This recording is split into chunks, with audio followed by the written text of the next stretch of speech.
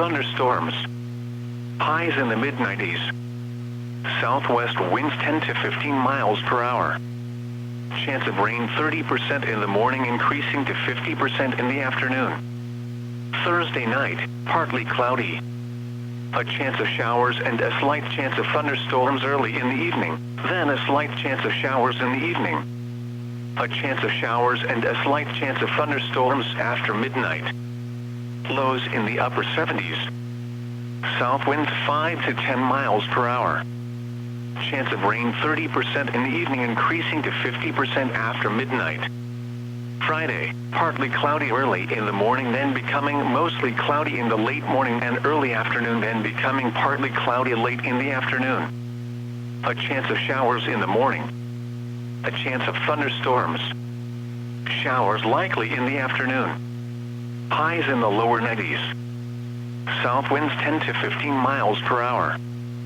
Chance of rain 50% in the morning, increasing to 60% in the afternoon.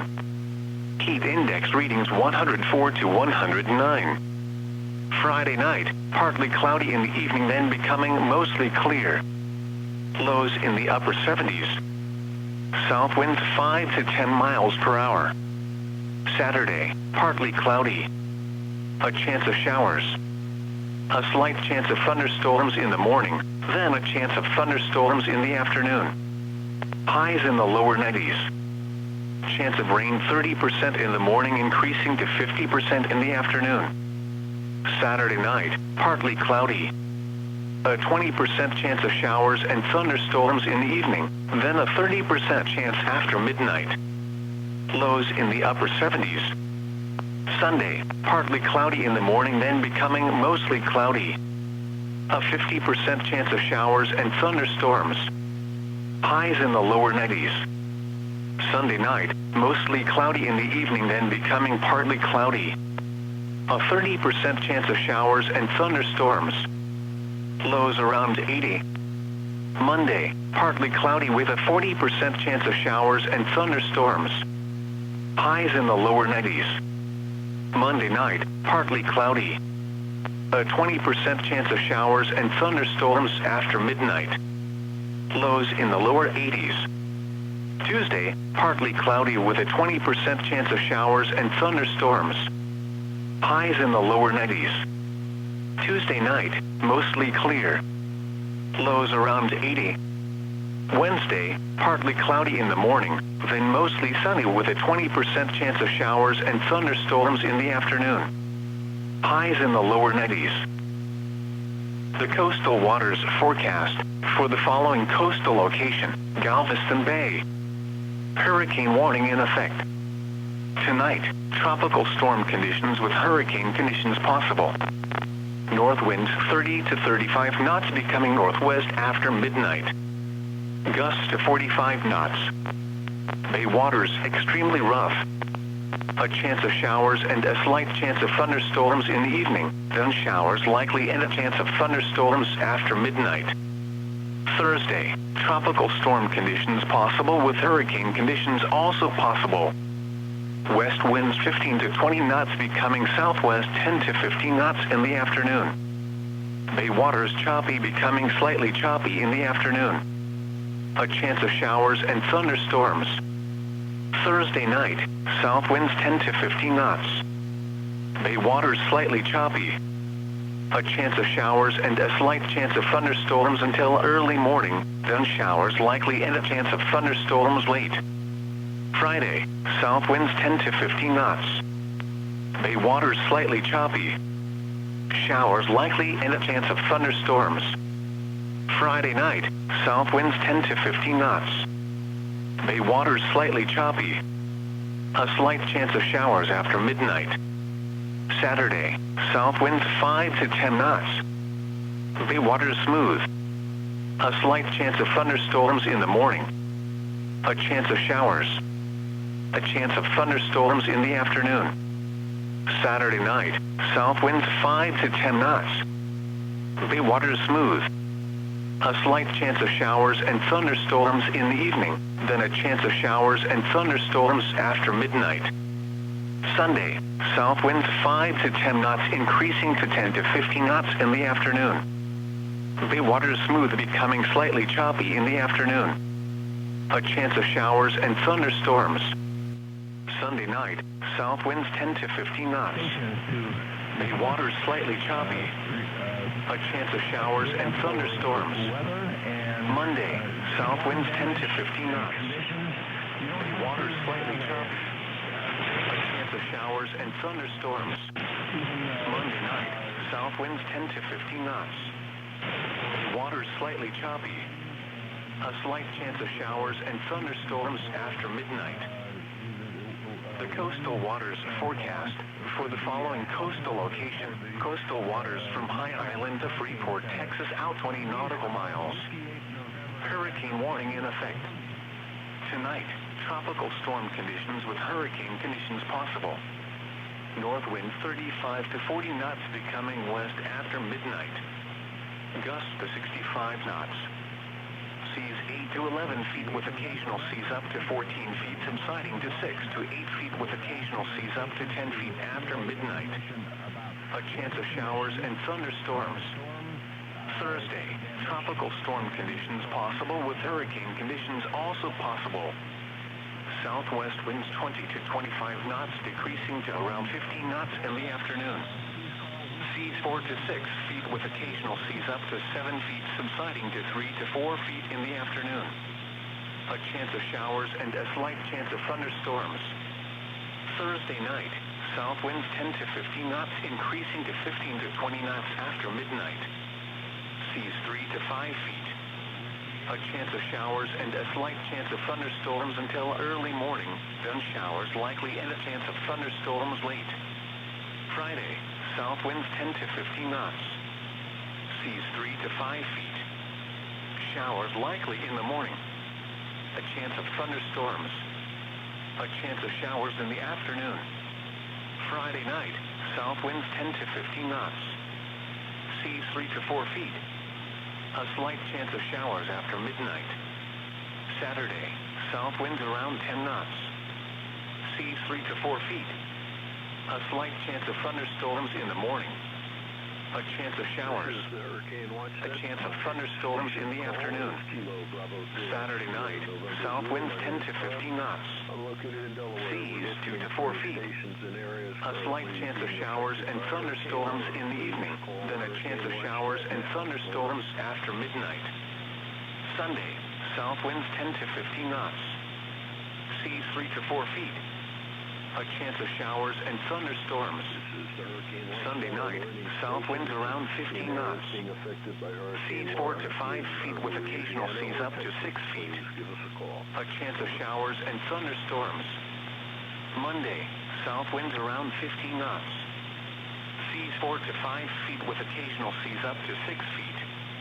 A chance of showers and thunderstorms. Monday night, south winds 15 to 20 knots. Seas 4 to 5 feet with occasional seas up to 6 feet. A slight chance of showers and thunderstorms after midnight. The coastal waters forecast for the following coastal location. Waters from High Island to Freeport, Texas, extending from 20 to 60 nautical miles. Hurricane warning in effect. Tonight, tropical storm conditions with hurricane conditions possible. Northwest wind 35 to 40 knots with gusts to around 65 knots, becoming west 30 to 35 knots with gusts to around 45 knots after midnight. Seas 12 to 17 feet with occasional seas up to 22 feet, subsiding to 7 to 10 feet with occasional seas up to 13 feet after midnight. Showers in the evening. A chance of thunderstorms. A chance of showers after midnight. Thursday, tropical storm conditions possible with hurricane conditions also possible. Southwest winds 20 to 25 knots, decreasing to around 15 knots in the afternoon. Seas 6 to 8 feet with occasional seas up to 10 feet, subsiding to 5 to 6 feet with occasional seas up to 7 feet in the afternoon. Showers likely in the morning. A chance of thunderstorms. A chance of showers in the afternoon. Thursday night, south winds 10 to 15 knots, increasing to 15 to... Coastal City, Louisiana. A tropical storm warning is in effect for Sargent, Texas to San Luis Pass. east of Intercoastal City, Louisiana to the mouth of the Mississippi River. Hurricane watch is in effect for east of Intercoastal City to west of Morgan City, Louisiana. More to follow. Any stations in the area, please call now. Over.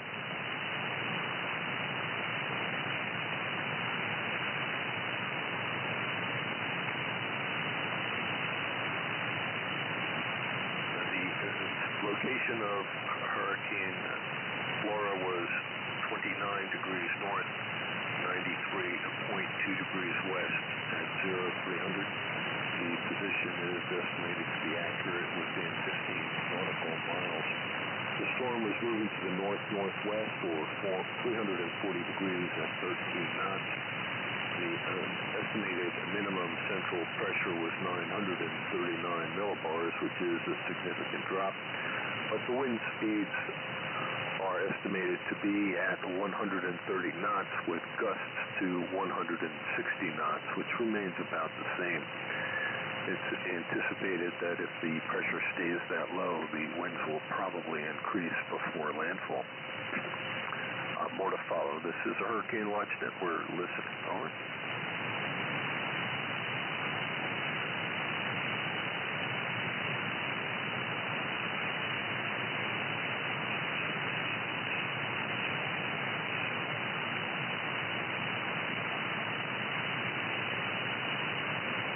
To repeat, the location of Hurricane Laura was at 29 degrees north, 93.2 degrees west at 0300 hours, and the storm is moving to the north-northwest at about 13 knots.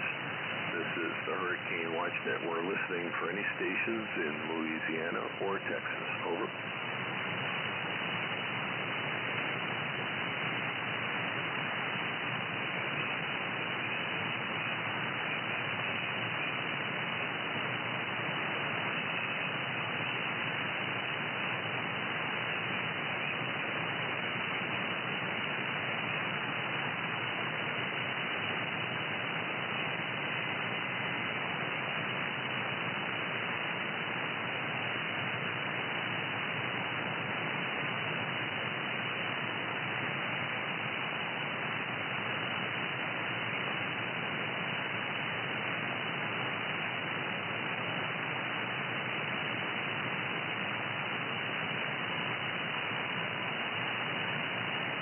Kilo Foxtrot 5, Whiskey Delta Juliet, KB3 ONZ. Over.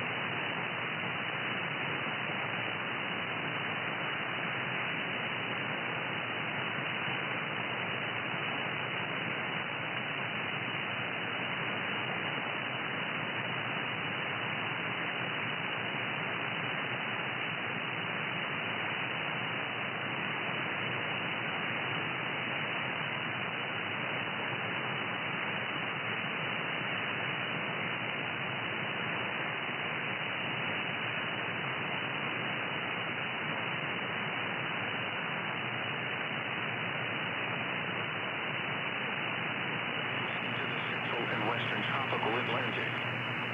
Formation chance through 48 hours is low, near 0%, and formation chance through 5 days is low, at 20%.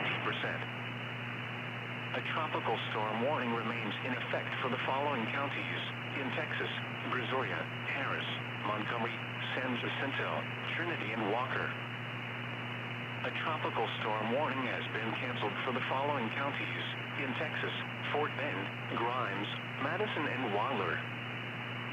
A hurricane warning remains in effect for the following counties in Texas: Galveston, Liberty, and Polk. Hurricane warning remains in effect. What? South wind 30 to 40 knots in the bay and 35 to 50 knots on the Gulf, with gusts up to 65 knots and seas 7 to 12 feet near shore, 15 to 25 feet offshore. Where? Galveston Bay, coastal waters from High Island to Freeport, Texas, out 20 nautical miles, and waters from High Island to Freeport, Texas, from 20 to 60 nautical miles. When? Conditions are beginning to degrade in the offshore waters, with hurricane force winds expected until Thursday morning. Impacts: extremely strong winds will cause hazardous seas which will likely capsize or damage vessels and severely reduce visibility. Mariners should remain in port, alter course, and or secure the vessel for extreme conditions. 10 p.m. observations at Galveston: cloudy. Temperature 84, dew point 76, relative humidity 76%, heat index 93. Wind north at 24 miles an hour, gusting to 36. Pressure 29.62 inches and falling. At Houston Bush Intercontinental, mostly cloudy. Temperature 80, dew point 75, relative humidity 84%. Wind north at 13 miles an hour. Pressure 29.71 inches and falling. Other regional observations: it was partly cloudy, with a temperature of 78 at Dallas-Fort Worth, 81 at College Station, and 88 at San Antonio. It was mostly cloudy, with a temperature of 78 at Conroe and 80 at Tomball. It was cloudy, with a temperature of 83 at Hobby Airport and 80 at Huntsville. Coastal stations: at Beaumont, rain was falling, with a temperature of 79. It was mostly cloudy, with a temperature of 85 at Corpus Christi and 83 at Palacios. At Victoria, it was cloudy, with a temperature of 85. At Lake Charles, rain and fog were reported, with a temperature of 77. The buoy reports 20 miles east of Galveston, temperature 82, water temperature 87. Wind north at 31 knots. Seas 11 feet with a period of 13 seconds. 60 miles south of Freeport, winds were north at 16 knots. Sea temperature 86. Wave heights 10 feet. Wave period 11 seconds. The forecast for Galveston and the surrounding areas. Hurricane warning in effect. Tonight, tropical storm conditions possible, with hurricane conditions also possible. Cloudy with a chance of showers and a slight chance of thunderstorms. Lows in the upper 70s. Northwest winds 15 to 20 miles per hour. Chance of rain 40%. Thursday, mostly cloudy early in the morning, then becoming partly cloudy. A chance of showers and thunderstorms. Highs in the mid-90s. Southwest winds 10 to 15 miles per hour. Chance of rain 30% in the morning, increasing to 50% in the afternoon. Thursday night, partly cloudy. A chance of showers and a slight chance of thunderstorms early in the evening, then a slight chance of showers in the evening. A chance of showers and a slight chance of thunderstorms after midnight. Lows in the upper 70s. South winds 5 to 10 miles per hour. Chance of rain 30% in the evening, increasing to 50% after midnight. Friday, partly cloudy early in the morning, then becoming mostly cloudy in the late morning and early afternoon, then becoming partly cloudy late in the afternoon. A chance of showers in the morning. A chance of thunderstorms. Showers likely in the afternoon. Highs in the lower 90s. South winds 10 to 15 miles per hour. Chance of rain 50% in the morning, increasing to 60% in the afternoon. Heat index readings 104 to 109. Friday night, partly cloudy in the evening, then becoming mostly clear. Lows in the upper 70s. South winds 5 to 10 miles per hour. Saturday, partly cloudy. A chance of showers. A slight chance of thunderstorms in the morning, then a chance of thunderstorms in the afternoon. Highs in the lower 90s. Chance of rain 30% in the morning, increasing to 50% in the afternoon. Saturday night, partly cloudy. A 20% chance of showers and thunderstorms in the evening, then a 30% chance after midnight. Lows in the upper 70s. Sunday, partly cloudy in the morning, then becoming mostly cloudy. A 50% chance of showers and thunderstorms.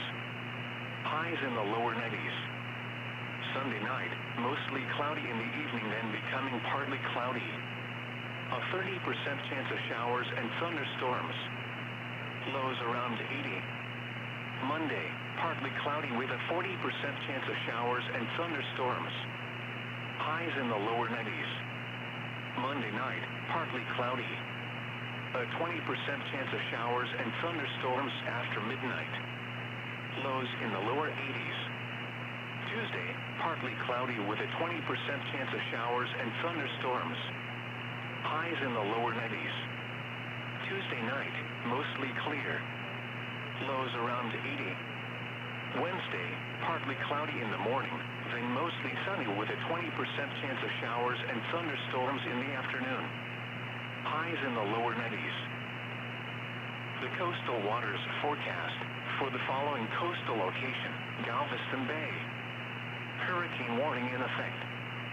Tonight, tropical storm conditions with hurricane conditions possible. North winds 30 to 35 knots, becoming northwest after midnight. Gusts to 45 knots. Bay waters extremely rough. A chance of showers and a slight chance of thunderstorms in the evening, then showers likely and a chance of thunderstorms after midnight.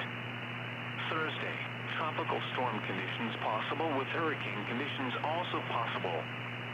West winds 15 to 20 knots, becoming southwest 10 to 15 knots in the afternoon. Bay waters choppy, becoming slightly choppy in the afternoon. A chance of showers and thunderstorms. Thursday night, south winds 10 to 15 knots. Bay waters slightly choppy. A chance of showers and a slight chance of thunderstorms until early morning, then showers likely and a chance of thunderstorms late. Friday, south winds 10 to 15 knots. Bay waters slightly choppy. Showers likely and a chance of thunderstorms. Friday night, south winds 10 to 15 knots. Bay waters slightly choppy. A slight chance of showers after midnight. Saturday, south winds 5 to 10 knots.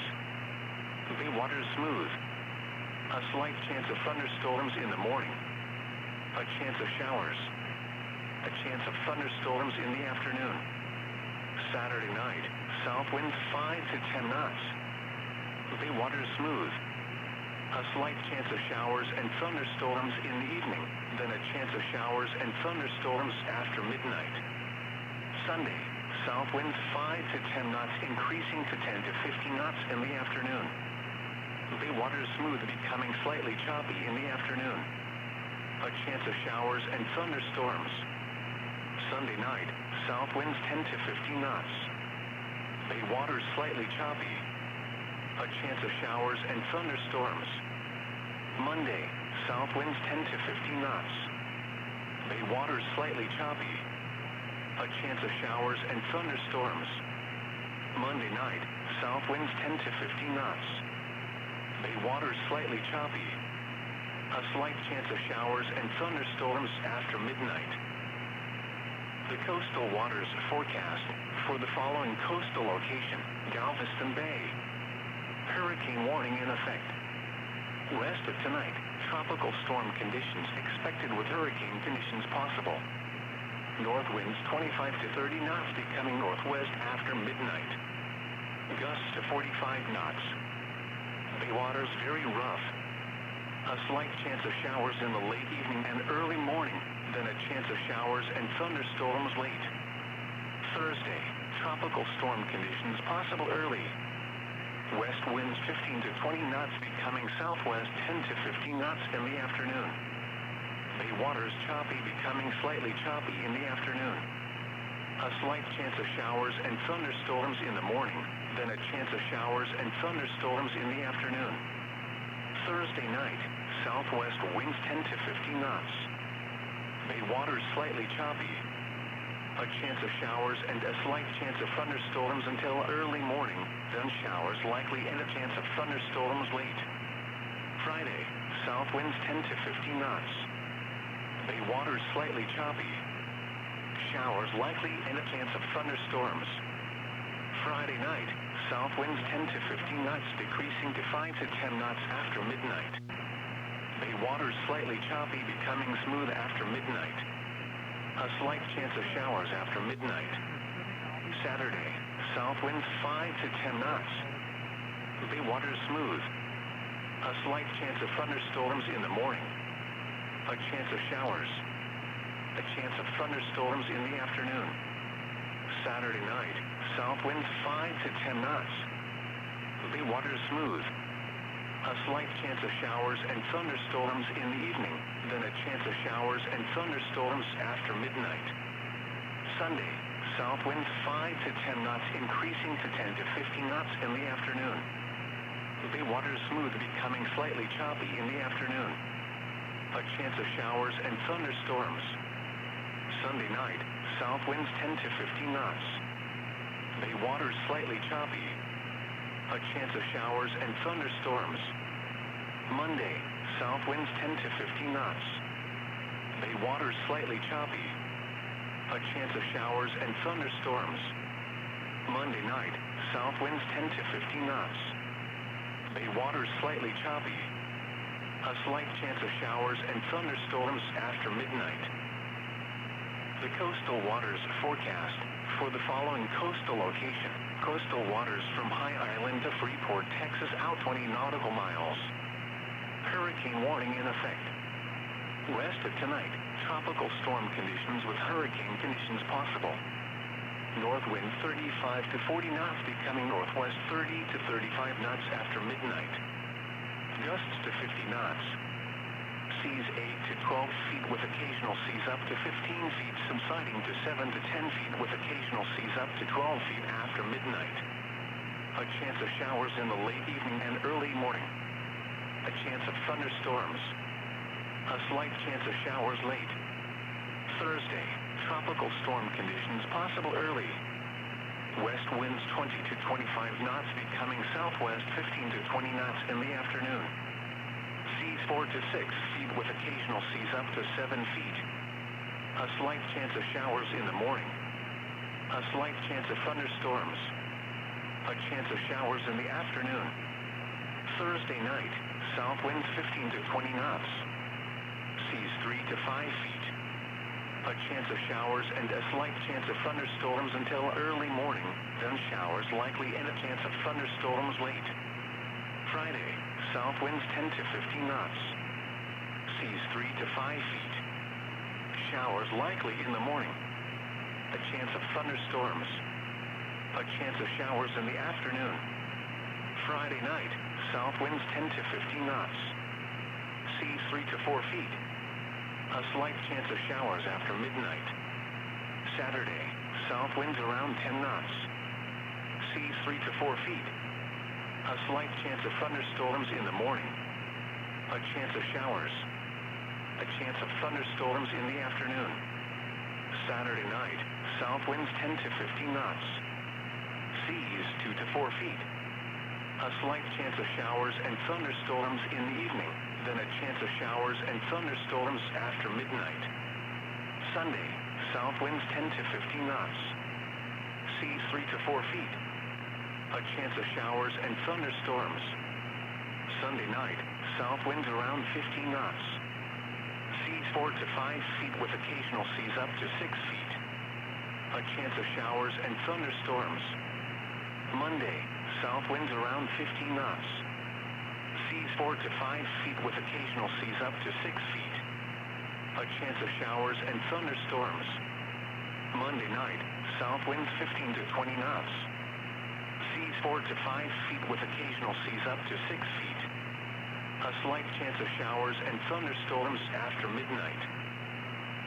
The coastal waters forecast for the following coastal location: waters from High Island to Freeport, Texas, extending from 20 to 60 nautical miles. Hurricane warning in effect. Rest of tonight, tropical storm conditions with hurricane conditions possible.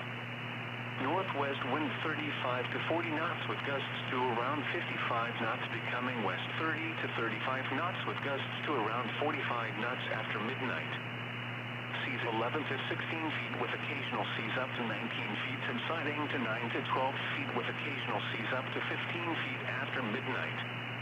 A chance of showers and thunderstorms. Thursday, tropical storm conditions possible early. West winds 20 to 25 knots, becoming southwest 15 to 20 knots in the afternoon.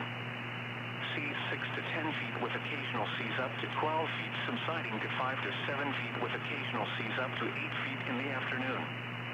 A chance of thunderstorms until late afternoon. A chance of showers. A slight chance of thunderstorms late in the afternoon. Thursday night, south winds 15 to 20 knots. Seas 5 to 6 feet with occasional seas up to 7 feet. A chance of showers and a slight chance of thunderstorms. Friday, south winds 10 to 15 knots. Seas 4 to 6 feet with occasional seas up to 7 feet. A chance of showers and a slight chance of thunderstorms. Friday night, south winds 10 to 15 knots. Seas 4 to 5 feet with occasional seas up to 6 feet. A slight chance of showers after midnight. Saturday, southeast winds 10 to 15 knots. Seas 3 to 5 feet. A slight chance of thunderstorms in the morning. A chance of showers. A chance of thunderstorms in the afternoon. Saturday night, south winds 10 to 15 knots. Seas 3 to 5 feet. A chance of showers and thunderstorms. Sunday, south winds 10 to 15 knots. Seas 4 to 6 feet with occasional seas up to 7 feet. A chance of showers and thunderstorms. Sunday night, south winds 15 to 20 knots. Seas 4 to 6 feet with occasional seas up to 7 feet. A chance of showers and thunderstorms. Monday, south winds 15 to 20 knots. Seas 4 to 6 feet with occasional seas up to 7 feet. A chance of showers and thunderstorms. Monday night, south winds 15 to 20 knots. Seas 4 to 6 feet with occasional seas up to 7 feet. A slight chance of showers and thunderstorms after midnight. This is the 3:45 p.m. Upper Texas Coast Tide information for Galveston Channel. Tide times for today: low tide at 5:51 p.m. On Thursday, high tide at 2:57 a.m. Low tide at 6:54 p.m. For Clear Lake entrance, tide times for today: low tide at 10:26 p.m. On Thursday, high tide at 9:23 a.m. Low tide at 11:32 p.m. For Port O'Connor, tide times for today: low tide at 7 p.m.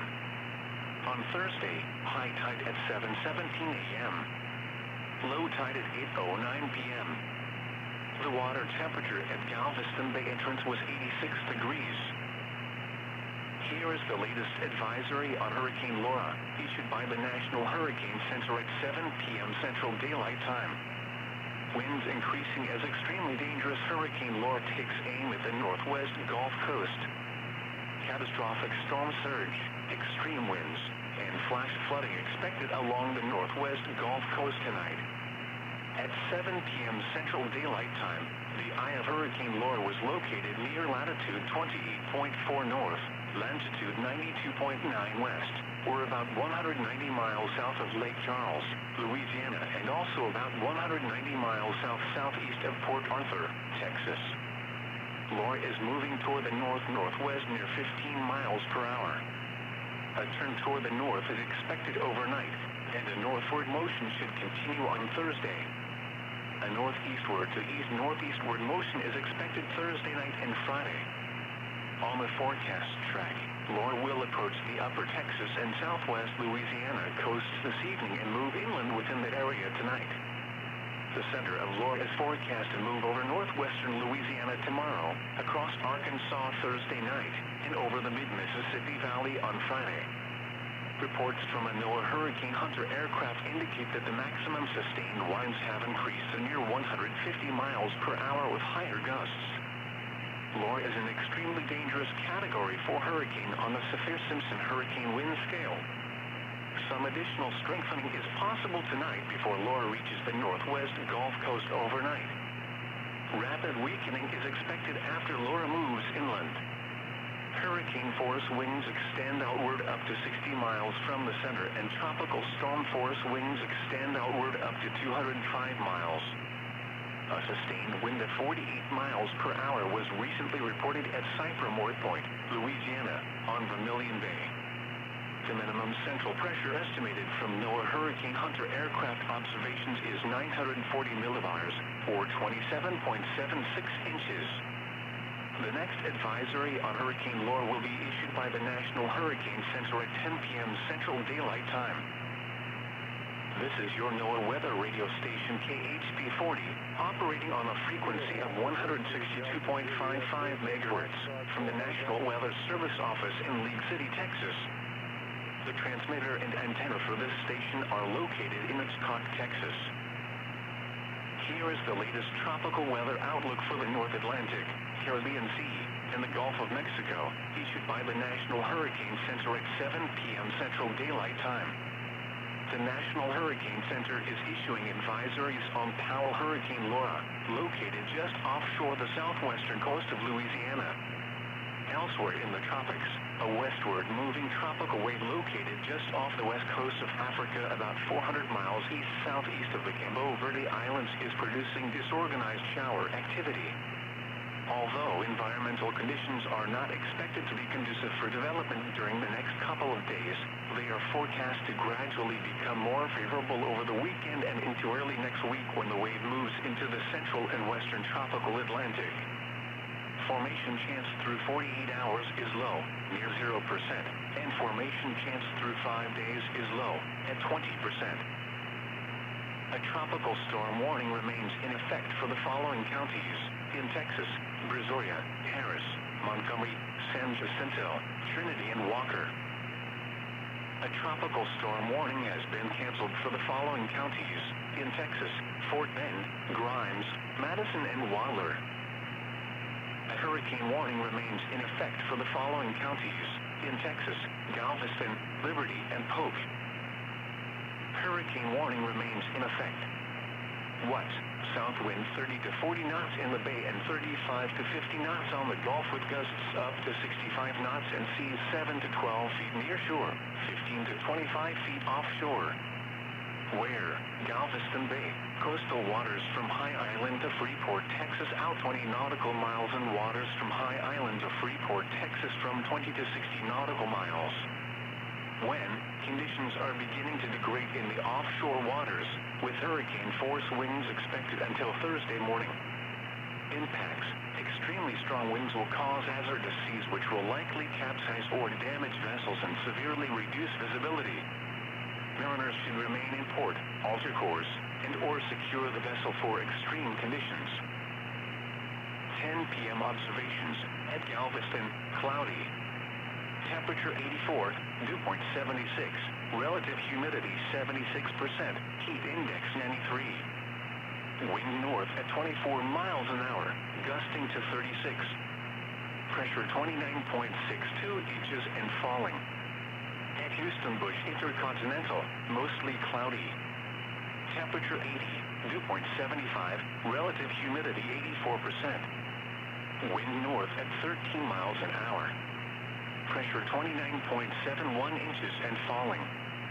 Other regional observations: it was partly cloudy, with a temperature of 78 at Dallas-Fort Worth, 81 at College Station, and 88 at San Antonio. it was mostly cloudy, with a temperature of 78 at Conroe and 80 at Tomball. It was cloudy, with a temperature of 83 at Hobby Airport and 80 at Huntsville. Coastal stations at Beaumont, rain was falling, with a temperature of 79. It was mostly cloudy, with a temperature of 85 at Corpus Christi and 83 at Palacios. At Victoria, it was cloudy, with a temperature of 85. At Lake Charles, rain and fog were reported, with a temperature of 77. The buoy reports, 20 miles east of Galveston, temperature 82, water temperature 87. Wind north at 31 knots. Seas 11 feet with a period of 13 seconds. 60 miles south of Freeport, winds were north at 16 knots. Sea temperature 86. Wave heights 10 feet. Wave period 11 seconds. The forecast for Galveston and the surrounding areas. Hurricane warning in effect. Tonight, tropical storm conditions possible with hurricane conditions also possible. Cloudy with a chance of showers and a slight chance of thunderstorms. Lows in the upper 70s. Northwest winds 15 to 20 miles per hour. Chance of rain 40%. Thursday, mostly cloudy early in the morning, then becoming partly cloudy. A chance of showers and thunderstorms. Highs in the mid-90s. Southwest winds 10 to 15 miles per hour. Chance of rain 30% in the morning, increasing to 50% in the afternoon. Thursday night, partly cloudy. A chance of showers and a slight chance of thunderstorms early in the evening, then a slight chance of showers in the evening. A chance of showers and a slight chance of thunderstorms after midnight. Lows in the upper 70s. South winds 5 to 10 miles per hour. Chance of rain 30% in the evening, increasing to 50% after midnight. Friday, partly cloudy early in the morning, then becoming mostly cloudy in the late morning and early afternoon, then becoming partly cloudy late in the afternoon. A chance of showers in the morning. A chance of thunderstorms. Showers likely in the afternoon. Highs in the lower 90s. South winds 10 to 15 miles per hour. Chance of rain 50% in the morning, increasing to 60% in the afternoon. Heat index readings 104 to 109. Friday night, partly cloudy in the evening, then becoming mostly clear. Lows in the upper 70s. South winds 5 to 10 miles per hour. Saturday, partly cloudy. A chance of showers. A slight chance of thunderstorms in the morning, then a chance of thunderstorms in the afternoon. Highs in the lower 90s. Chance of rain 30% in the morning, increasing to 50% in the afternoon. Saturday night, partly cloudy. A 20% chance of showers and thunderstorms in the evening, then a 30% chance after midnight. Lows in the upper 70s.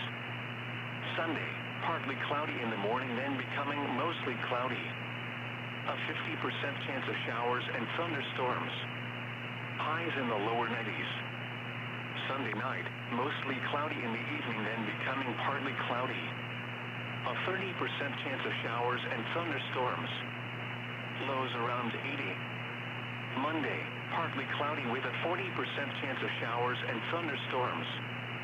Highs in the lower 90s. Monday night, partly cloudy. A 20% chance of showers and thunderstorms after midnight. Lows in the lower 80s.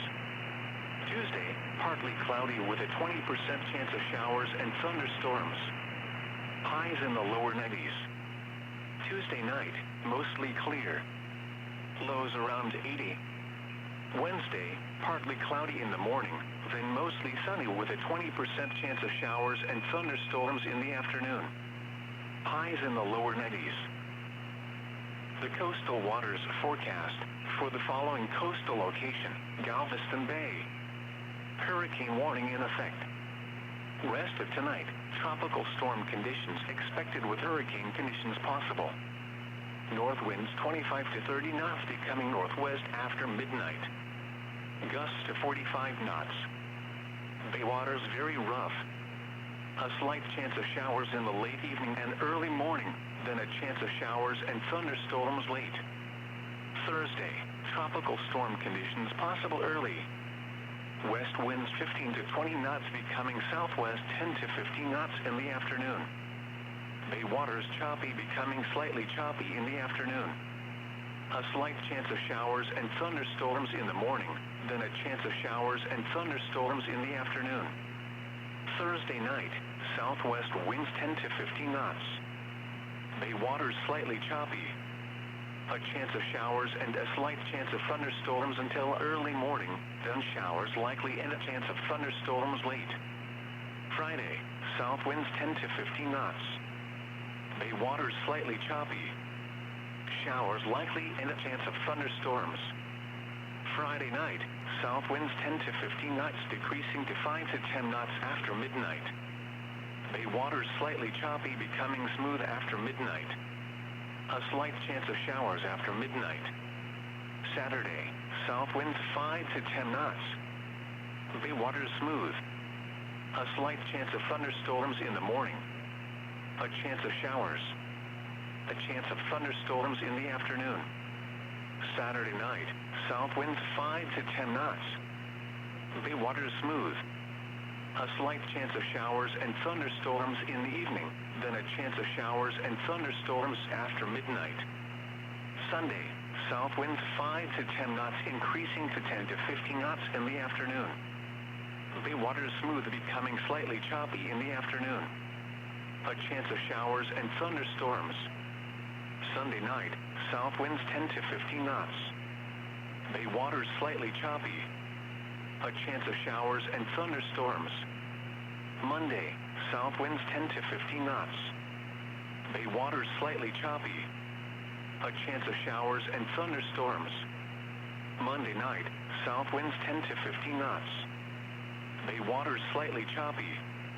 A slight chance of showers and thunderstorms after midnight.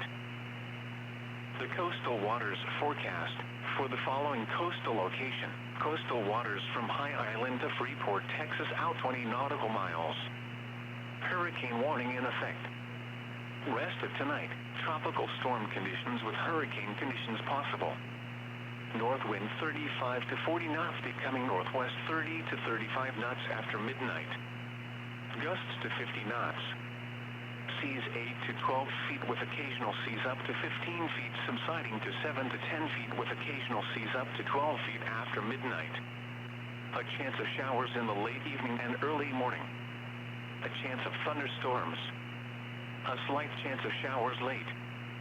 Thursday, tropical storm conditions possible early. West winds 20 to 25 knots becoming southwest 15 to 20 knots in the afternoon. Seas 4 to 6 feet with occasional seas up to 7 feet. A slight chance of showers in the morning. A slight chance of thunderstorms. A chance of showers in the afternoon. Thursday night, south winds 15 to 20 knots. Seas 3 to 5 feet.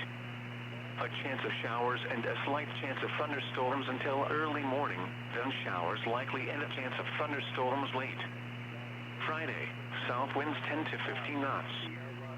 Seas 3 to 5 feet. Showers likely in the morning. A chance of thunderstorms. A chance of showers in the afternoon.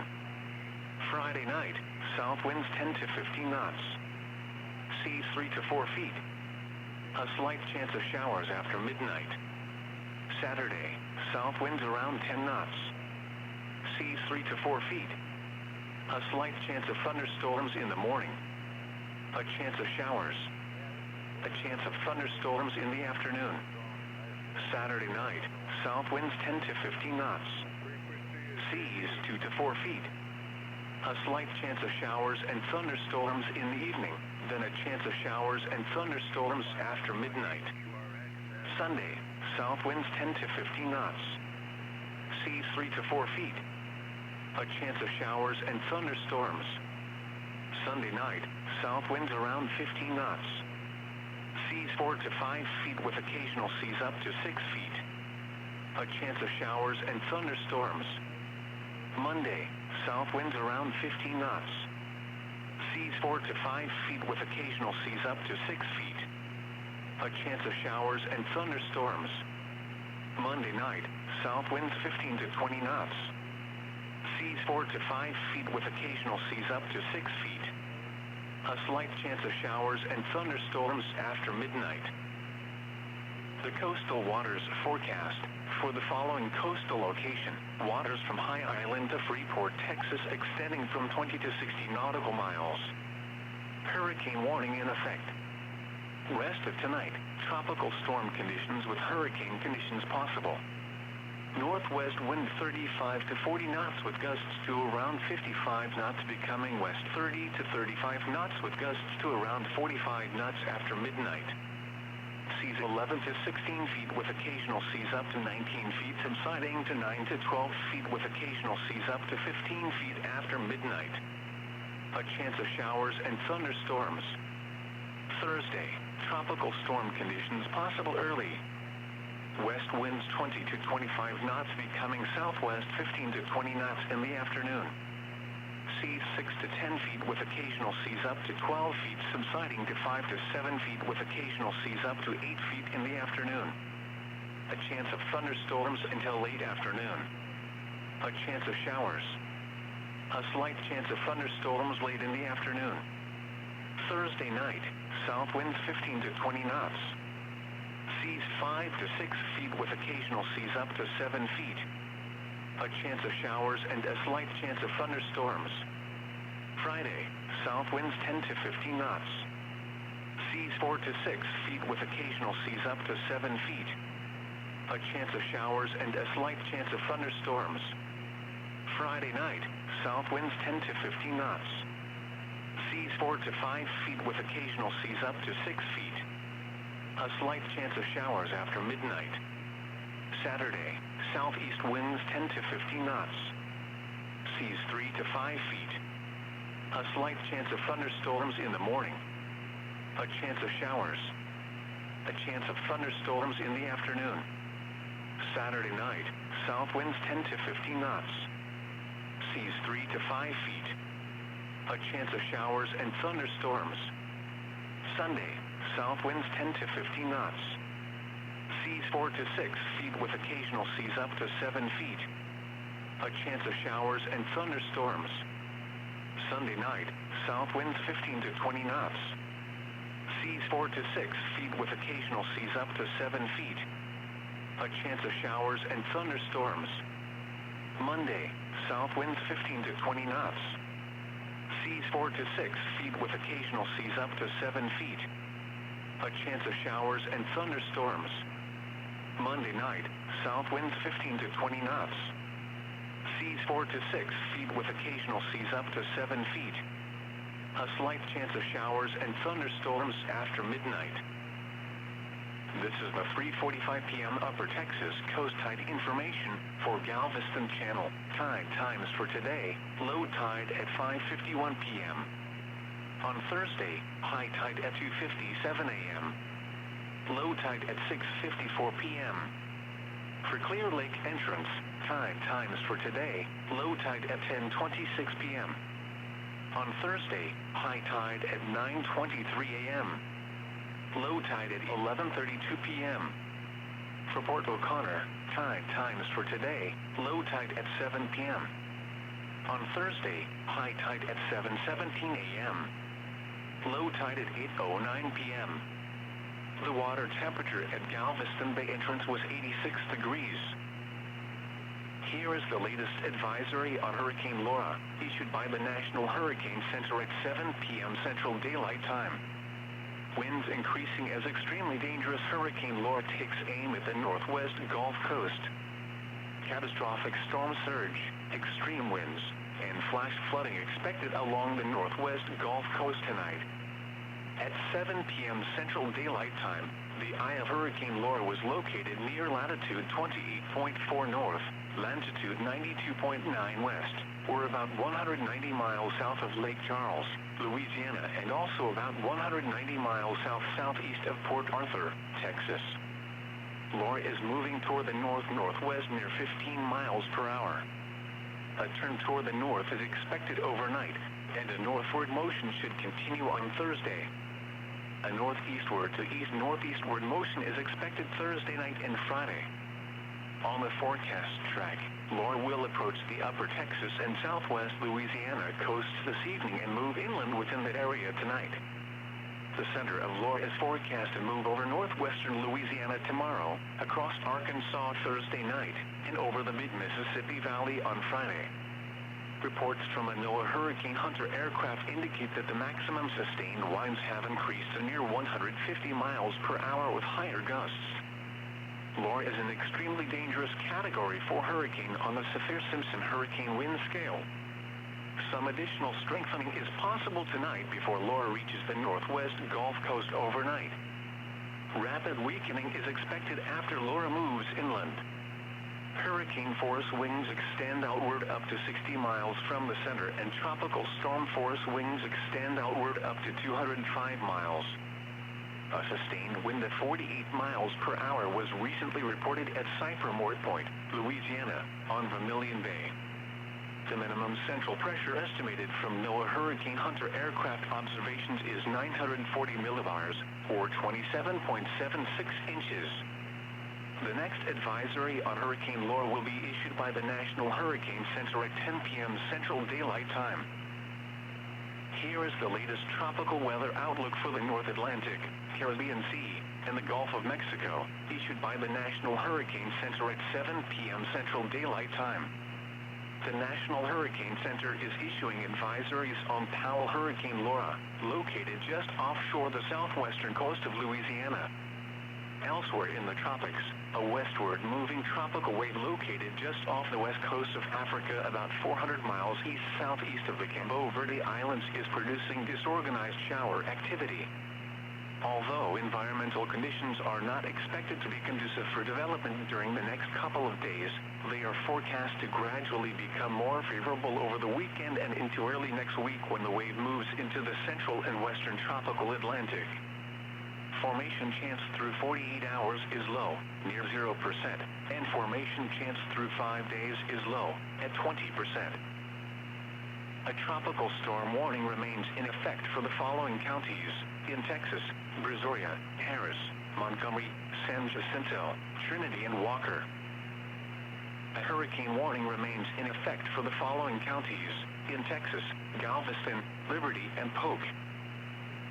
Hurricane warning remains in effect. What? South wind 30 to 40 knots in the bay and 35 to 50 knots on the Gulf with gusts up to 65 knots and seas 7 to 12 feet near shore, 15 to 25 feet offshore. Where? Galveston Bay, coastal waters from High Island to Freeport, Texas out 20 nautical miles and waters from High Island to Freeport, Texas from 20 to 60 nautical miles. When? Conditions are beginning to degrade in the offshore waters, with hurricane force winds expected until Thursday morning. Impacts: extremely strong winds will cause hazardous seas which will likely capsize or damage vessels and severely reduce visibility. Mariners should remain in port, alter course, and or secure the vessel for extreme conditions. 11 p.m. observations, at Galveston, cloudy. Temperature 84, dew point 76, relative humidity 76%, heat index 93. Wind north at 26 miles an hour, gusting to 36. Pressure 29.62 inches and steady. At Houston Bush Intercontinental, cloudy. Temperature 80, dew point 74, relative humidity 81%. Wind north at 15 miles an hour. Pressure 29.70 inches and falling. Other regional observations: it was partly cloudy, with a temperature of 76 at Dallas-Fort Worth, 80 at College Station, and 87 at San Antonio. It was mostly cloudy, with a temperature of 79 at Huntsville, 78 at Conroe, and 79 at Tomball. At Hobby Airport, it was cloudy, with a temperature of 81.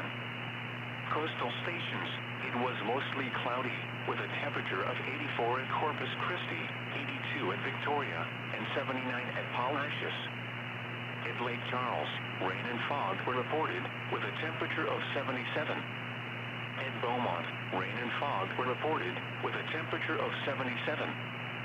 The buoy reports, 20 miles east of Galveston, temperature 83, water temperature 87. Wind north at 31 knots. Seas 11 feet with a period of 13 seconds. 60 miles south of Freeport, winds were northwest at 12 knots. Sea temperature 86. Wave heights 10 feet. Wave period 8 seconds. The forecast for Galveston and the surrounding areas.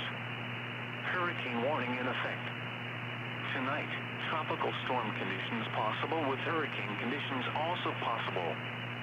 Cloudy with a chance of showers and a slight chance of thunderstorms. Lows in the upper 70s. Northwest winds 15 to 20 miles per hour. Chance of rain 40%. Thursday, mostly cloudy early in the morning, then becoming partly cloudy. A chance of showers and thunderstorms. Highs in the mid-90s. Southwest winds 10 to 15 miles per hour. Chance of rain 30% in the morning, increasing to 50% in the afternoon. Thursday night, partly cloudy. A chance of showers and a slight chance of thunderstorms early in the evening, then a slight chance of showers in the evening. A chance of showers and a slight chance of thunderstorms after midnight.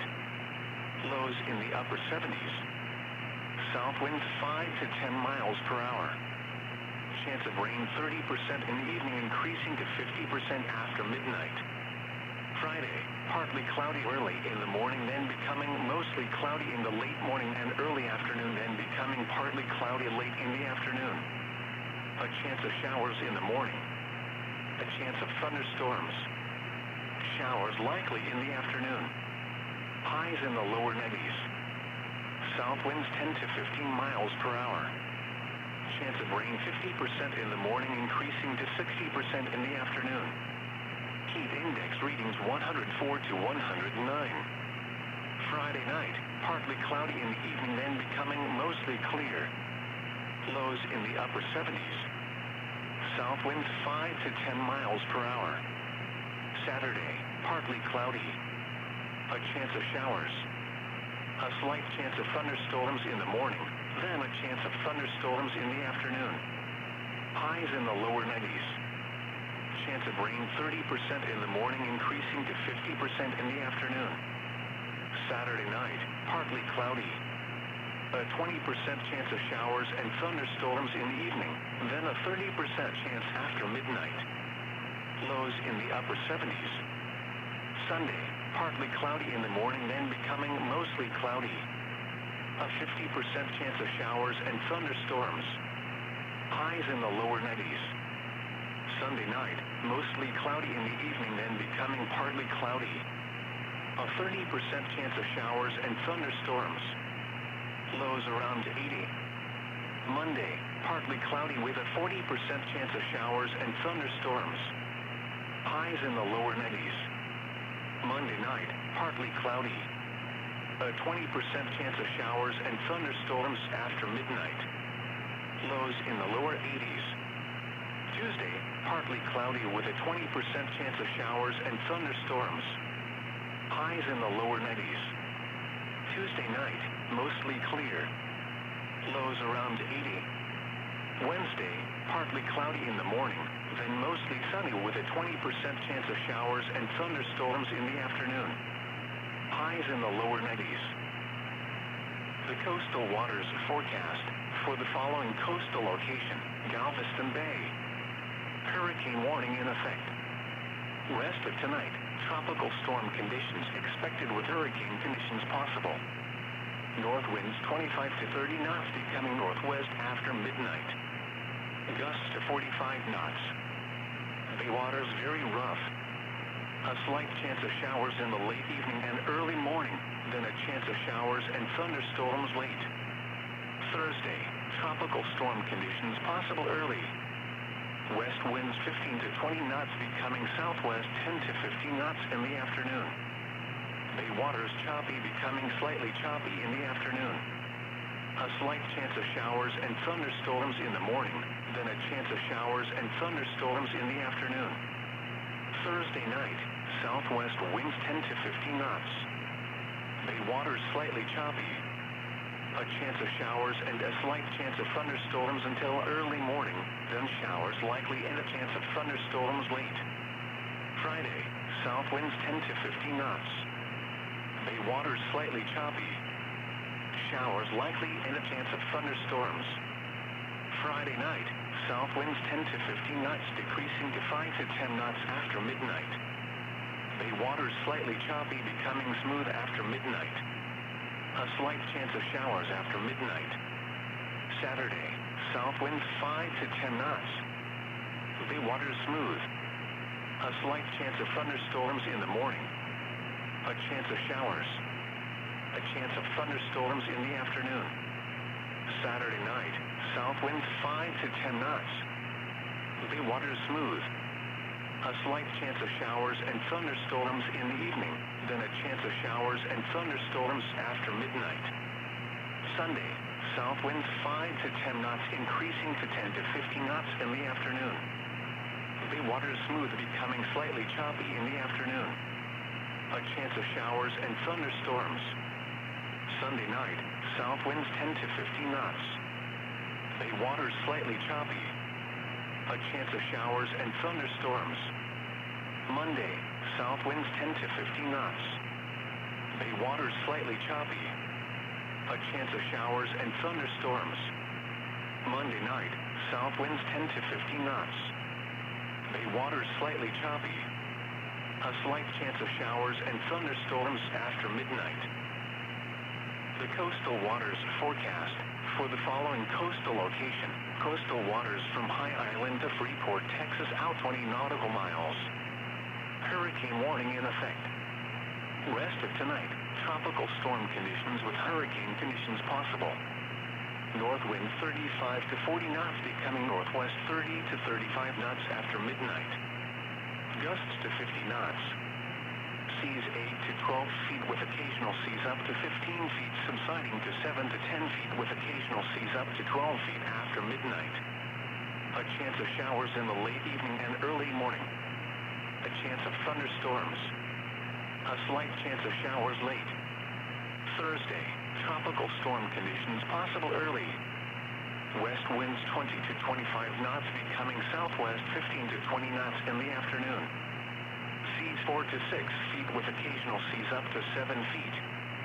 A slight chance of showers in the morning. A slight chance of thunderstorms.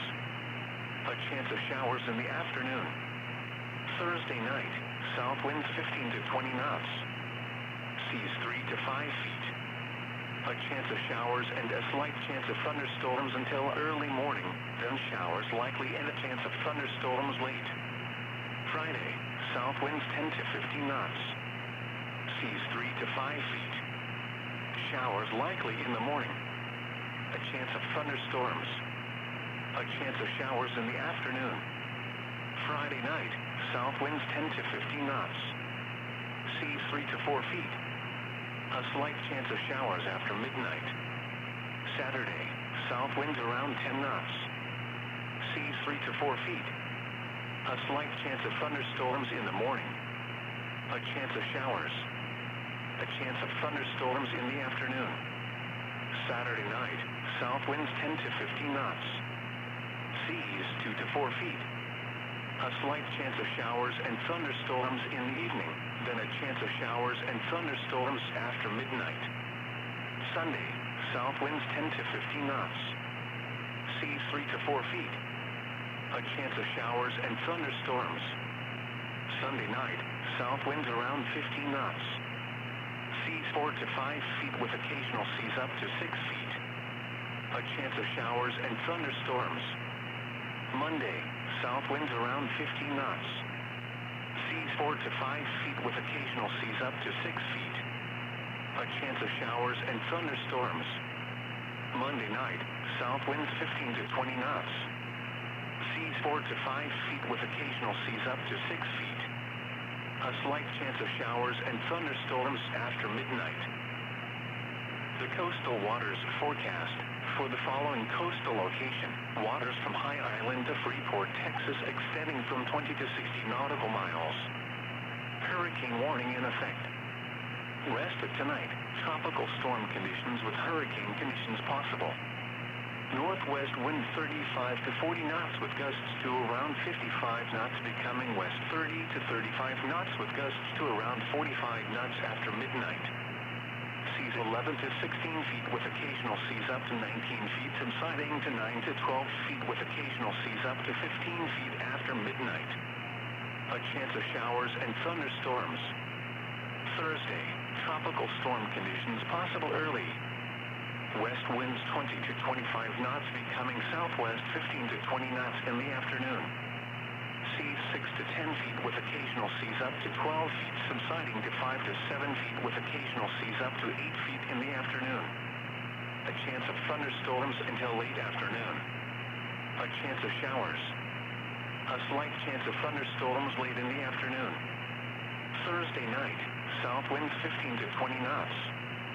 Seas 5 to 6 feet with occasional seas up to 7 feet.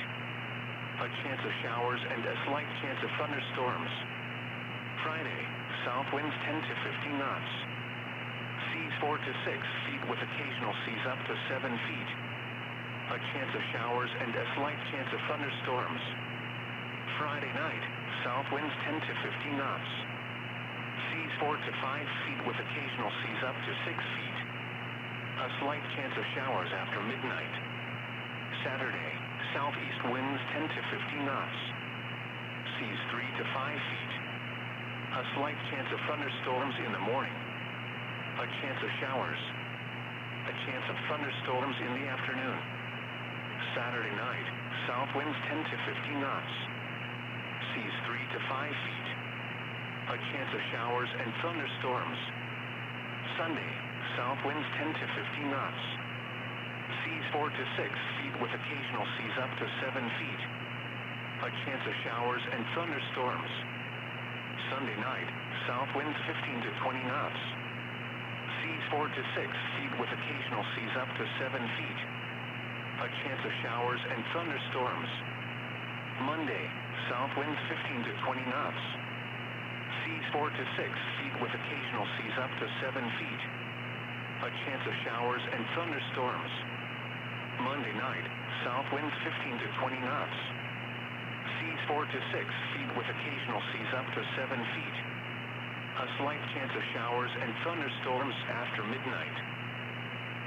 This is the 3:45 p.m. Upper Texas Coast Tide information for Galveston Channel. Tide times for today: low tide at 5:51 p.m. On Thursday, high tide at 2:57 a.m. Low tide at 6:54 p.m. For Clear Lake entrance, tide times for today: low tide at 10:26 p.m. On Thursday, high tide at 9:23 a.m. Low tide at 11:32 p.m. For Port O'Connor, tide times for today: low tide at 7 p.m. On Thursday, high tide at 7:17 a.m. Low tide at 8:09 p.m. The water temperature at Galveston Bay entrance was 86 degrees. Here is the latest advisory on Hurricane Laura, issued by the National Hurricane Center at 7 p.m. Central Daylight Time. Winds increasing as extremely dangerous Hurricane Laura takes aim at the northwest Gulf Coast. Catastrophic storm surge, extreme winds, and flash flooding expected along the northwest Gulf Coast tonight. At 7 p.m. Central Daylight Time, the eye of Hurricane Laura was located near latitude 28.4 north, latitude 92.9 west, or about 190 miles south of Lake Charles, Louisiana, and also about 190 miles south-southeast of Port Arthur, Texas. Laura is moving toward the north-northwest near 15 miles per hour. A turn toward the north is expected overnight, and a northward motion should continue on Thursday.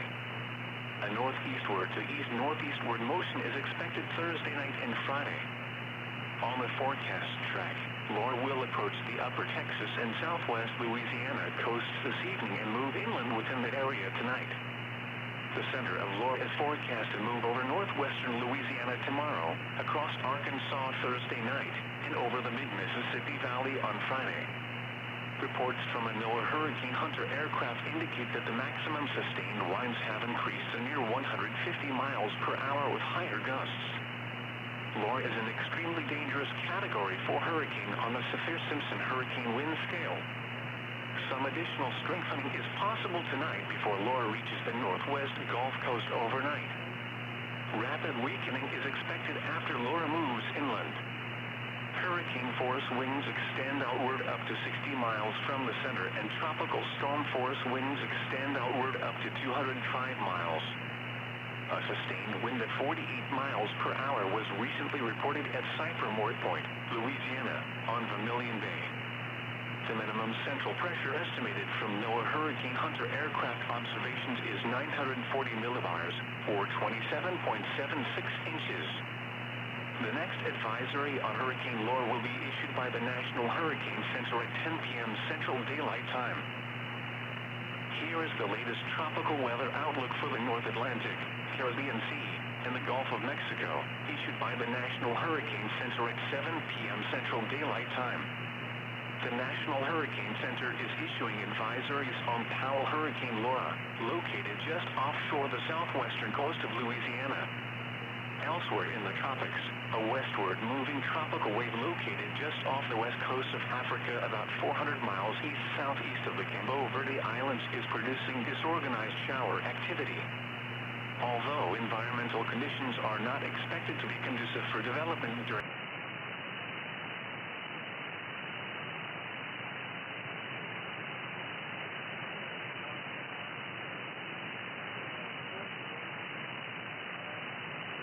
status wherever you are in Southeast Texas, or if you've evacuated and you'd like some more info, you can always give us a call, 896-5584 or 1-800-330-5584. We are on 6 stations here in Southeast Texas right now between our entire cluster here at iHeartRadio, keeping you updated on everything going on with the storm-wise. And one thing I heard just a little bit earlier, we had Carol Riley with the Beaumont Police Department on earlier, and she was talking about, because it is going to clear out. We heard from Greg that, actually by, 6 a.m., we're going to move. We'll have most of it gone, and he even said that by the afternoon tomorrow, we might be seeing sunshine. It's going to move so quickly through the area. But Carol Riley with BPD wanted to tell everyone, though, to not just, hit the ground running and run out and want to check out and see the damage and see, what the status is on everything until they've had a chance. All the first responders, all the great people that we've got here in Southeast Texas, they've had a chance to get out there and make sure everything is completely safe, because you don't know with debris, if it's completely safe to go out there and start looking at stuff, or, when we get in storms like this, because of the area we're at. You heard Al talking a little bit a while ago, talking about the fact that snakes are always coming out. You never know where one is before you start picking up stuff and looking under stuff and getting out there. It still can be a very hazardous situation. They need to make sure everything is safe. So don't think just because, if we get to a certain point early in the morning where it seems like it's calmed down enough where you can venture out safely, still take some time, stay at home, stay where you are. If you are still here in the area, stay where you are. Make sure, let the folks who know what they're doing, the folks who clean this stuff up all the time, let them get out there, let them do their job, and then you can venture out. Then you can go out and see it and see what our situation is. But very positive report from Greg Boswick just minutes ago on what the situation's looking like right now for Southeast Texas. Of course, there's still lots of damage out there, especially for the Bridge City area, for the Orange area, for the high winds that are going to come through Port Arthur, but not to the degree of we were scared as we were watching this thing come in. As we were talking about just a day ago at this time, it was a much different forecast of what we were looking at, but it has continued to move east. Now, while it's helping us out, our friends over in Southwest Louisiana are going to feel it, especially in Lake Charles and Cameron. They're looking at tremendous storm surge probably happening within the next 2 to 3 hours over there as the eye gets ready to come offshore. We are getting the first bands now. We're talking about that we're getting the first real rain. The wind is really starting to pick up. We heard in Port Arthur that they're already seeing some gusts over 40 miles per hour right now as we do see the rain pick up. But a better forecast, and seriously, by tomorrow afternoon we can actually be looking at sunshine and talking about picking up, and hopefully, knock on wood, Greg also talked about Of course, we've been talking to Energy about power loss, and that's such a huge deal on the aftermath of any storm is where we are with power. Once we get past the storm, how long is your power going to be out? How long is it going to take Energy to establish power back to everybody? It's always a staging process, and it's always, of course, takes longer the more people who are without power.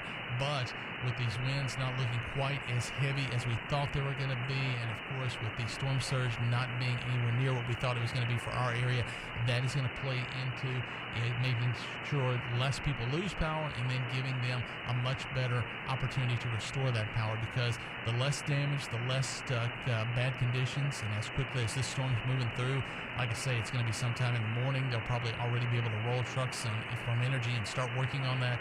I mean, that's great news for everybody out there, because as we know, and you've heard people talking about, I was not here for Rita. I was here for Ike, not here for Rita. But Rita was a long time process for some people to get power back. I mean, it was weeks and weeks for some folks to get that power back. Hopefully that is not going to be our situation, because the storm is to our advantage moving more east. So we hopefully will not have the damage. We won't have hopefully the down trees and the down lines and everything that leads to those power outages and the blown transformers. So that's a good thing. At least we're getting some positive news right now on that. We are going to stay with you, give you continuous coverage on all stations. We're going to be here with you throughout the night, making sure you know everything going on. We're going to have Greg Boswick on again. We've also got, I'm sure we'll talk to Carol Riley once again. Harold will get that set up for us, and we'll play some other stuff. We also talked to the head of Energy earlier today, and she's got some great information on restoration of power and how that process is going to work and what they're looking at. So we'll have that on, play that for you. And of course, we'd love to have you on. Like I said, if you'd like to update us on what you're looking for in your area, wherever you are in Southeast Texas, what it's looking like right now, or anything you want to share, 896-5584 or 800-330-5584. We do want to remind you that you can get us. If you have any issues with the radio or everything, make sure you've got that iHeart Radio app downloaded on your smartphone, and you can go through any of our radio stations. You can go through KLVI, you can go through Kicker 95.1, Big Dog 106, 104.5 Kiss FM, Cool 92.5. You can access any of those, and we're going on all stations, so you will definitely get that. Also, we also want to throw out there, if your business or organization is offering any cleanup, post-storm services, general business hours, status updates, or if you have a message you need to communicate to our listeners in the greater Beaumont-Port Arthur area, please call 409-926-2266, and our team will be able to help you. That's 409-926-2266. So if you're a business out there and you want to help out with cleanup, you got a message you need to get out there, please call that number, and we can get you on, and we can get you on all 6 stations. I forgot, we're also on 103.3 The Beat here in Beaumont on that station also. So we can get your message out to all those people through on 6 different stations here throughout Southeast Texas, as we continue to keep you updated on the situation, which thank goodness is looking so much better, according to our staff meteorologist Greg Boswick. He's given us better and better news. We've had Greg on since starting at 3 o'clock this afternoon, and each time his report has been a little bit better and a little bit better and a little bit better. So if we continue that trend, we're looking at a much better evening. And if you have evacuated and you're listening to us on that iHeart Radio app, thank you for tuning in. We are going to let you know everything going on, and like I said, hopefully we're going to have good news for you as we move through the evening, better news for you tomorrow morning on cleanup and on energy restoration and water situation, how things are going that way. We're going to keep you updated on all that too. Right now we are seeing a lot more of the storm making landfall, mainly in that Cameron, Lake Charles area, but like I said, we're getting the bands now in our area. We're going to keep an eye on that. Of course, we're still under a hurricane warning for our entire area, but including Lake Charles, Port Arthur, and the Orange area. So we're going to watch that, make sure it's okay, and keep you updated on everything going on. This is continuous coverage of Hurricane Laura on all your iHeart radio stations. When it comes with great deals on the Ram 1500 and Ram 3500 and the option to shop and buy online, there's nothing stopping you. Get back to everything you missed at the Ram Summer Clearance event. Right now, get 0% financing for 72 months on the 2020 Ram 1500 Bighorn. Go to ram.com or visit your local Ram dealer for this great offer.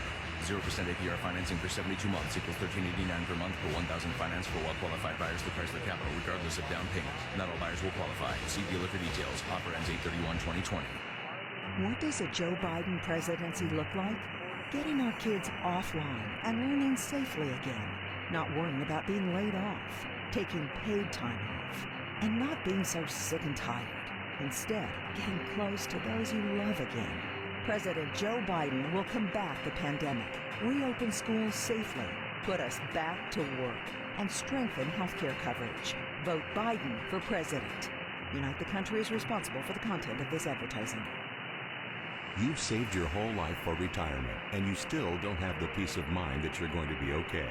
Now more than ever, your investments matter. For over 40 years, planners at Certified Financial Group in Altamont Springs have been serving as fiduciaries when providing financial planning and investment advice. Their focus is on your goals and a custom approach to financial peace of mind. Remember, anyone can say they're a fiduciary, but only certified financial planners are legally obligated to act in your best interest. They have 12 experts under one roof. Certified Financial Group, experienced, knowledgeable, focused on you.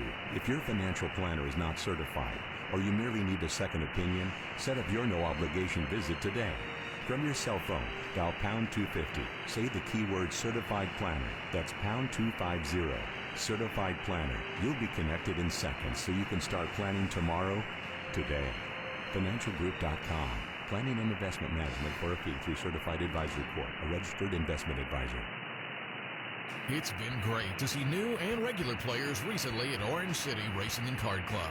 Our new Play It Safe program provides many new safety features for your comfort and playing enjoyment. Play It Safe includes masks, table separation, 8-handed poker games, sanitizing teams, and much more. And new members can sign up for a Lucky North Club card in August and get a special buy-in cash offer on the spot. So, play it safe at Orange City Racing and Card Club, just off I-4 exit 111B on Saxon Boulevard. And welcome back to our continuing coverage of Hurricane Laura here in Southeast Texas and all your iHeart stations.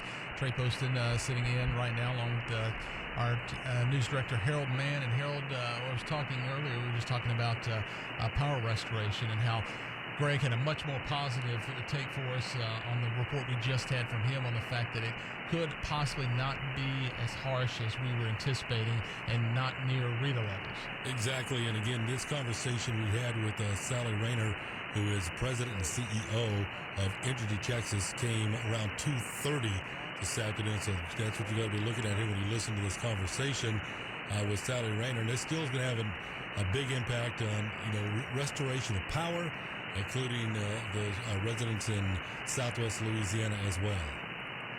By Sally Rayner, CEO and President of Energy Texas. And Sally, first and foremost, let's talk about the preparation Energy is doing as we speak to get ready following the storm coming through Southeast Texas and Southwest Louisiana for that matter. Yes, we've spent quite a bit of time over the last several days preparing. As a company, we drill for these types of events every year and have a plan in place to work the storms. And so we embarked on setting a course to do that work to prepare several days ago. And we've got crews lined up to get in and work the storm after the storm passes. We've got plans in place to understand what our problems are and how we get back to normal. So we've done a tremendous amount of work from setting up and securing staging areas for equipment to getting lodging for a number of workers that are being brought into the area to preparing to feed those workers and manage the pandemic issues. So we've been doing a tremendous amount of work to prepare for this storm and really feel like we're approaching the hour of readiness, and now we just have to wait and see what Laura is going to bring to us. And of course we are prepared for the worst and certainly hoping for the best. And we certainly would encourage all of your listeners and the folks in the communities where Laura is expected to make a pretty direct hit to do the same, to really do the preparation for their own personal plan so that they can stay safe during the storm and follow the local leadership's warnings on what they should do and stay out of the area of getting injured. And certainly one of the things we always like to remind our customers about is if they do come back into the area and everything's not cleaned up when they come back in, please watch out for downed power lines.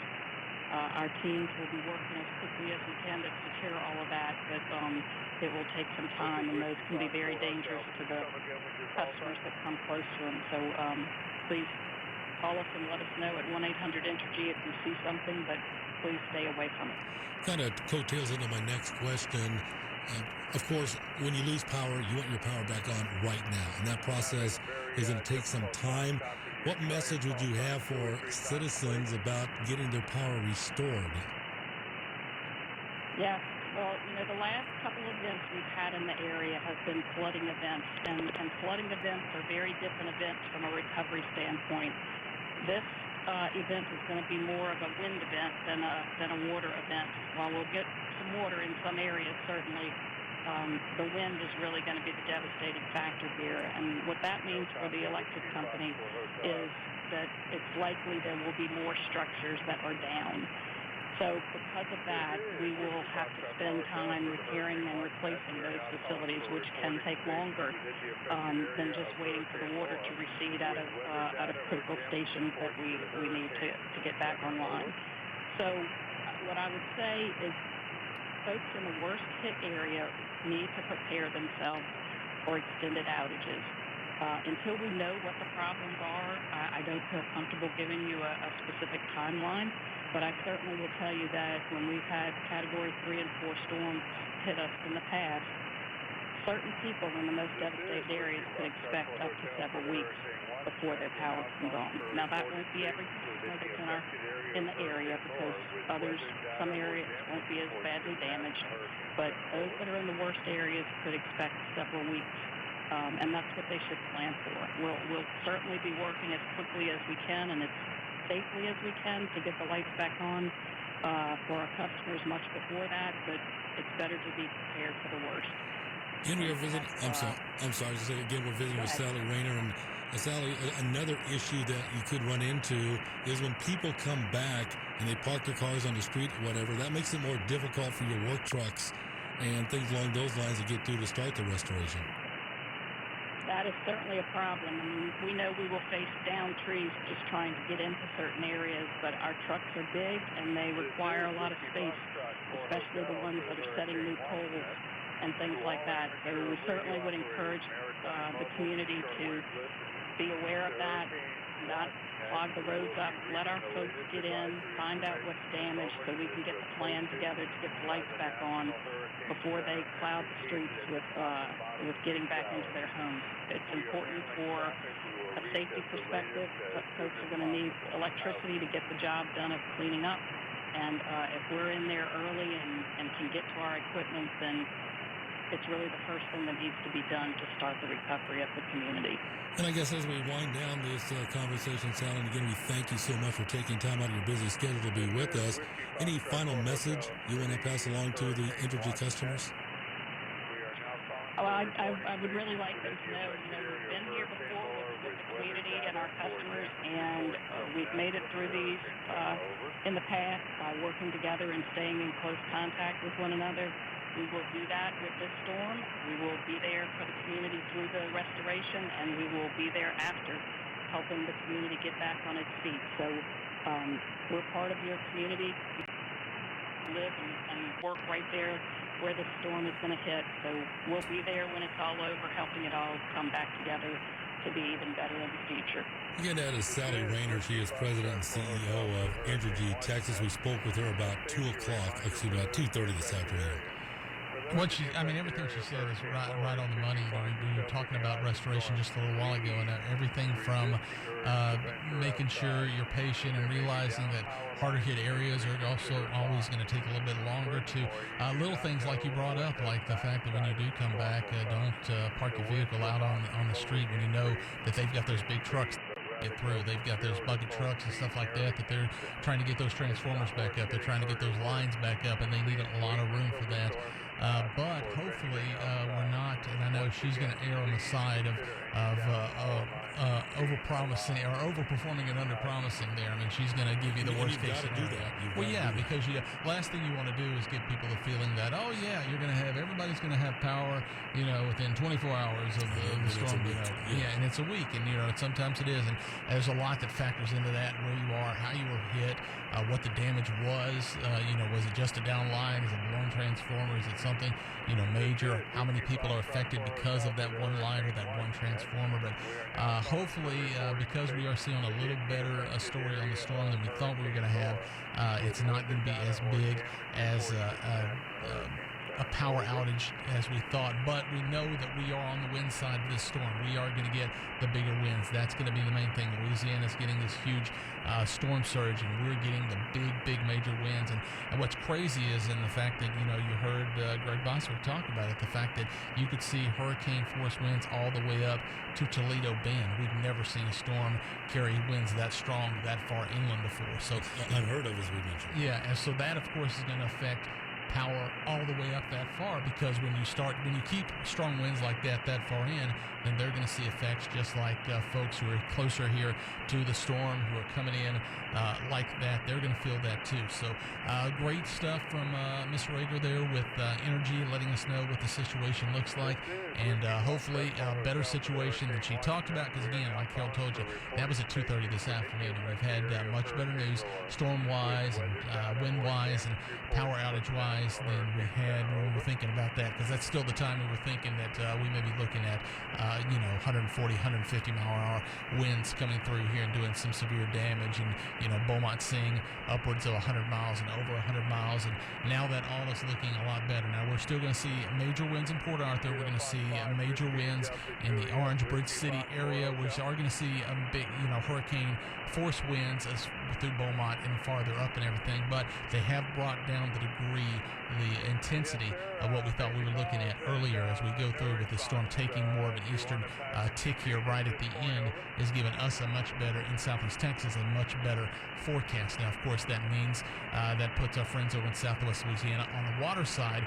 so they're looking at that storm surge we've been talking about, which could possibly be unprecedented number there.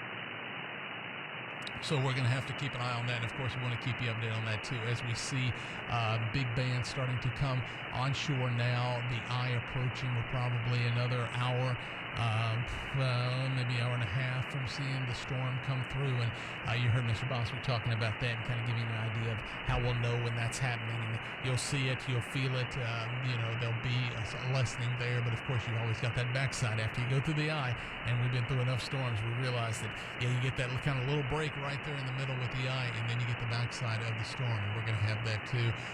The main stuff, of course, has not hit the bigger stuff that we're going to see and the stuff we're worried about. You heard Greg kind of give the timeline that around 2 o'clock is when Port Arthur will be the first ones feeling those winds, and then Orange, Bridge City area, they're going to feel them. Then Beaumont as it ticks up, probably around 3 or 4 o'clock this morning, and then, of course, moving up into the lakes area. And looking at the estimates, the storm, people are actually going to feel the effects of this storm all the way to as far as Kentucky, looking at how far it's going to track and the fact that it's going to hold those winds and how strong it is that deep into our area. It's going to be deeper than most storms are, and it's going to have more intensity as it goes through Arkansas, as it hooks over into Kentucky and Tennessee and those areas. They're going to feel a lot more than you would on a regular storm. It is a huge storm. It is a Category 4, just on the cusp of a Category 5. Looks like we're not going to get up to that Category 5, but it is right there. So it's the same intensity as you would expect from a Category 5. So we're going to keep you updated on that. Like I said, we're on 6 radio stations here in Southeast Texas, giving you this continuous coverage of Hurricane Laura and everything going on. We're going to stay with you all the way up through the storm and all the way through into the aftermath, as long as we need to be here to keep you updated on what's going on, give you good information, answer your questions. You can always give us a call, like I said, if you want to update us on your status, where you are right now, 896-5584, 800-330-5584, and we'd appreciate hearing from you at any time. And as Trey just mentioned, you're going to be our eyes and ears out there on what exactly is going on.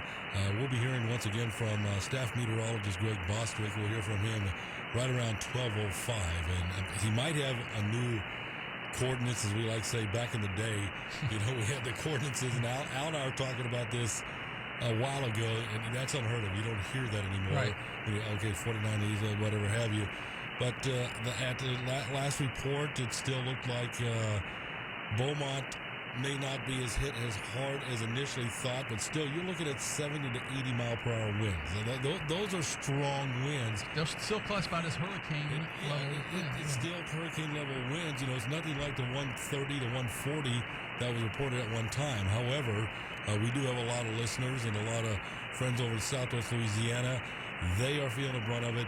And the part of the Golden Triangle that concerns us right now would be Bridge City, Orange, Little Cypress, and up that little corridor there into Newton County. Because they are going to feel those triple-digit level winds. Yes. It's not going to be as big as like I said, they're not going to be the 140, the 150 that we thought we might be seeing in there, but they are going to see over 100-mile-an-hour winds in that area. Port Arthur's probably going to see over 100-mile-an-hour winds in that area. But like Harold said, it's an improving forecast. It's not to the degree we thought we were going to have. Beaumont's It's still bad. Yeah, it's still bad. It can still do a lot of damage, and it is going to do some damage. I mean, it's not, when we say this and that it's looking better, it's not like that's not, so we're not going to see any damage. There's definitely going to be damage. It's just not as on the degree we thought it was. But we're still going to see those damage. We're still going to see power outages. We're still going to see some damages to businesses and the homes and everything. We're going to keep an eye on that. Again, all this is going to happen as it always does through the overnight hours, so this is going to be more of a wait and see on what the damage is like once we get past that. But again, like Greg talked about, we might see by 6 o'clock, we might see pretty much everything of the harder stuff move through the area, and by tomorrow afternoon, we might be seeing sunshine. We'll be seeing partly cloudy skies and sunshine tomorrow afternoon. Right, and the humidity. Don't forget, the humidity always comes on the backside of this. No power. And no power, and the mosquitoes. They always like to come and hang out, too, once we get past all this. We are going to keep you updated on everything going on. Thank you, Harold. We appreciate everything you're doing for us there. We've got a lot of people standing by. Of course, we've heard from Jim Love. Al Caldwell's been on with you today. Harold Mann's been hanging out with all of us. And we will hear again from staff meteorologist Greg Boswick at next hour. He's going to come in, give us the latest update, tell us how things are looking. We'll check again. We're going to talk to State Representative Brian Babbitt, I think, we're going to talk to him. No, that's Randy Weber. Actually, U.S. Congressman Randy Yes, Weber. we're going to talk to Congressman Randy Weber. We might talk to Babin probably sometime tomorrow. I'm thinking at some point. I'm sure we'll hear from him. Yeah, absolutely, because we'll have to hear about his district as well. Yeah, we need to check in with him. And we'll probably check in again with Carol Riley with Beaumont Police Department. We'll keep you updated on all that as we continue to give this continuous coverage of Hurricane Laura as we're finally seeing the first parts of actually moving into the area now, seeing the rain, feeling the wind. The wind is definitely picking up out there. I'm sure where you are right now, you're noticing that the wind is picking up, and we're keeping a big eye on that storm surge over in Lake Charles and Cameron in that area too, because that looks like that has the potential to be historic storm surge into that area.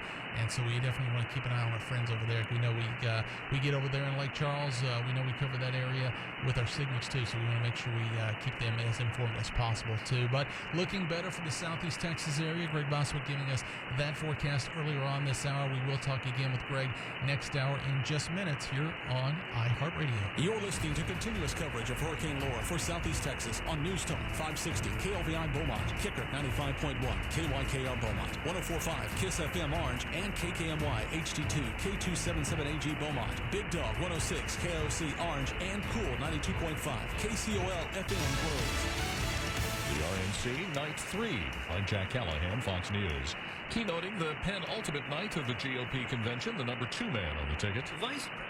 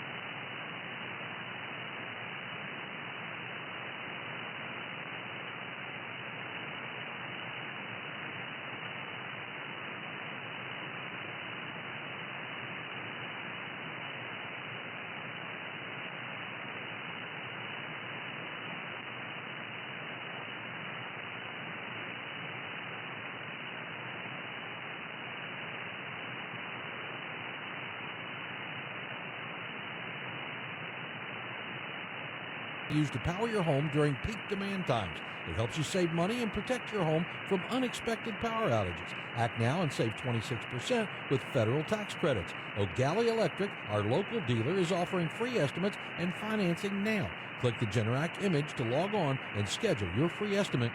You're listening to continuous coverage of Hurricane Laura for Southeast Texas on News Talk 560 KLVI Beaumont, Kicker 95.1, KYKR Beaumont, 104.5 KISS FM Orange, and KKMY HD2 K277AG Beaumont, Big Dog 106 KOC Orange, and Cool 92.5 KCOL FM Groves. And welcome back to our continuous coverage of Hurricane Laura here on all your iHeart radio stations. 6 minutes past midnight, we have crossed over into Thursday, August 27th, and that means we have crossed over into the time that we think was going to be the most active here. As we've been talking about, this is going to be an overnight storm, and what we're going to see, the things we're going to encounter, the stuff we're going to talk about, the high winds and the possible storm surge over in southwest Louisiana. Now we're kind of entering into that timetable. Probably within the next couple of hours, we'll start seeing those big winds that we expect, first in the Port Arthur area, in Orange, in Bridge City, and then as it moves up into Beaumont and then into the Lakes area. But we have now started what we're looking at as the timetable to start hitting those, as we heard from Greg Boswick just last hour. And have we got Mr. Boswick back with us? We do. We do. All right. Well, let's see if I can manage to hit the phone right this time. There you go. You got it now. Yeah. Hey, Greg. How are you? All right. Well, actually, it's good. Actually, it's good morning now. Oh, it is. That's true. Yeah, we swapped over to Thursday morning. Yeah. We are already into Thursday. Yeah. So, any changes? Anything new we can look at? Well, yeah. The eye wall is coming on shore right now in Cameron. Just got a report just a while ago. Winds gusting over 100 miles per hour in Cameron. And they'll probably peak out here in the next few minutes, probably about in the 140 range or something like that. What's interesting, I think, and one of the reasons we're not seeing real strong winds here in the Triangle is the real strong winds, even though this is a big hurricane, are really close to the center, unusually close. Usually they spread out a little bit more, but there's a really sharp gradient from not a whole lot of wind to a lot, in about 10 to 20 miles. So that real strong wind pattern is just across the Sabine, kind of skirting by. We have our weather station down at Sabine Pass, and they're only gusting up to, I say only, it's still pretty strong, 65 to 70, but, they're only about 25 miles to the west of the eye. It's just another example, I guess, put this in memory back, I suppose, that if the hurricane passes to your east, chances are you're not going to see a whole lot, and that's what we're seeing right now. Looking at right now, I'm just seeing, looks like we're already maybe seeing some gusts up to 50 around Port Arthur. Yes, and like I said, gusts, 60, 70 down towards Sabine Pass.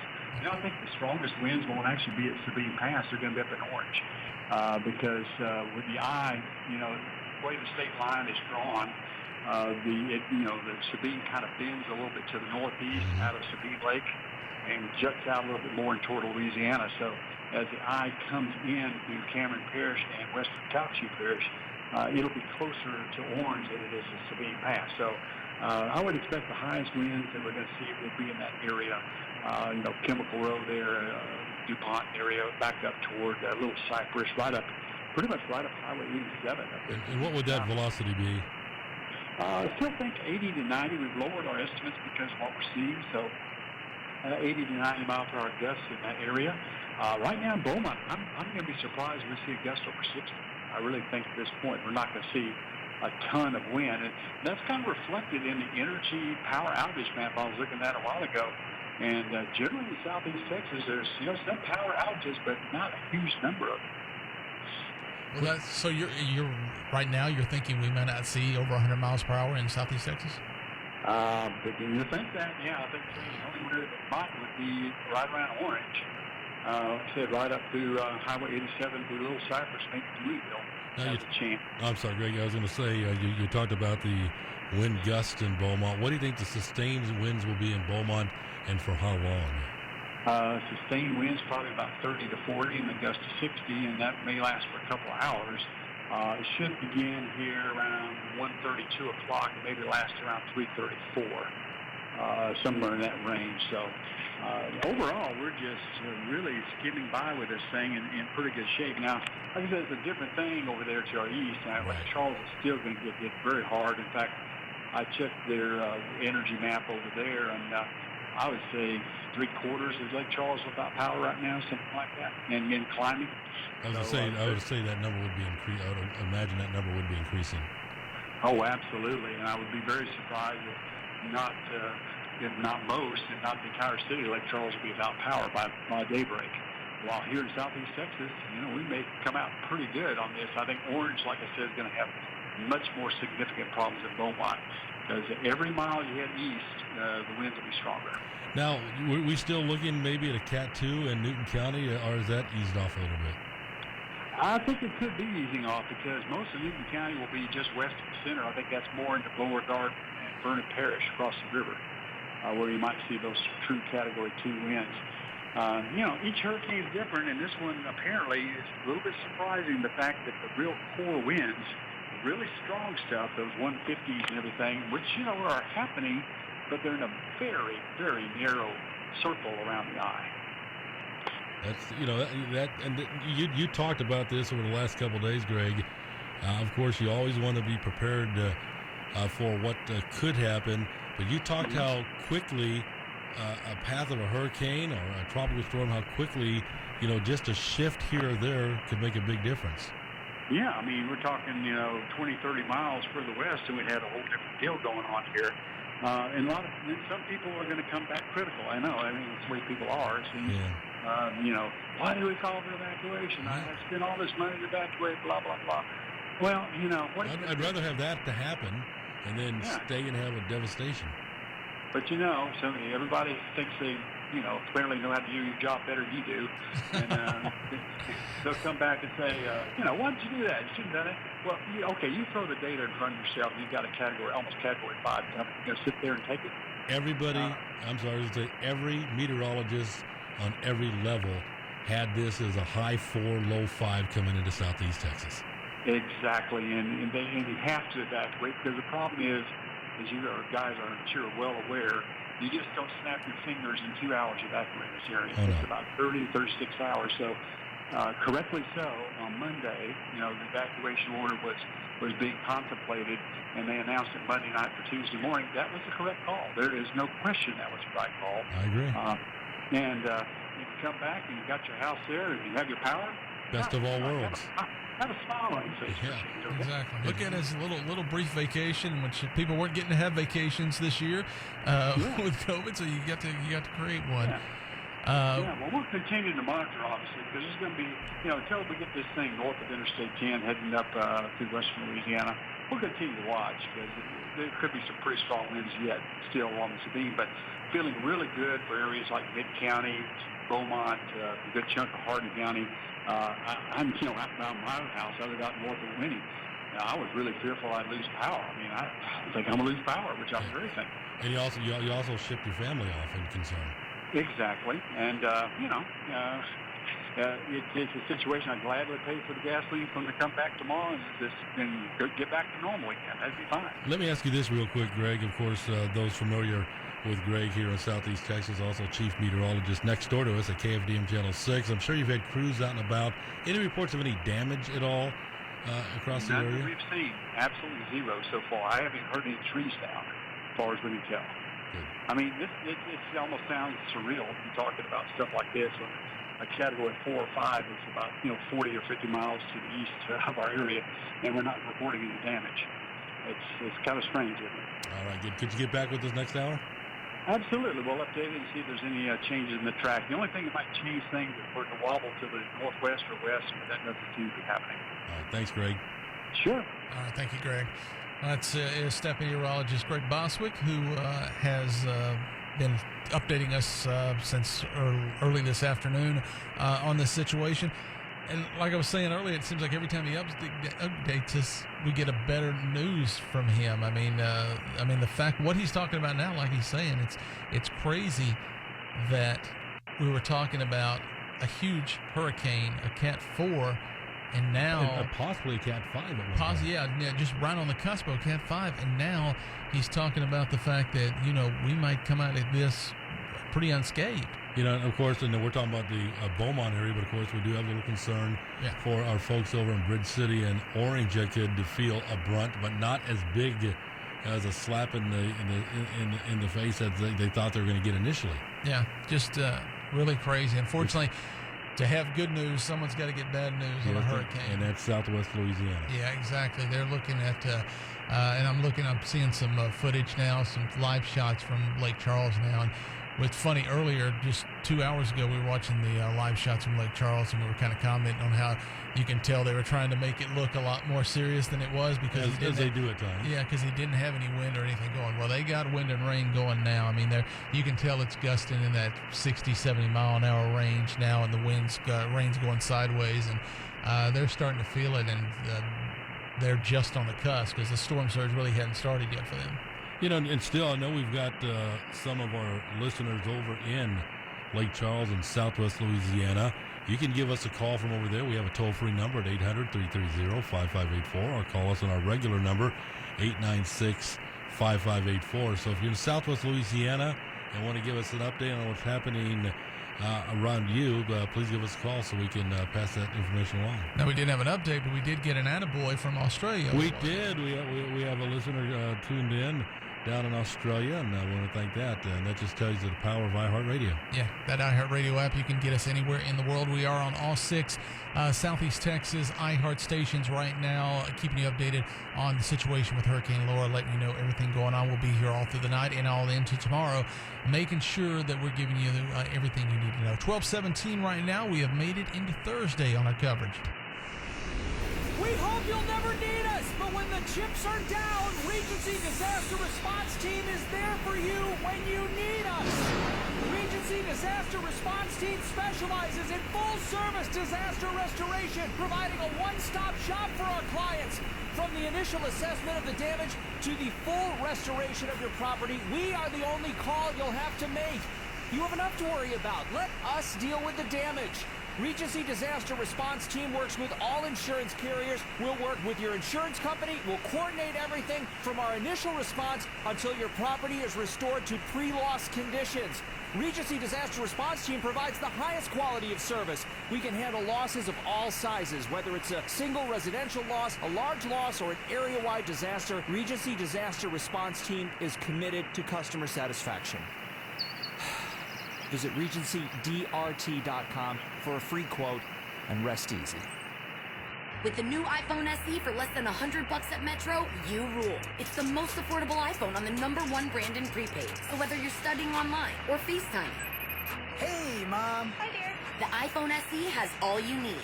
Switch to Metro and get the iPhone SE for $99.99 after rebate redemption and 6 months of service with AutoPay. Metro by T-Mobile. Rule your day. Limit 1 per account/household. Requires port and ID validation. Not valid for numbers currently on the T-Mobile network or active on Metro in past 90 days. Restrictions apply. See store for details. Progressive presents The Sounds of the Old World. The year is 2019, and someone is waiting for a table at a restaurant. Thompson, party of 4. Thompson, party of 4. Thompson, party... Oh, there you are. This has been The Sounds of the Old World. Brought to you by Progressive, where drivers can still switch and save like it's 2019. Quote today at Progressive.com. Progressive Casualty Insurance Company and Affiliates. Right now, switch your family to T-Mobile and get 4 lines for $25 a line with AutoPay and 5G access included on America's largest 5G network. So don't wait. Get unlimited and nationwide 5G access for the whole family for just $25 a line.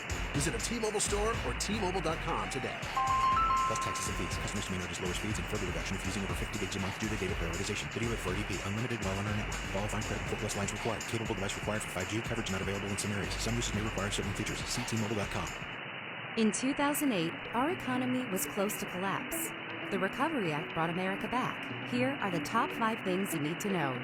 President Obama chose Joe Biden to run it. It created millions of jobs by investing in the middle class with less than 1% waste. Biden helped kick off the longest period of job creation in U.S. history, and he can do it again. Paid for by Unite the Country, unitethecountry.com, and not authorized by any candidate or candidates committee. You here? She's my girlfriend, Doctor. You need to wait out in the waiting room. Please, Doctor, I want to stay with her. Look, she's been badly injured. So if you want to do what's best for her, you need to let us do our work. Please, Doctor, she has to be okay. I didn't mean to do this. I love her. Wait a second.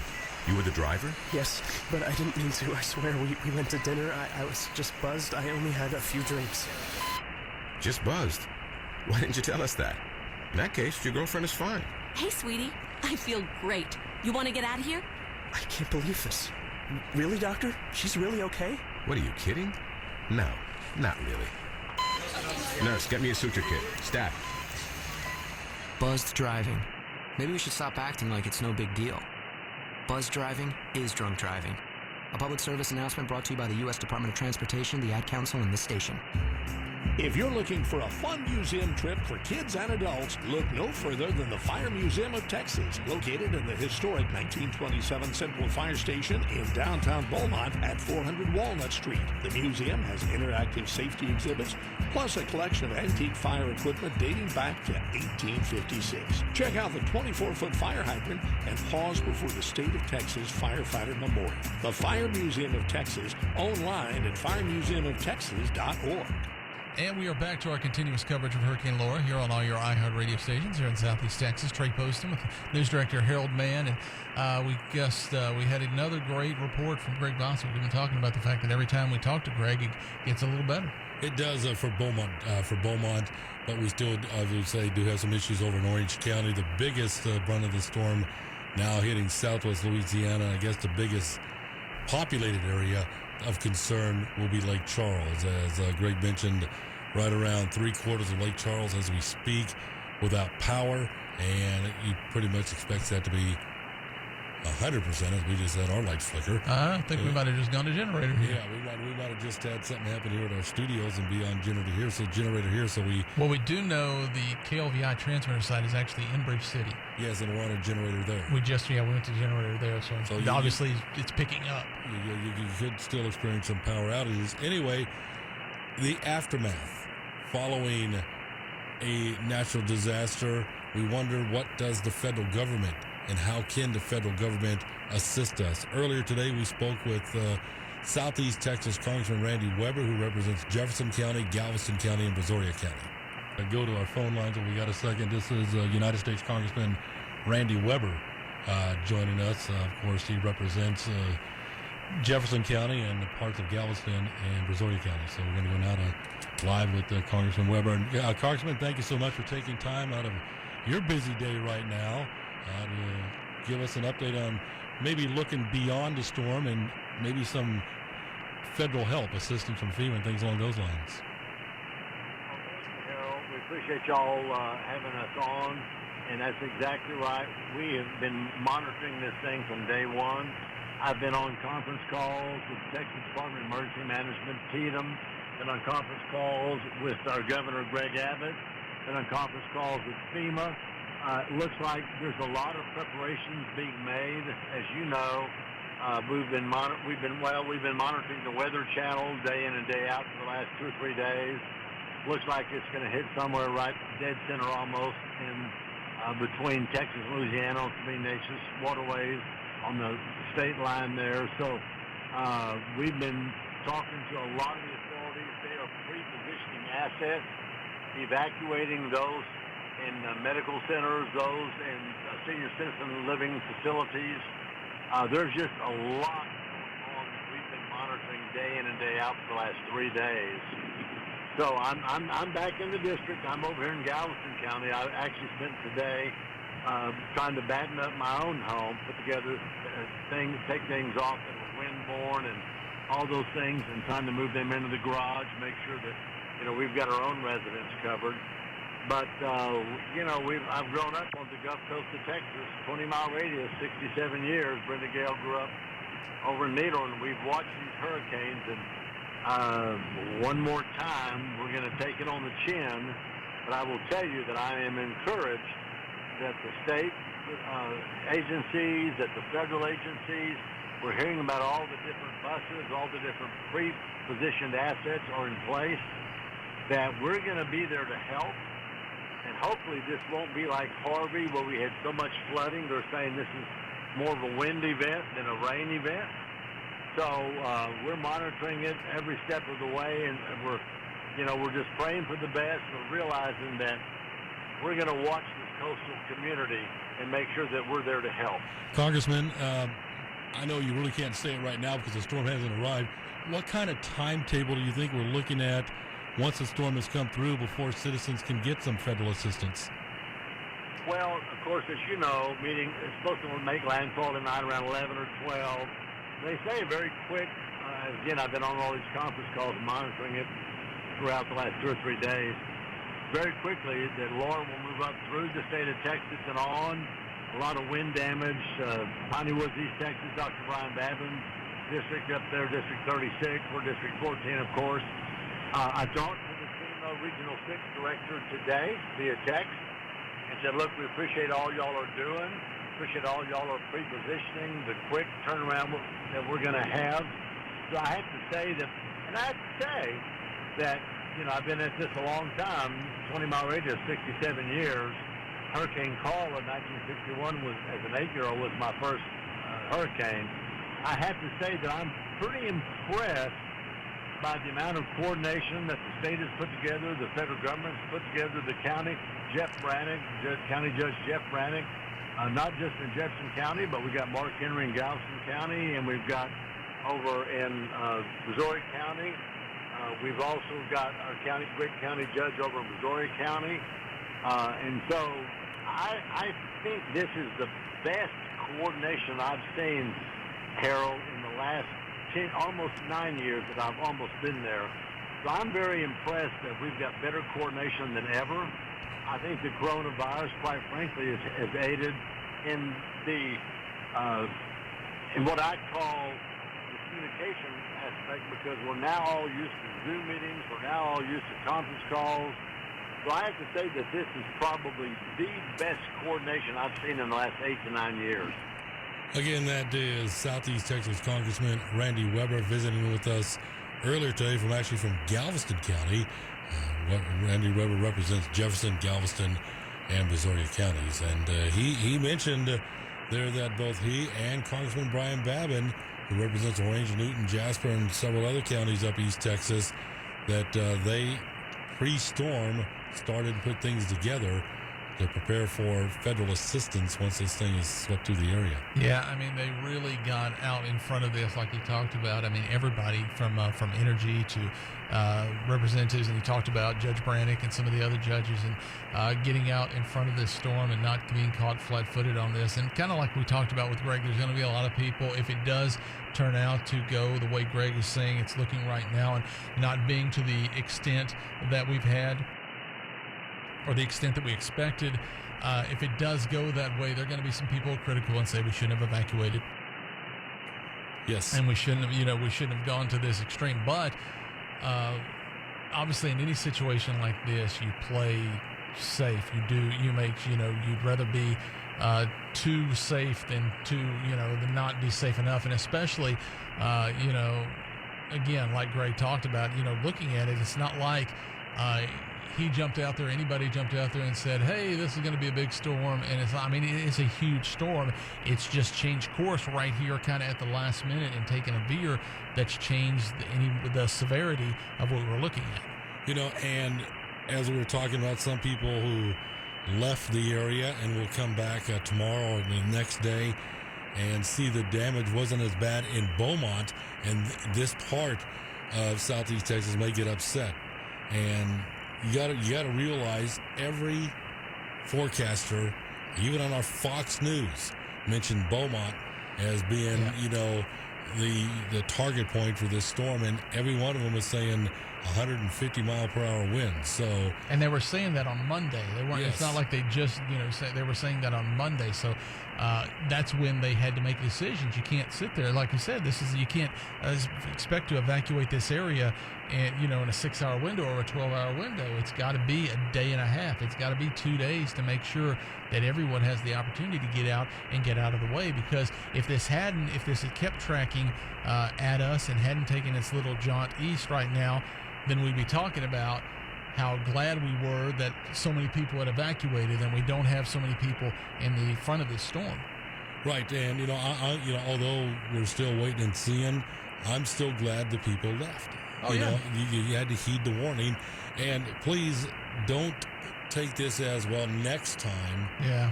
We have a major storm coming in. They told me to evacuate, nothing happened. Take every evacuation seriously.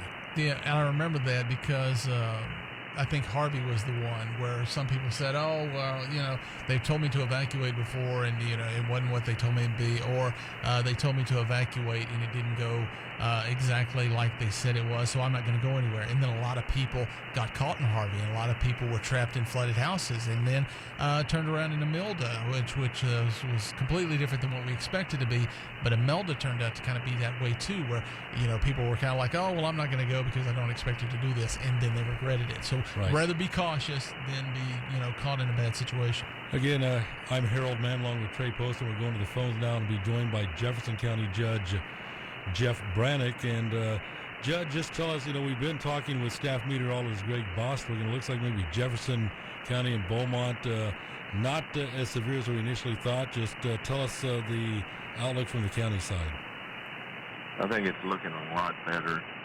Instead of a 15, 20-foot storm surge, we're looking at 5 to 7 feet.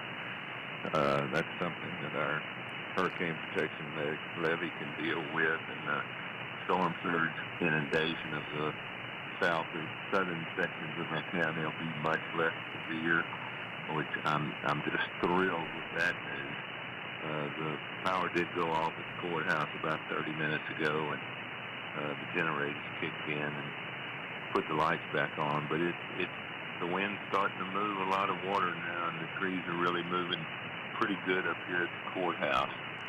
I don't think we're seeing Ike-level winds yet, but I think we're going to end up a lot better than I anticipated with that little easterly move that Greg had told us about earlier. And we had talked about that with Greg and visiting with Jefferson County Judge Jeff Brannick, and he had talked about the velocity that we initially thought of maybe 100+ miles per hour, and now we're looking maybe at sustained winds of less than 50 miles per hour.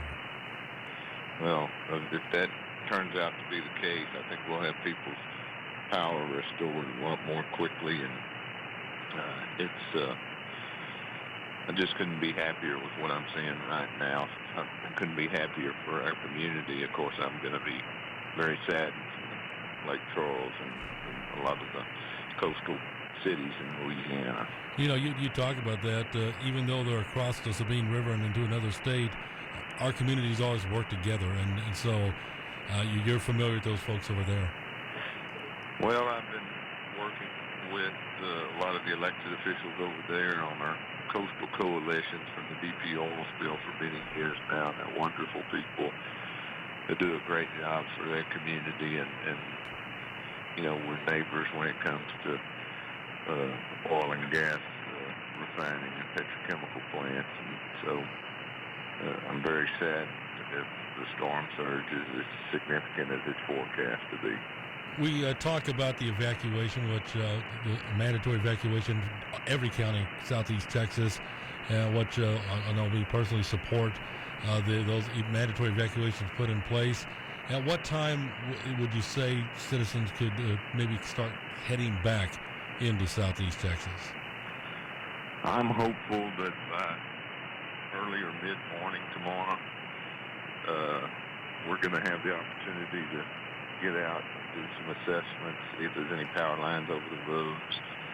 It doesn't appear, if these winds are as much as we get, that we're going to have the trees down across the roads that we had earlier anticipated based on the forecast track and intensity. So,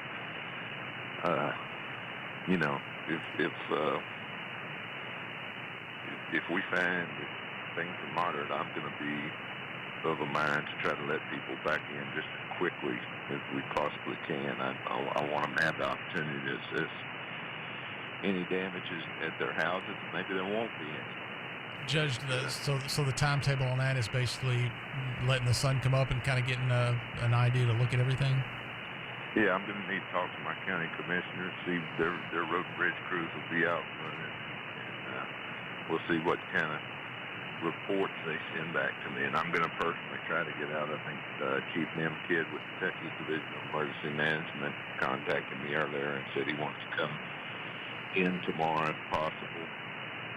But it just doesn't look like those bands on the edges that are impacting us are producing as much wind as what had been forecast by the National Weather Service.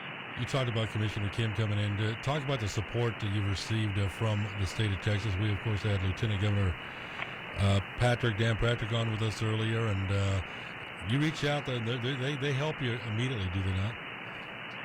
Yeah, I don't deal with Governor Patrick, Lieutenant Governor Patrick. I deal primarily with the governor and Chief Kidd, and they have been outstanding partners to us. I couldn't have asked for more. When we need assets down here, we fill out State of Texas Asset Request, which is called the STAR Request, and all of our STAR requests have been yeses, and the governor calls all the time to check and see how things are going. Chief Kidd contacts me at least 4 or 5 times a day. So, they're just, I don't have enough good to say about them.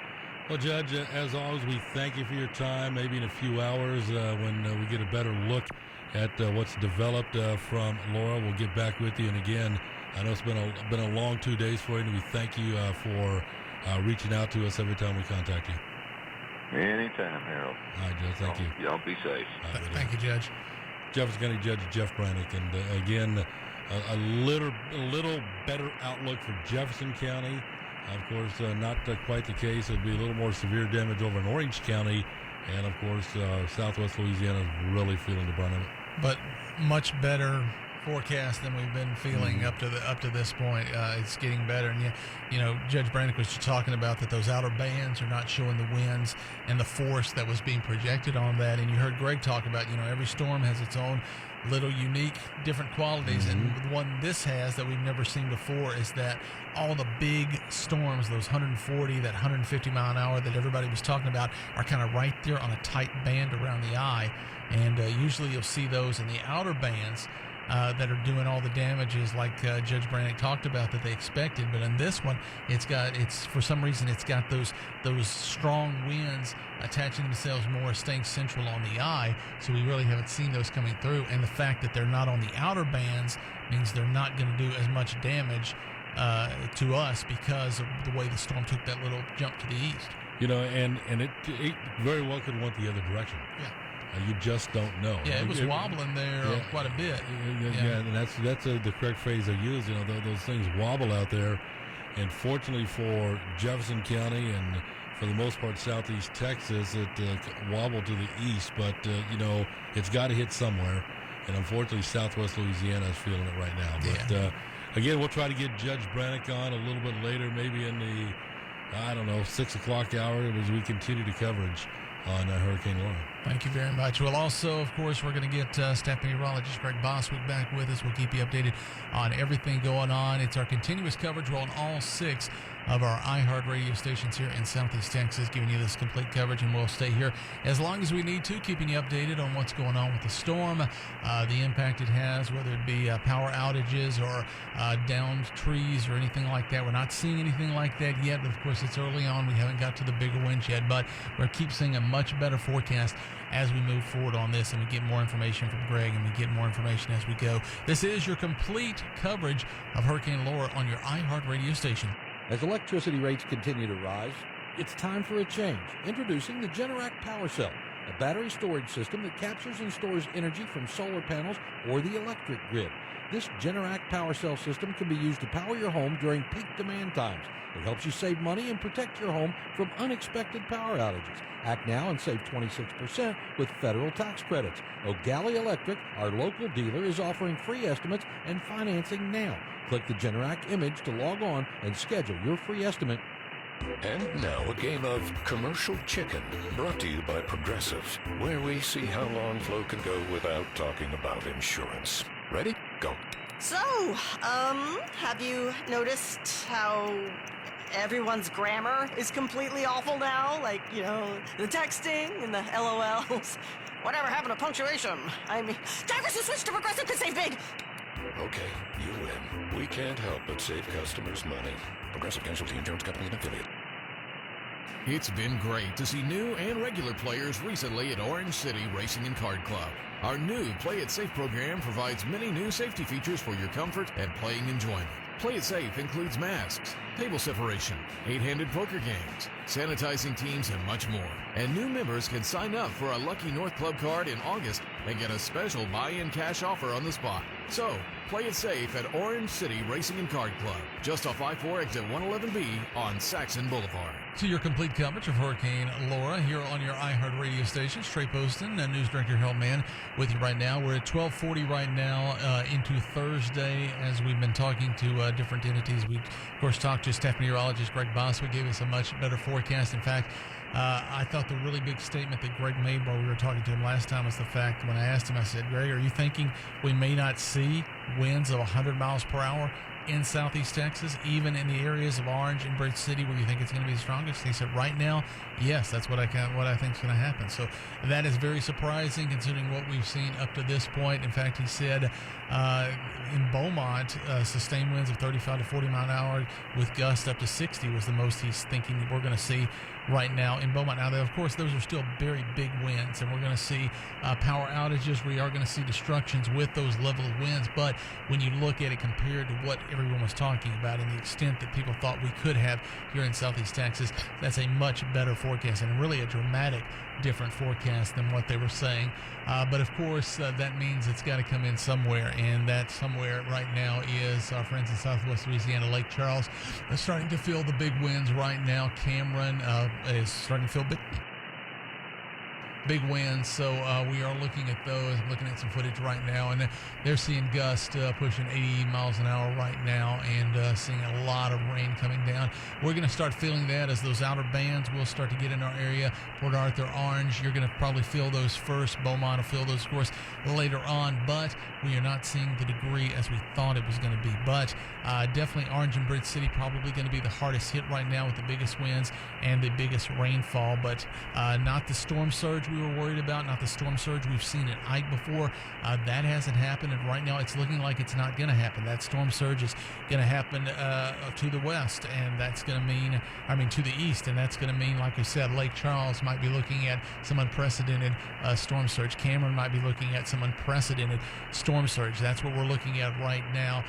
So we're keeping an eye on that, of course, for all our friends over there in southwest Louisiana. You heard Jeff Brannick, Jefferson County Judge Jeff Brannick, who we just had on, talking about the friends he's got over there and the people he's worked with over there, and that he hates it for them, even though he's so happy that we're not seeing the extent of the winds and the rain and the storm surge here in our direct area that we thought we were going to see. You hate to see it for those guys, but with a storm this big, something like that is going to happen. It's just where exactly is it going to hit? And at times, especially a day out, a day and a half out, it looked like that was going to be directly into southeast Texas, and our area was going to be feeling that huge storm surge and these huge, 140, 150 mile an hour winds, the kind of wind it was having as Laura approached the coast. But now we're looking much better on that side. Of course, we haven't seen the biggest stuff yet. We are seeing some power outages. We're seeing more and more power outages. Now I'm looking at live shot in Lake Charles right now, and it is like the wind is now, it looks like a hurricane now. The wind is dramatic. The rain coming down is very dramatic now. They're getting hit with some big stuff right now. Taking a look, their gusts are up to about 75 right now. Calcasieu Pass has got gusts of 114 miles per hour right now as they are feeling. That's a pretty good punch. Yeah, they're feeling that, and I can imagine just looking at the live footage of Lake Charles and knowing that's only about 75 and how dramatic that wind is. I can't imagine what 114 is like in Calcasieu Pass. right now. So we're going to keep an eye on that, and we're of course going to keep an eye on our situation here in Southeast Texas, and hopefully continues to work out the way it is right now. But we are going to keep you updated. We'll have staff meteorologist Greg Boswick. He's been joining us at least once an hour, so he'll come back in the next hour, and we'll continue to keep you updated, reaching out to people to get you more information as we go through and continue our continuous coverage here of Hurricane Laura on all your iHeart Southeast Texas stations. Once again, much better forecast right now than we thought we were going to be looking at here. And talking to Greg Boswick earlier, it made us feel better than we just talked to Jefferson County Judge Jeff Brannick. And, you know, Jeff's very much a straight shooter, and he was telling us that how much better he feels about the situation and the fact that those outer bands do not have the impact, the punch that we thought they were going to have, that they are still going to be very, very strong, and they're still, especially in the Orange area and the Bridge City area, Port Arthur is still going to feel big winds. It is not to the extent that we were worried that it was going to be. And the storm surge is actually not going to happen at all in Southeast Texas right now, according to Greg Boswick. He's feeling like the storm surge is not even going to happen in our area. Now, of course, that means, like we've been talking about, it's going to be huge in Lake Charles. It's going to be huge in Cameron right now, unprecedented probably when it's all said and done, when we see what the numbers are going to be on that storm surge. And hopefully everyone has got out of that area. I know Cameron was pretty much already completely evacuated, and hopefully Lake Charles followed suit. Unfortunately, I've actually talked to a couple of people who are talking to people in Lake Charles who were still there and had not evacuated. And at the time we were like, are you crazy? You need to get out. I mean, and now definitely, hopefully everybody has got out of harm's way or is in some kind of situation where they can be in some kind of higher ground, as that storm surge is going to be unprecedented in Lake Charles, in Cameron. We're going to see that for sure, but looking better for Southeast Texas. We're going to keep you updated on everything going on here as we move along. This is your complete coverage of Hurricane Laura on your iHeart radio station. What does a Joe Biden presidency look like? Getting our kids offline and learning safely again. Not worrying about being laid off. Taking paid time off. And not being so sick and tired. Instead, getting close to those you love again. President Joe Biden will combat the pandemic, reopen schools safely, put us back to work, and strengthen healthcare coverage. Vote Biden for president. Unite the Country is responsible for the content of this advertising. Right now, switch your family to T-Mobile and get 4 lines for $25 a line with AutoPay and 5G access included on America's largest 5G network. So don't wait. Get unlimited and nationwide 5G access for the whole family for just $25 a line.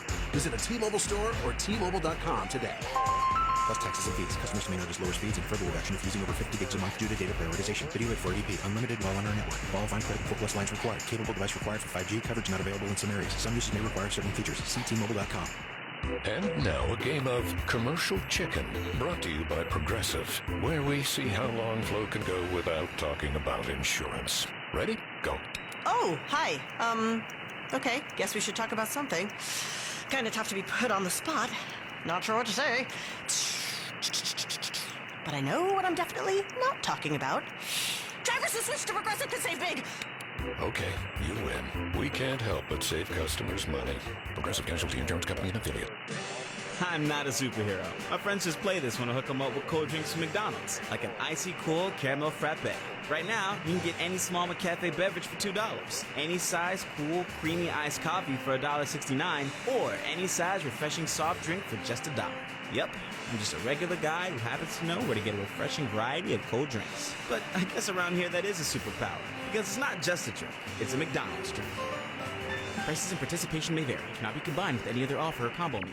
And we are back to your complete coverage of Hurricane Laura here on all your iHeart radio stations here in Southeast Texas, here on AM 560 KLVI. We're also, of course, on Kicker 95.1, Cool 92.5, 104.5 KISS FM, and 103.3 The Beat, and also Big Dog 106, bringing you all this not only on the air, but on that iHeart radio app.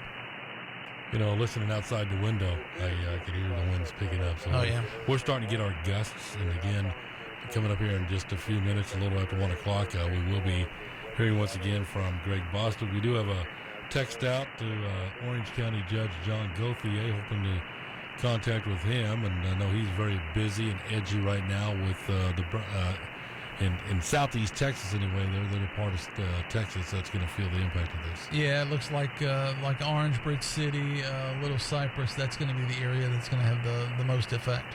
Yes, and Bridge City, you know, they of course this will be a wind deal. We're not really looking at any problems, extensive problems with flooding or the storm surge.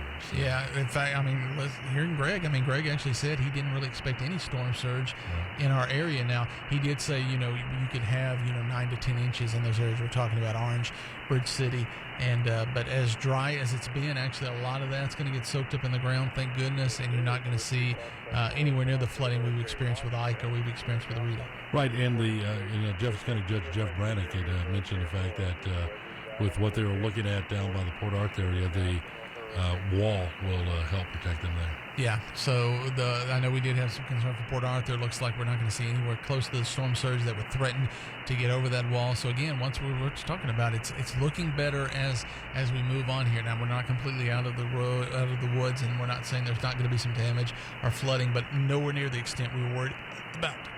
You know, there has been some reports of some power outages when we were on with Jefferson County Judge Jeff Brannick. He had mentioned the power was out at the courthouse, and that's right off of downtown off Pearl Street, and so that's what you're looking at there. So we know we got some in Beaumont. We know we got some in Bridge City. We talked about the fact that the KLVI transmitter site is in Bridge City, and it has gone to generator, meaning to have no power there. Yeah, so we know we've lost power there in Bridge City. There's going to be power outages, just probably not to the extent that we were worried about, and not hopefully to the timeline that we were worried about. The fact that, when we talked to the head of energy earlier, she mentioned, depending on the severity, it could be weeks for some people. But hopefully, since we're not seeing the severity of that, that was 2:30 this afternoon when she was making that comment.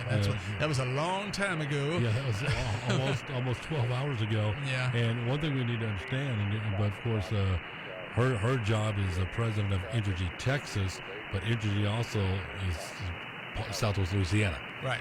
So they'll be assisting.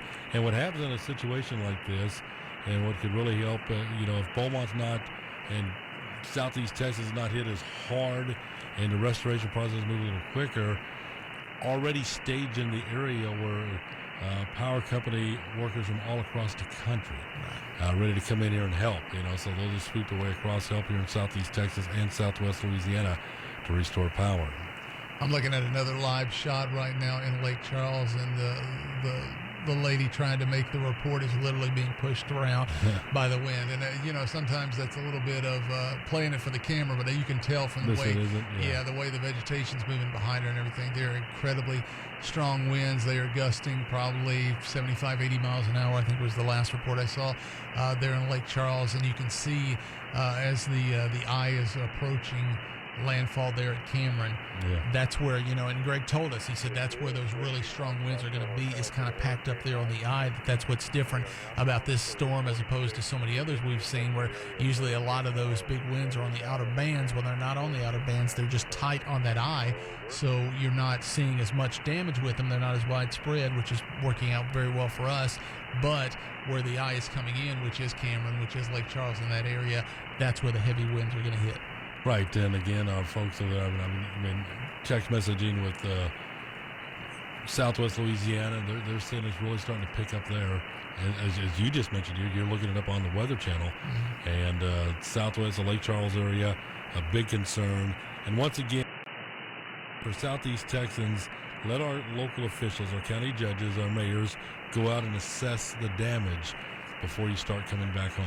Exactly. I don't want that. That's what I'm really cautious about. I don't want this to make it seem like, oh, it's okay. I mean, you can leave where you are right now and come right back here. That is not what we're talking about here, because like you said, once we get past the storm, once the sun comes up and we get some of those officials out there, and Judge Brannick talked about that he's going to have some folks who want to come in and take a look, let them say, okay, now's the time.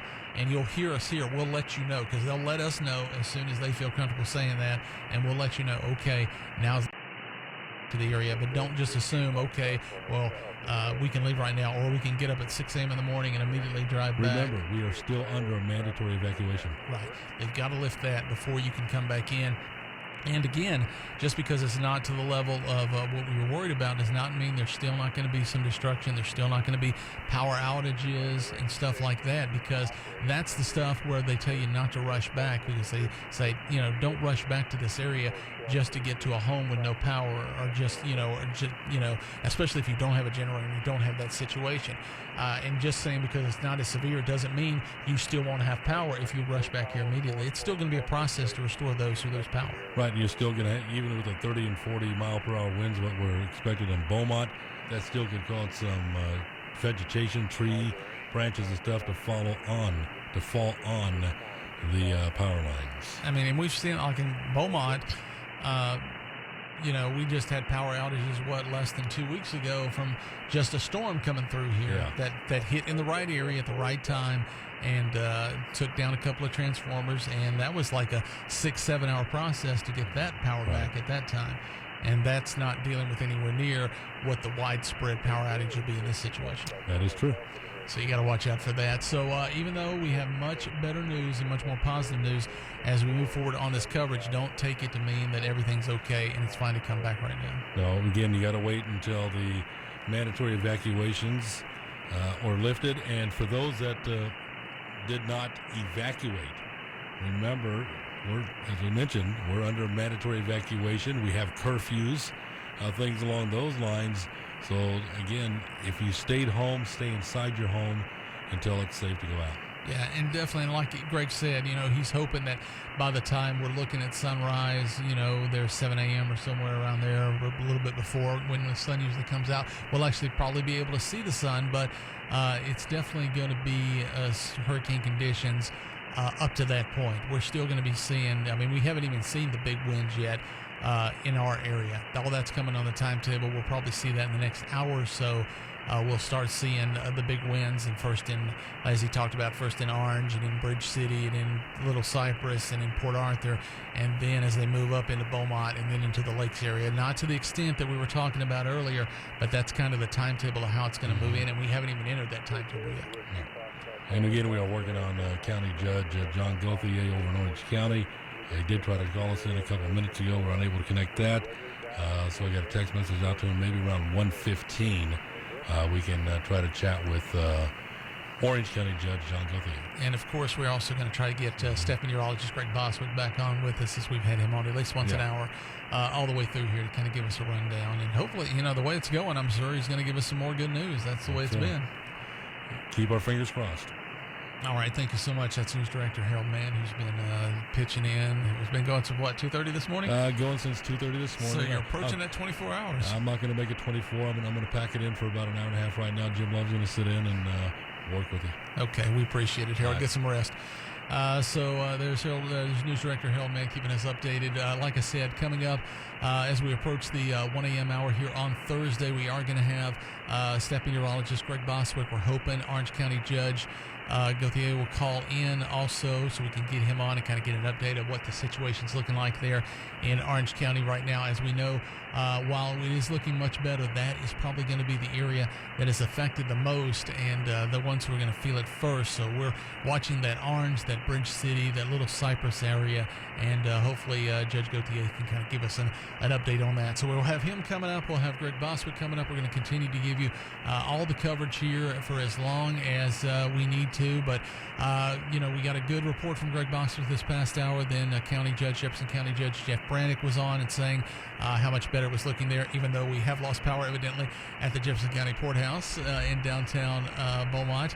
But their generator kicked on and they're good over there. But he said, everything's looking so much better with these outer bands not looking anywhere near as powerful and as strong and doing the damage that we were worried they would do. But according to Greg, the tighter in on that eye is where those big winds are, and that is just kind of making landfall. So we are going to see some of those bigger winds, not to the extent, in fact, we might not even see 100-mile-per-hour winds actually in our southeast Texas area, according to Mr. Boswick, but that we're still going to see pushing up there. I mean, there's still going to be probably 80, 90-mile winds, maybe in Orange, maybe in Port Arthur, Bridge City, in that area. Looking much better for Beaumont. We've cut down the thing, and looking better. We were worried it would be almost still a Category 2 all the way up to Toledo Bend. It's looking like hopefully it's not going to be that powerful a storm too, as we looked at. That little jump to the east really made all the difference for our area, kind of right there here in the last few hours before it made landfall. It's kind of started moving east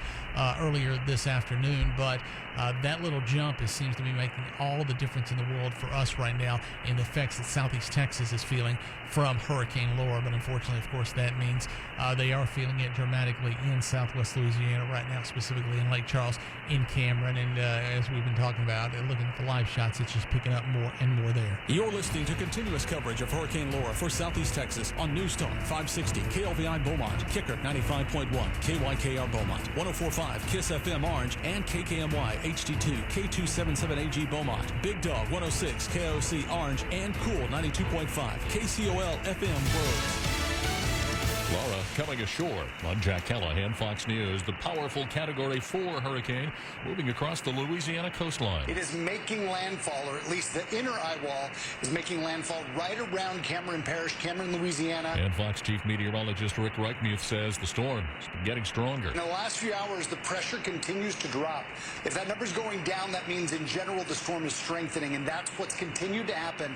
Winds at 150 miles an hour. And that's just 7 miles shy of Category 5 strength. Along with the winds, a following storm surge expected to be 15 feet deep. Louisiana's Governor John Bell Edwards says search and rescue efforts will begin Thursday as soon as it's safe enough for first responders to venture out.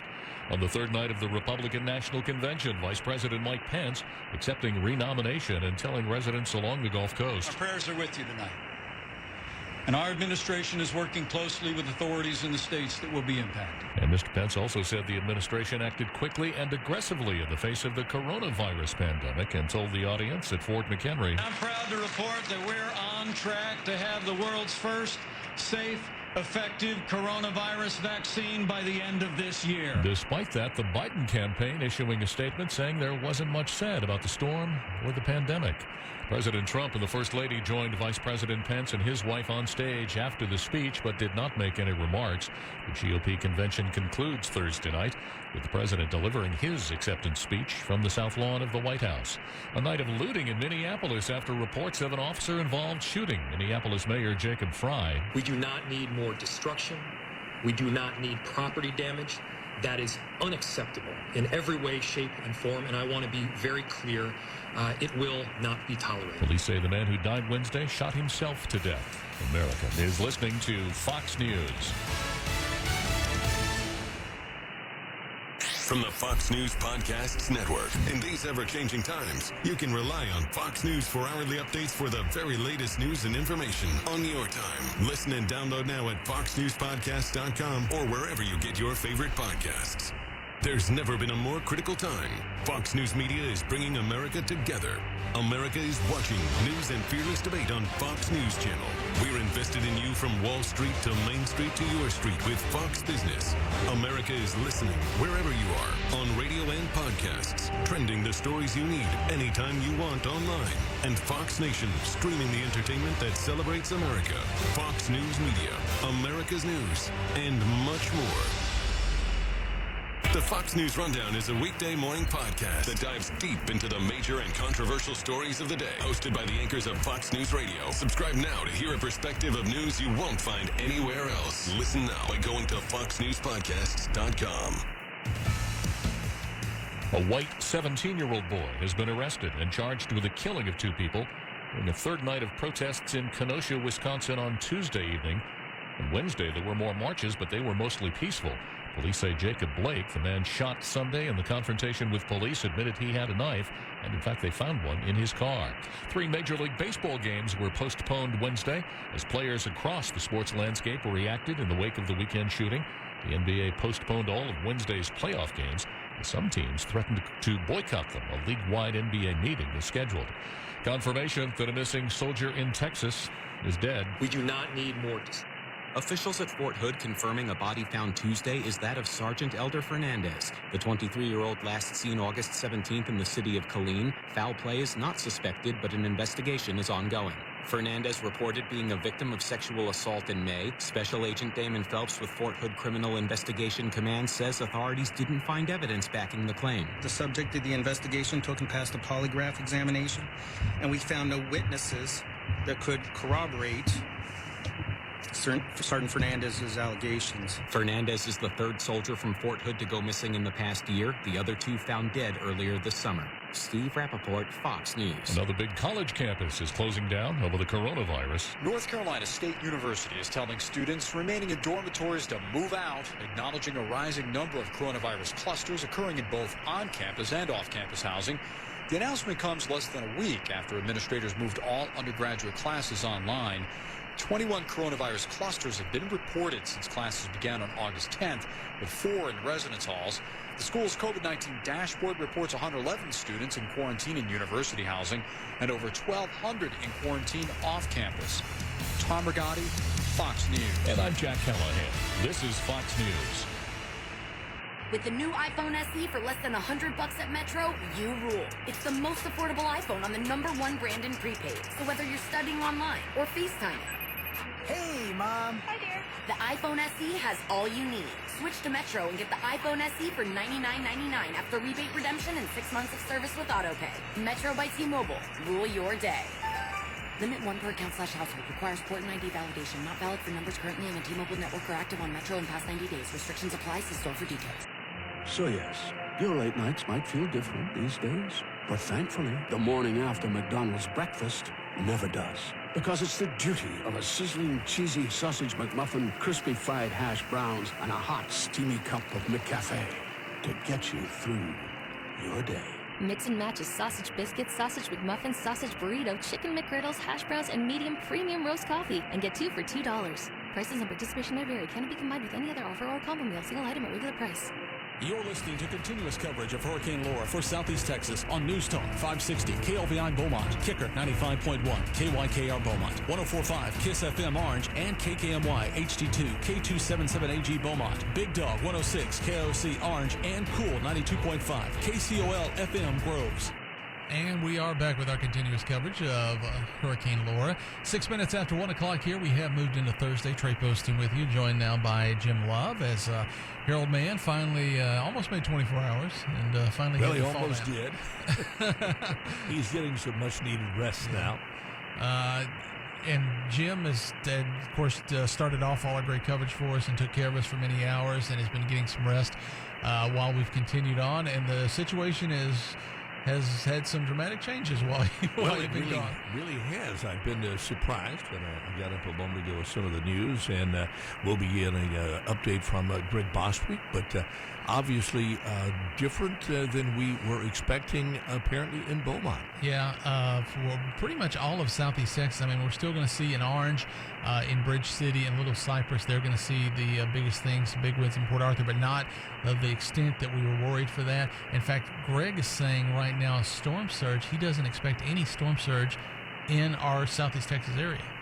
And that is very, very good news for us. Great news. From what we were anticipating earlier, but of course that means a shift and not good news for others. Yeah, a couple of things, and we were talking about, we've been looking at some of the live shots from Lake Charles right now, and Lake Charles is seeing gusts now of 98 miles per hour as that eye is getting ready to come on shore there. Calcasieu Pass seeing gusts of 83 miles per hour.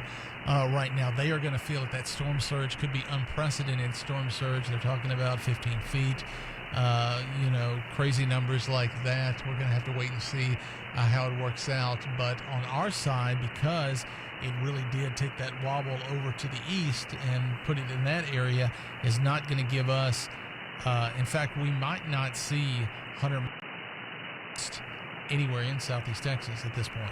And of course, that does not mean it is over, but for us, it could be certainly far less than was anticipated. That may mean fewer power outages and such, though certainly that Orange County area still is going to face some daunting power outages, I suspect. Yeah, but we're still going to see. I was just back there talking to our engineers back there, and they said they were out on the back porch here of the station, and they could see the transformers blowing in the distance. So we're definitely still getting that here in Beaumont. When we talked to Jefferson County Judge Jeff Brannick earlier, he was at the courthouse. He said they had lost power at the courthouse. They had a generator, of course, that kicked on and got their lights back. But that's downtown Beaumont. We definitely know that KLVI is on generator at the transmitter site. That's Bridge City, so we know where there's outages there. So we are already getting outages, and we haven't kind of moved into that timetable that Greg's kind of given us for the high winds yet. So we're probably going to see more, just hopefully, knock on wood, not to the level that we were worried about. And what are we anticipating the highest winds in this area now? The highest winds are probably going to be in the Orange in the Bridge City area, and he was putting that timetable roughly around 2 o'clock, so probably less than an hour from now. And then it was kind of then we'll follow. Port Arthur would probably have their high winds about that time. Beaumont's looking around 3 or 4 o'clock for their high winds. But he said in Beaumont, it might be 35 to 40 sustained and 60-mile-an-hour gust. So while we probably will see power outages, I guess, Trey, the good news there is that there may not be the structural damage in some parts that we were expecting. Yeah, and that's kind of where we've been hitting. Yes, there'll be some power outages, but not the destruction we were worried about and some of that. Now, there's still going to be some. I mean, these are still hurricane force winds we're talking about. These are still, a lot of rain, 9 to 10 inches probably in the Orange area. So there is still going to be some damage, but not, we were talking about a day and a half ago.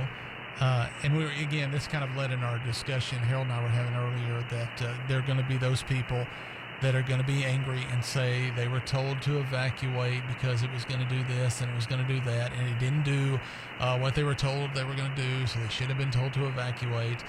And you're going to have to deal with those people. But, a day and a half ago, it's not like only Greg Boswick was telling you, hey, we should evacuate. The reason they did the evacuation order was everyone was saying right now it's on a dead path for Southeast Texas.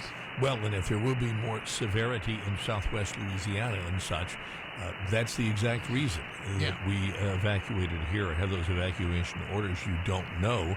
And there are going to be some people in the path that say, man, I wish I had evacuated. I'm like you. I don't quite understand. If it does wobble over, it looks like it's wobbling over a little, I'm going to be thankful, not angry, that exactly. I evacuated and nothing happened. I'm going to feel sorry for those folks in that path, but to be thankful that there was not damage at my house, or that it was far less in my area. Yeah, it should always be a glass half full sort of situation, because we've had the severe damage from Rita, we've had the severe damage from Ike, we've had the horrible flooding from Harvey and the flooding from Imelda. If we can have a storm where they were predicting that it was going to do bad things and it doesn't do the level, that would be a nice change of pace for what we've seen here in Southeast Texas. It would be definitely a nice change of pace, and of course that also means, I assume, again, a lack of flooding for our area, most likely.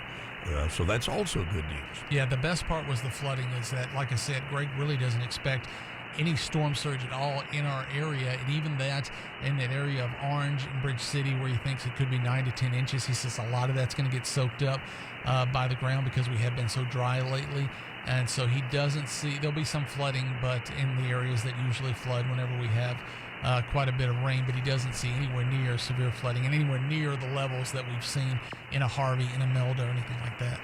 And certainly outside our studios, I can hear a little pickup in the wind and in the rain.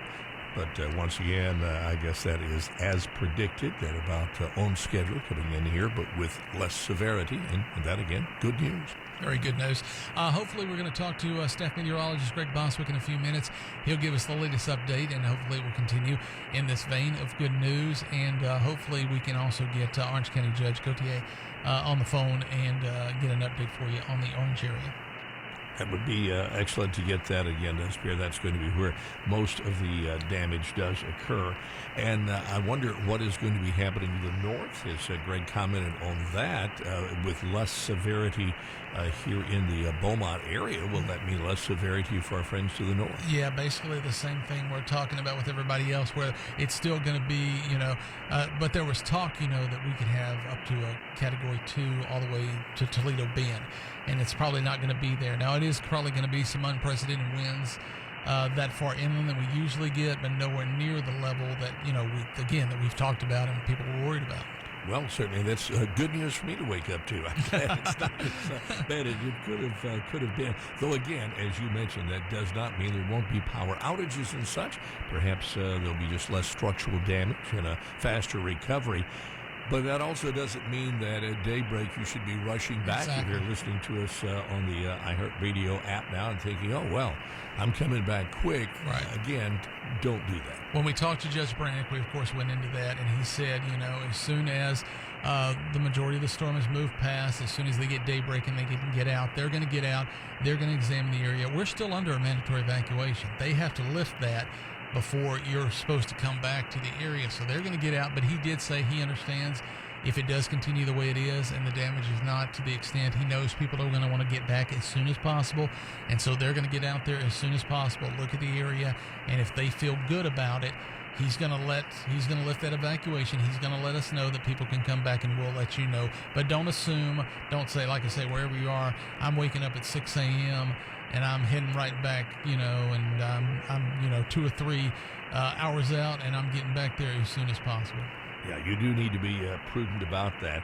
And, of course, with the winds, that does not mean that we may not see some road problems. Yeah, exactly. We're still, some of these winds, we're definitely going to see some downed trees. You're going to see some debris.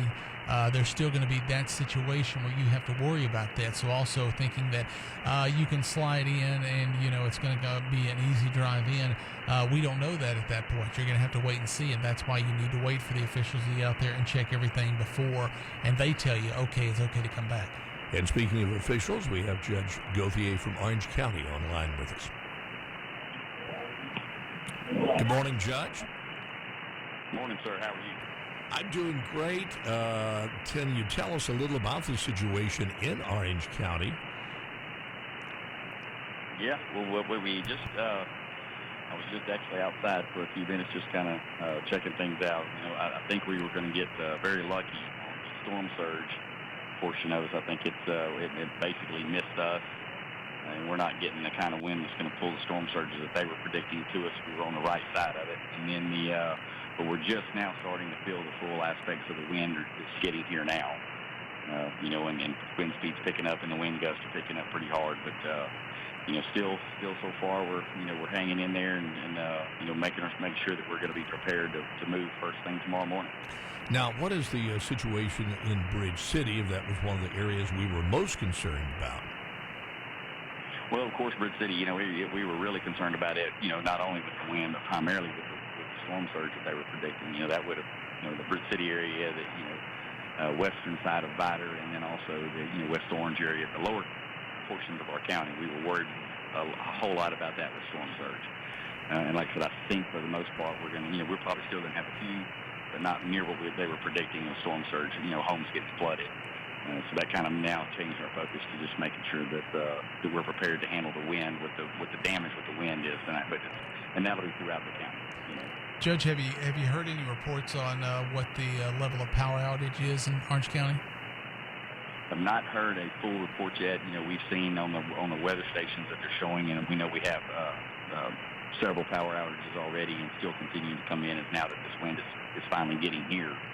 The lines are getting damaged, but the one thing that we feel pretty comfortable about is the fact that we know energy's in force in our area, ready with mobilized units, ready to go out first thing in the morning when this thing clears enough to be safe, that they can get out there and get on those lines as quickly as possible and get power restored throughout our region.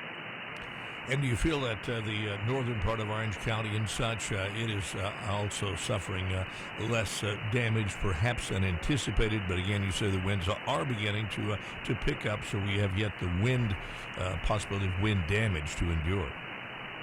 Yes, sir. And like I said, that's the thing. Where you just the people that have stayed, they need to, for sure, right now for this next probably hour and a half, they need to make sure that they're remaining indoors because this wind is strong enough to pick up stuff and move it, and we have debris in the wind, and we don't want anybody to get hit or get hurt by that. So the best thing to do is, if you stay here, is to stay indoors, and then and then tomorrow morning we'll get out and we'll assess it. Because that's why we're not out and about either tonight. for that same reason. It's just safety of the boats to keep them out of, wind debris that's getting picked up with the wind speeds we have right now. And what is your plan in the morning, you say, to assess the damage? So you'll send county workers out, you'll send folks out to check roads, structures, that sort of thing? Yes, sir. Right now we have we're at our emergency management center here on Highway 1442. It was built just for this purpose, and we're housing just a little over 300 emergency responders, from the military to the National Guard to DPS, fire departments, ESDs, you name it. They're all here, and they're just ready to roll in the morning. As soon as it gets safe enough for them to get out, they'll go out, as well as county workers, and go out and start assessing the damages, roadways primarily, so people can start to, as soon as this thing goes, people are going to want to start getting back to their homes and checking out their damages as well. So we've got to clear the roadways first, and they're ready to roll first thing in the morning. Well, and what's your advice concerning that? I know we have some people listening to us on our iHeartRadio app that did evacuate. They're listening from other locations. They're hearing that we have been very fortunate in not sustaining perhaps the damage that we had thought we would sustain. So naturally, they are going to want to come back at first light. What is your advice to those out of town that may be listening? Well, I think the best thing that we can do is give our emergency workers a time to get out there and assess the damage and also clear the roadways. Because there's going to be down power lines, there's going to be down trees, in the roadways, as well as probably some telephone poles, and other. I'm sure there's houses that are sustaining damage now, and buildings, and that stuff's going to end up in the roadways. And like I said, the last thing we want is for someone to have evacuated or to have hunkered down tonight and made it through the storm, and then get out there tomorrow and get in an accident and get injured because they were traveling around a roadway that wasn't cleared yet. So I would say just give us some time to get that taken care of until we can clear those roadways for them to come home safely. Judge, we appreciate your time. I know it's a crazy time right now, but we appreciate you taking time to keep us updated. We're probably going to want to check in again with you after daybreak when you have maybe a little more information and maybe can tell us some more good news. All right, I appreciate that too. Thank you, guys. Thank you so much, Judge. That is Orange County Judge Gauthier right there, getting us updated on everything going on in Orange County right now, kind of an update of what the situation is and what he's thinking. That is the big area. Greg has mentioned that every time he's been on at the area we still need to really keep an eye on it is that Orange, that Bridge City, that little Cypress area. So to get his update that he's feeling that confident about it too is great. That is great, and certainly great news about Bridge City and those areas, as you say, a confirmation of that. And, of course, a warning that if you have evacuated, don't just rush back in. And in fact, just take some comfort that probably things are not going to be as bad as we feared, but still you're going to have power outages, trees down and such, and it's dangerous to come back too soon. Do want to remind you, too, that if you'd like to update us on where you are in Southeast Texas, what your situation is, how it's looking there, you can always give us a call, 896-5584, or toll-free 800-330-5584, and let us know what it's looking like in your neck of the woods. We'd love to talk to you and, of course, answer any questions we can for you here as we continue our continuous coverage of Hurricane Laura here in Southeast Texas. Try Pizza Hut's new Double It Box. You get 2 medium one-topping pizzas for just $12.99. They can choose what they want, and you get the taste that you enjoy. It's a win-win. Order the Double It Box for carryout or delivery at pizzahut.com. Prices and delivery areas, charges, and minimums vary. Delivery charge not a tip. I'm not a superhero. My friends just play this when I hook them up with cold drinks from McDonald's, like an icy cool caramel frappe. Right now, you can get any small McCafe beverage for $2, any size cool creamy iced coffee for $1.69, or any size refreshing soft drink for just $1. Yep, I'm just a regular guy who happens to know where to get a refreshing variety of cold drinks. But I guess around here that is a superpower, because it's not just a drink, it's a McDonald's drink. Prices and participation may vary, cannot be combined with any other offer or combo meal. When you vape or take pills, the problems you're running from will still be staring you in the face as soon as you're done. But knowing more about those problems can help you make better choices and can help you face them head on. So no matter what you may be facing, there's a better way out. Positive choices, positive life. Visit iChooseMe.net to learn more. This message is sponsored by the Central Florida Cares Health System and the State of Florida Department of Children and Families. Are you thinking about selling your investments and getting out of the market right now? Hi, I'm Rick Edelman with 4 quick questions before you do. Do you have a diversified portfolio?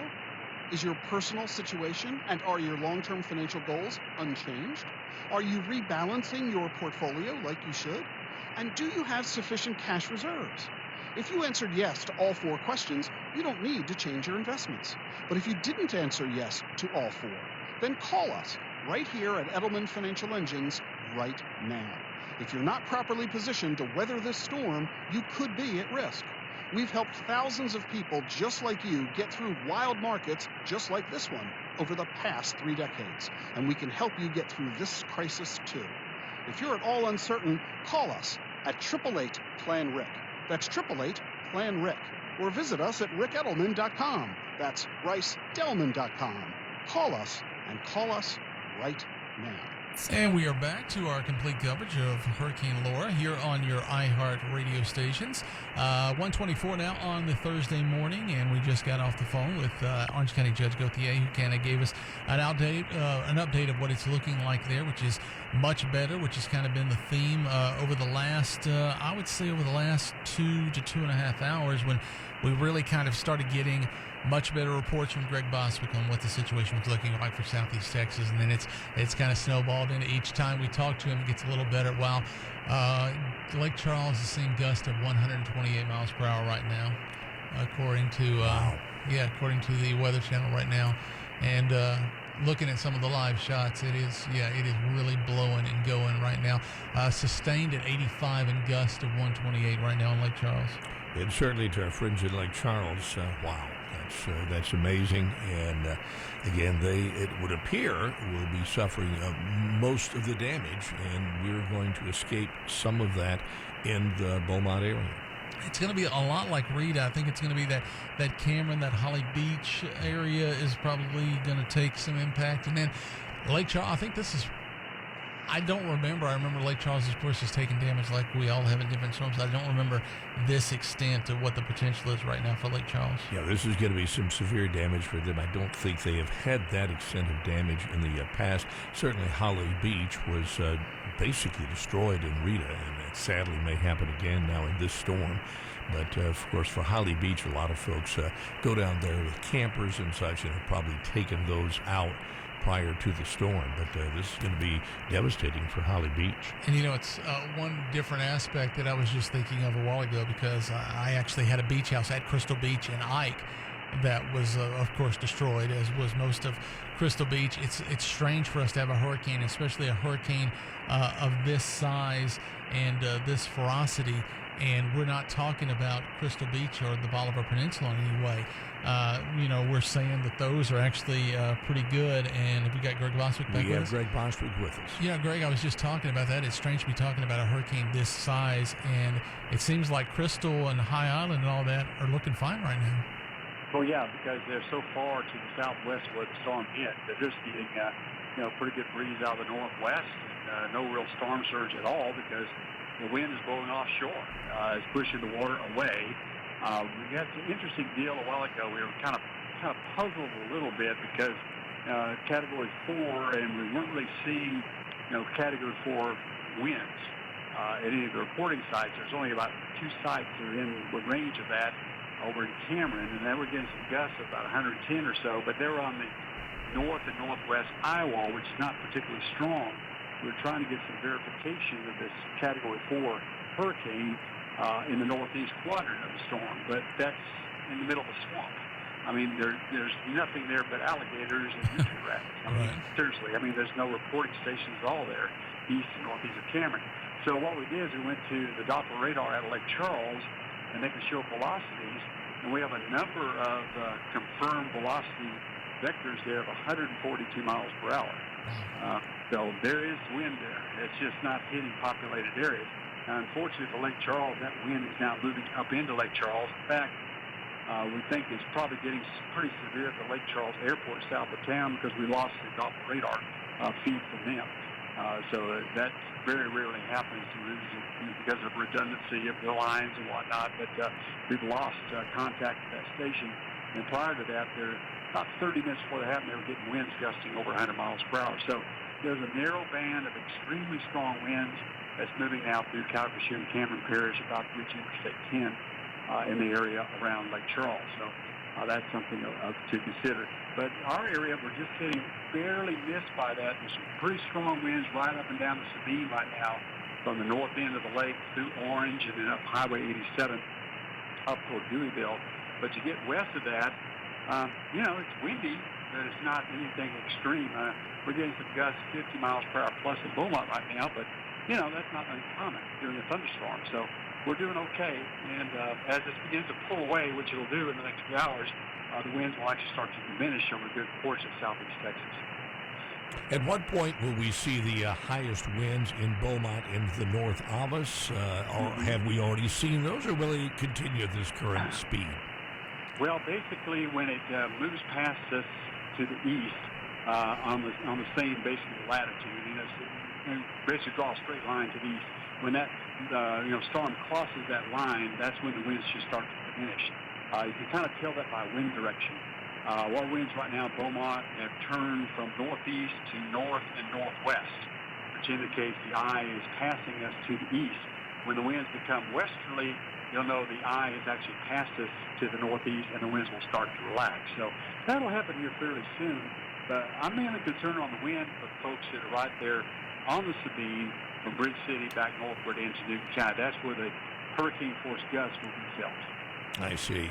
So, again, we've been very lucky in the Beaumont area, but Lake Charles area, this would be one of the strongest storms they've endured. Yes, and I was looking at the energy power map, and there's almost nothing lit up over there at all now. Almost all of the map is red over there around Lake Charles, so there's almost the entire city is blacked out right now. I was checking around Beaumont, Port Arthur, Orange. We have probably the most extensive power outages. It kind of tells you where the winds have been strongest. It's kind of intuitive like that, but we're talking about Little Cypress and Orange, having the most power outages over toward Pinehurst, and then kind of spattering with outages there. I think most of Port Acres is without power right now, and then kind of spattered through Mid-County and back toward Port Arthur. Not much of any outages in Beaumont. Not too many of them out there. Oh, okay. So again, it is looking like all of this will begin to move out of our area by daybreak. Oh, yes. In fact, I would think particularly with the highest winds around the Interstate 10 corridor from Beaumont east, we'll see that during the next hour and a half. If we don't have any stronger winds next hour and a half, we're not going to see them. So that's real encouraging. So we'll see some improvement here, Interstate 10 to the coast before daybreak, and those stronger winds will be moving up north, up into the lakes area as we head through the morning. But overall, I think we've done pretty well considering what we faced. How is that time? You had your timetable for the winds on how they were going to go. How has that changed right now? It's pretty similar. I mean, it may be a little bit slow on what we told you earlier, but we still think in the next. Here we are at 1:30. We're probably thinking between 2 and 3. If we don't have any stronger winds, we're pretty much maxed out around Beaumont. I think we're already maxing out down in South County, Sabine Pass, and into Port Arthur. So we're heading in that direction. By 5, 6 o'clock in the morning, it's really winding down, especially in the Triangle and back toward Lake Charles. Lakes are still going to get it. I mean, we're talking about Newton County and Jasper County. For a place like Woodville, Coos, back up toward Warren, basically up Highway 69, they're going to have some wind, but it should not be too bad. It will not be a Rita anyway, like they had in 2005 when they had so many trees knocked down. I highly doubt that will happen up there. And when will it clear for our friends in Newton County, Jasper County, and such? When will it clear from there?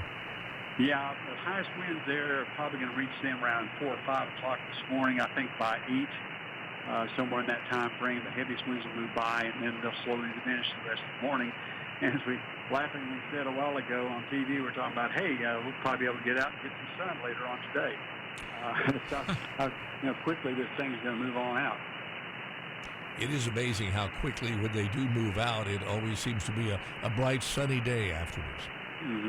Yeah, it's again, an indication. Each storm is different. We were looking at this thing. We thought the winds would be more expansive. Certainly the aircraft flying it, we flew this all day long with several planes, all showing, the hurricane force winds extended out 70 miles from the center. For some reason, they're really not reaching the surface like we thought they would, but they're there. I mean, they're just above the surface. They're that 140-mile-an-hour winds we're measuring just above the ground. So I'm sure some of that's reaching the ground, but like I said, fortunately, right now it's in an unpopulated area out in Cameron Parish. You know, you were just talking, all these storms have unique things about it. Do you think that's going to be the unique thing you're going to remember from this storm, is how the winds were different than anything else? Yeah, I think so. And it's just another reminder to me that in general, I mean, there are exceptions that sometimes happen, and Rita was a little bit of an exception on this. The west side of the hurricane is much weaker, and I think underline the word much, than the east side. Now, Rita, like I said, was a little bit different in the fact that it was weakening pretty rapidly coming in after being a Category 5 and was spreading its winds out of a large area, so the west side was still pretty strong because of that. This one was a regular type of hurricane where it's strengthening coming in, so that west side just isn't very strong. Well, and of course that means earlier you were seeing national reports of people, Galveston and Houston and all of this. This is a non-event for people that direction, isn't it? Yeah, absolutely a non-event. They have more wind in a January cold front over there right now. So I mean, it's just not a big deal. And I kind of got a chuckle after listening to some of these guys over there, and some of my guys in my profession. I won't say who they are, but we're basically cheerleading on this storm for Houston Galveston tonight. Like, oh, look at this model. And of course, they're pulling every model they can find that proves their point of it's going to hit Galveston. When 80 or 90% of the computer models said you're crazy. But, I don't know. And, of course, that means, obviously, more problems for the east side. And you talked about Lake Charles and the damage they will suffer. How far over will that extend? Will that extend over toward the Baton Rouge area and such? Are they in danger, or is this really just more of a Lake Charles and then going north event? Yeah, I think you're going to see some damage, some problems like around Jennings and toward Eunice, Iowa, those general communities over there, maybe as far east as Lafayette, but Baton Rouge should be fine. We've had a few tornado reports there, Baton Rouge area back up toward Alexander. That's always a concern, and I know people have been worried about tornadoes. They almost never happen on the west side of the storm. They're almost always on the east side. So the risk of tornadoes here, because we are west of the center, is very remote. So really, it's weird to say this, talking about this, the build up to this, and again, it was hard not to, with the size of the storm and the potential for it, to not to think what he's done. I mean, it's definitely not a non-event, but it seems really crazy to the extent that what we were worried about or thinking about to what we're looking at right now. Have you ever seen one change this dramatically, this fast? Well, the problem is, and we talk about this a lot, we have a 30 to 36-hour evacuation, right? Right. So the decision to make an evacuation has to be done when there's a lot of uncertainty on the track. And we knew all along that 30 or 40 miles either way would make a huge difference, because it wasn't, at that time, it got a little bit bigger, but at that time it was a pretty small storm. So taking that 30 or 40 miles and shifting it to the east into Cameron Parish made a huge difference, because initially the track was basically through Jefferson County. Like most of the tracks we were using to justify the evacuation, which was, by the way, the correct call. That cannot be second guessed, because that's just the risk we have because we live on the Gulf Coast.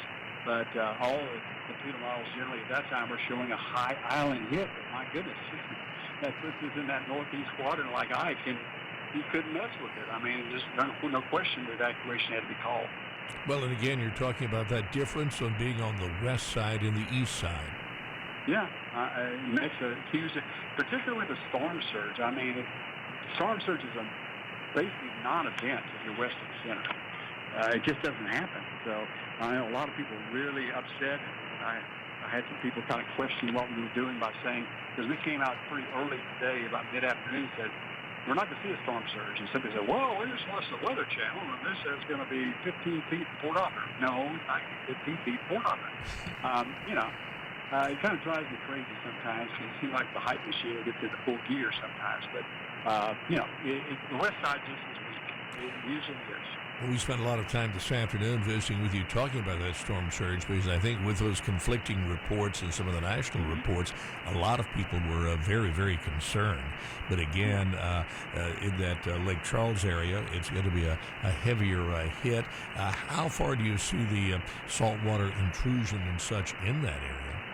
Yeah, we're not sure because, of course, being nighttime and limited communication because of loss of power and whatnot, we're not sure. But we had one of our tide stations, which is just to the west of where the center pretty much came through, had about almost a 10-foot surge there. Undoubtedly, the surge was much higher just east of where the center moved on shore. So, I still think probably a 20 or 20-foot, surge came in. So if you take that 20 to 20-foot surge and move it west about 40 miles, 50 miles, and hit Port Arthur, we'd have a big problem. The seawall, let me say, 16 to 18 feet high. That's not going to stop 20 to 22 feet of water. So while we've been very lucky not to minimize the storm itself, this is going to cause significant damage for some folks. Oh, I think Lake Charles is going to have it's going to be a significant hit for them before it's all said and done. And even, some of those communities like Hackberry and back down toward Cameron itself, they're going to have real heavy damage from this hurricane. All right. Thank you, Greg. We appreciate your time as always, and hopefully you can join us again next hour. We'll sure do it, and hopefully by then we'll have more definitive news that the heaviest of the winds have moved through. All right. Thank you so much. Greg Boswick right there, Chief Meteorologist for us and, of course, for KFDM Channel 6, and he's right next door to us right now. We haven't seen him because, you don't want to be running between buildings when there's a hurricane coming in. Probably not a good idea. Yeah, but he's been with us since this morning. I mean, basically he's been with us almost on an hourly basis since this morning, and has been keeping us updated as he does. And I tell you what, we talk about how lucky we are to have Greg Boswick as our meteorologist and what a great job he does, but man, he really shines in times like this when we have these storms. Really does, and has spent, of course, many years studying the storms that happen right here in the history and such, and is able to have a very strong forecast. He's one of the first people to say that Marco was not going to be a problem. One of the first folks this afternoon when I was first on to talk about that storm surge and what would or would not happen. So again, it is a case of experience and accuracy. Hard to predict, and there will obviously be damage. It has shifted somewhat and is going to be more like Charles than us. We certainly feel very sorry for them, but it is going to be lucky for folks in Beaumont. Looking like, it's going to be not a non-event, of course, in any way, because we are going to still see some heavy winds and some rain as we move on to the next hour. But looking like by the time we're getting to daybreak that the majority of the area is going to be clean. Like you said, Newton County and some of those places where it's still going to venture up, it's probably going to be 8 o'clock before they really get clear of anything. But I'm thinking by 6:37, we're free. We're free of the winds and looking good. And again, even for those in Jasper and Newton counties, those areas, the winds will be less severe than initially predicted. And for some of the national media that were camped out in Galveston waiting for something to happen, nothing's going to happen. Yeah, I haven't seen any live shots from Galveston. Right now, the Weather Channel has become fixated with Lake Charles, and they've got a few of their guys there at the casinos doing live shots from outside the casinos and everything. But you can tell. I mean, you can tell that it's gusting over 100 miles per hour. It's looks really wild right now. And of course, power for the most part gone in Lake Charles. Pretty much gone at this point. All right, so this is your continuing coverage of Hurricane Laura here on your iHeart radio station. Do remind you, if your business or organization is offering cleanup or post-storm services or general business hours or status updates, or if you have a message you need to communicate to our listeners in the greater Beaumont and Port Arthur area, please call 409-926-2266, and our team can help you out with that. It's 409-926-2266. We will continue and give you more info coming up in minutes here as we continuously cover everything going on with Hurricane Laura here on your iHeart radio stations. What does a Joe Biden presidency look like? Getting our kids offline and learning safely again, not worrying about being laid off, taking paid time off, and not being so sick and tired.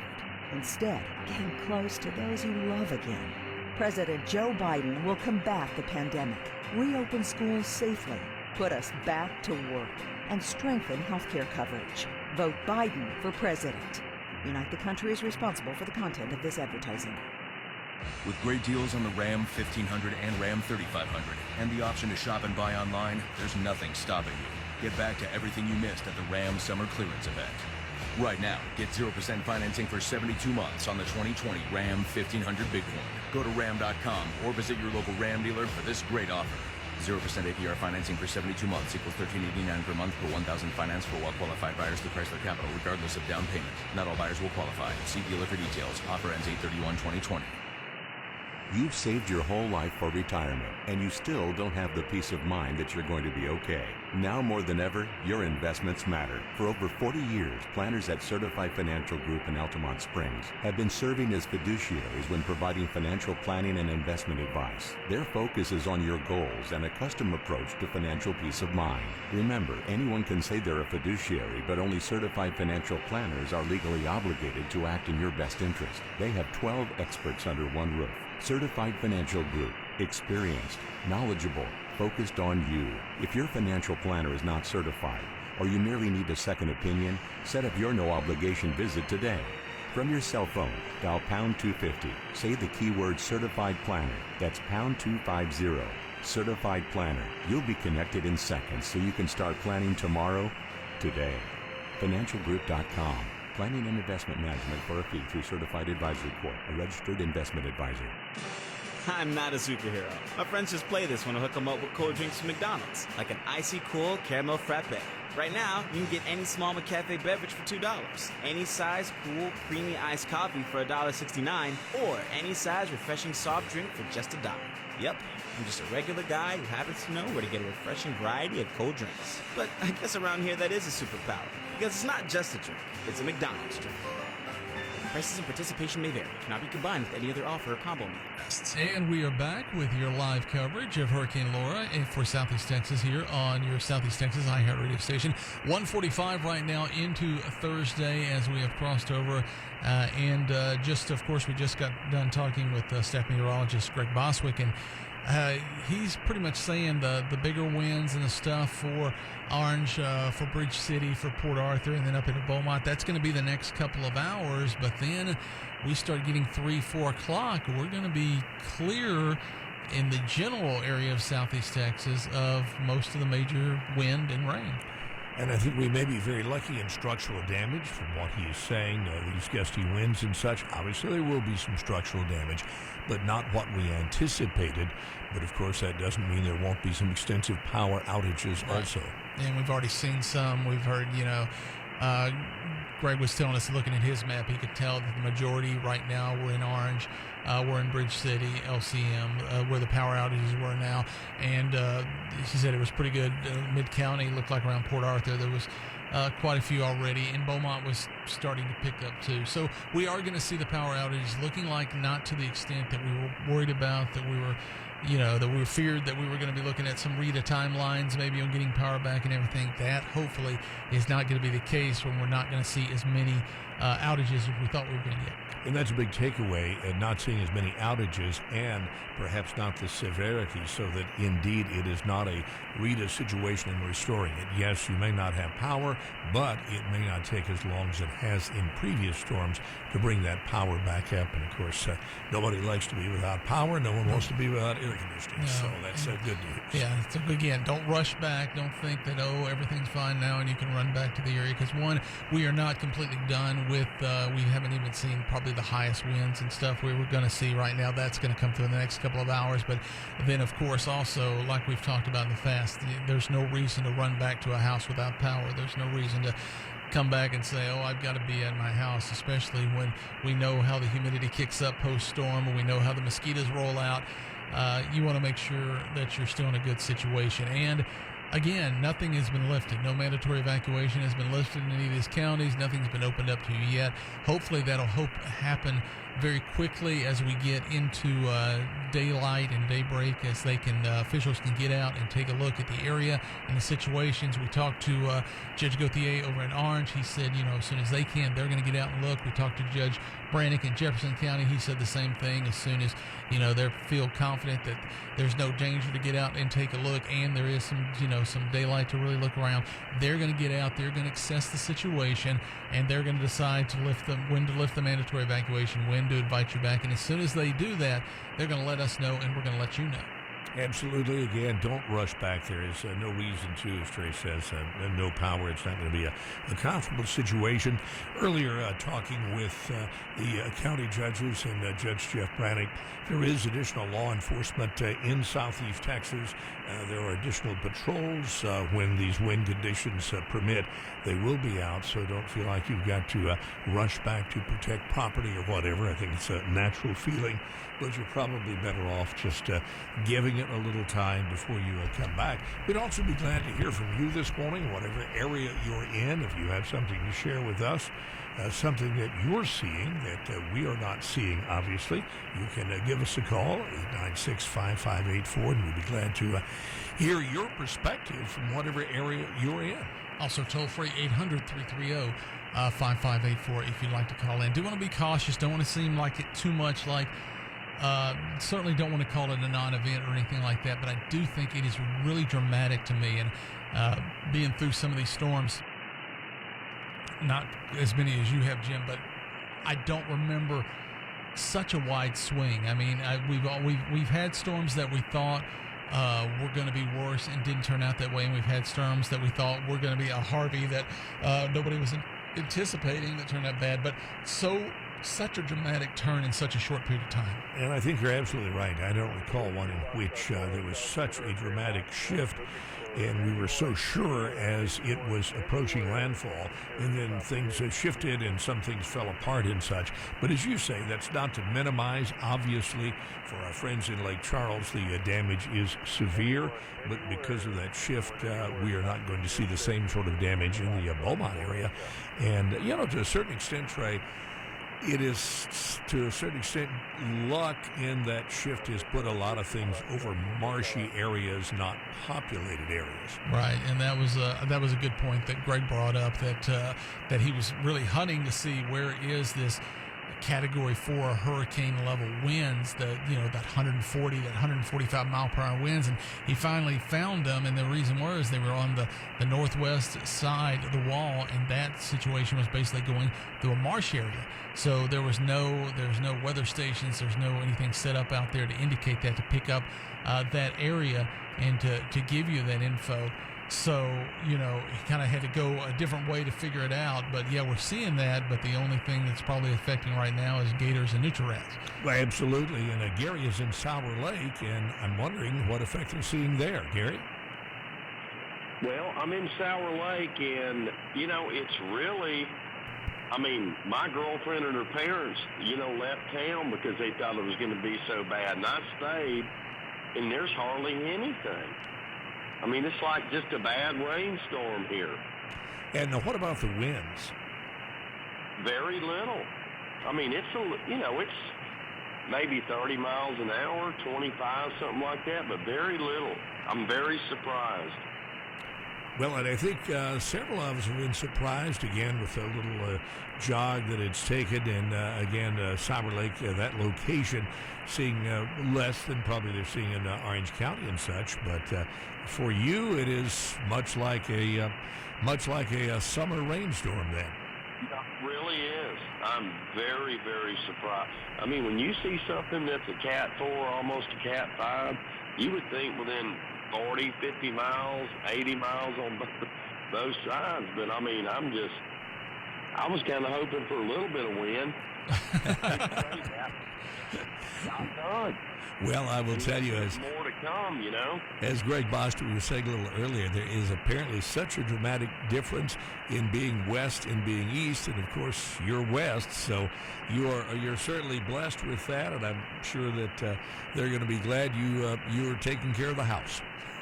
Thank you for the call. Look, I just thought I'd call you and let y'all know that, okay? We appreciate it, Gary. Thank you very much. You stay safe out there. Thank you all, man. And again, you guys are the eyes and ears of the various locations, 896-5584. Once again, I think it was prudent that people evacuated. Sure. That was the call, but we're very lucky that in some areas, not as much of a problem. Now, hopefully we'll also have some calls from those further east, and that may be a different story. Right, yeah, like I say, I'm sure if you're in Bridge City right now or Orange right now, you've probably got a different story than Gary right now. But again, I'm sure there are also, too, while it is probably much more severe than anything Gary's seeing in Sour Lake right now, they're still probably looking at it like this wasn't, because, I mean, that was our area that we were really concerned about. That was the area that we really haven't taken the concern out of, that, and that. So, thinking about Orange and Bridge City, I'm sure they're saying, hey, we've got some bigger winds now. We are getting some rain and everything, but at least we're not seeing, what Lake Charles is seeing now, and that crazy storm surge. And that's really where, and, Greg's made that point too, that storm surge is really what's made the difference. And it does with a hurricane, because we've seen what storm surge can do in Ike when it's on us, and and now we're seeing, what it can do to Lake Charles. Well, and this is a caller from Grove, so we'll see what that perspective is. Hello. Hey, good morning. Yes, sir.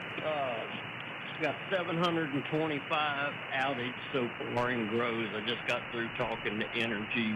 Wind's not bad at all, probably 45 mile an hour rain, something like that, hardly any rain at all. Hardly any rain. That's interesting. But again, just enough wind for power outages, and you say over 700 outages. 725 is what Energy told me. Okay. All right. Well, sir, thank you for the information. We appreciate it. Thank you. All right. So there again, another favorable report. I mean, but again, even though it's not to the extent the wind and the rain, not to the extent they still got over 700 power outages. So there's been enough wind to do that. Mm-hmm. Yeah, not to minimize the power outages. And again, they're saying light winds, but as you say, that's still over 700 power outages. And that will require energy crews, even though things are not as bad as anticipated. It's still going to take some time to get to those. I suspect that that's going to be the story throughout much of southeast Texas, with heavier hits in Orange County. So energy crews, it's going to take a while to get power back. Yeah, and again, we don't know the extent, and that's not because when we talked to Greg, he said where he was seeing the real extent was in Orange, in Bridge City. He did say Port Acres seemed to be a big area that had a lot of outages, but those are areas that a lot of times get hit in these situations. And we're expecting, of course, higher winds before the winds lessen, so there is the possibility of more power outages. I think from hearing Greg talk, I mean, at least another hour to 2 hours before we know we've seen the highest winds we're going to see. Although, some things he said where he said that he thought Sabine Pass had already seen the highest winds they were going to see. It was very interesting to me, and also the fact that the North Jasper and North Newton counties, which I guess makes sense, are going to see more severity. So probably the last to see that severity as the storm moves up. So for them, power outages may be yet to come.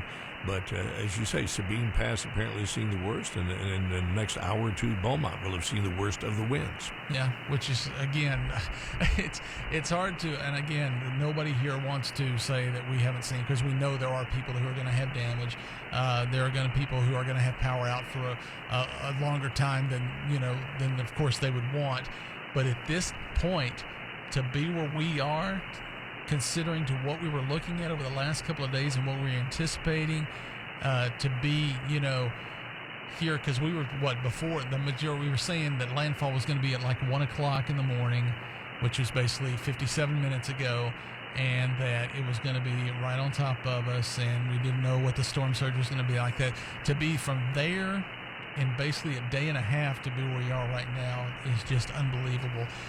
Again, we've seen storms that have not performed what we thought they were doing. We've seen storms that have been much more powerful than we thought they were, but I don't remember or have not heard of a storm making this dramatic a change in this quick time. That little jump, and it's funny, and Greg talked about the fact that 30 or 40 miles could make a huge difference in how this storm affects you, and that little push to the east that it did as it approached the coast has made all the difference in what we're seeing in southeast Texas, and again what they're seeing in southwest Louisiana. It really is. It's not quite night and day, because we are going to feel some effects of this, but that storm surge is such a big factor on where we sit on the Gulf and how these storms usually affect us, and the fact that we're going to see basically no storm surge and Lake Charles, right next door, is going to see unprecedented storm surge. And we just had a caller from Mauriceville just to show you the differences. It said there's some very strong winds in the Mauriceville area. So, again, not much happening over in the Sour Lake area.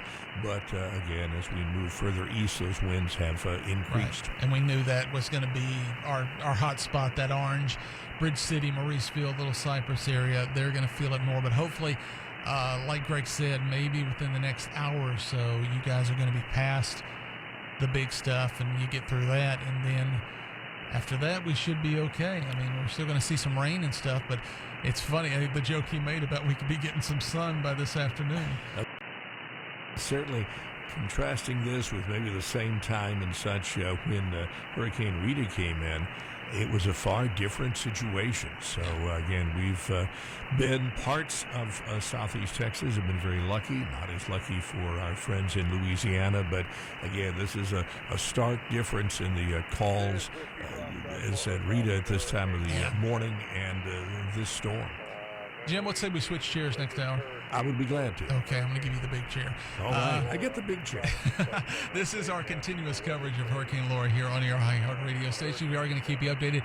Next hour, we will have staff meteorologist Greg Boswick back to give us an update. He did say that probably next hour he would be have a little more information, kind of give us a little better timetable, so we'll get that from him.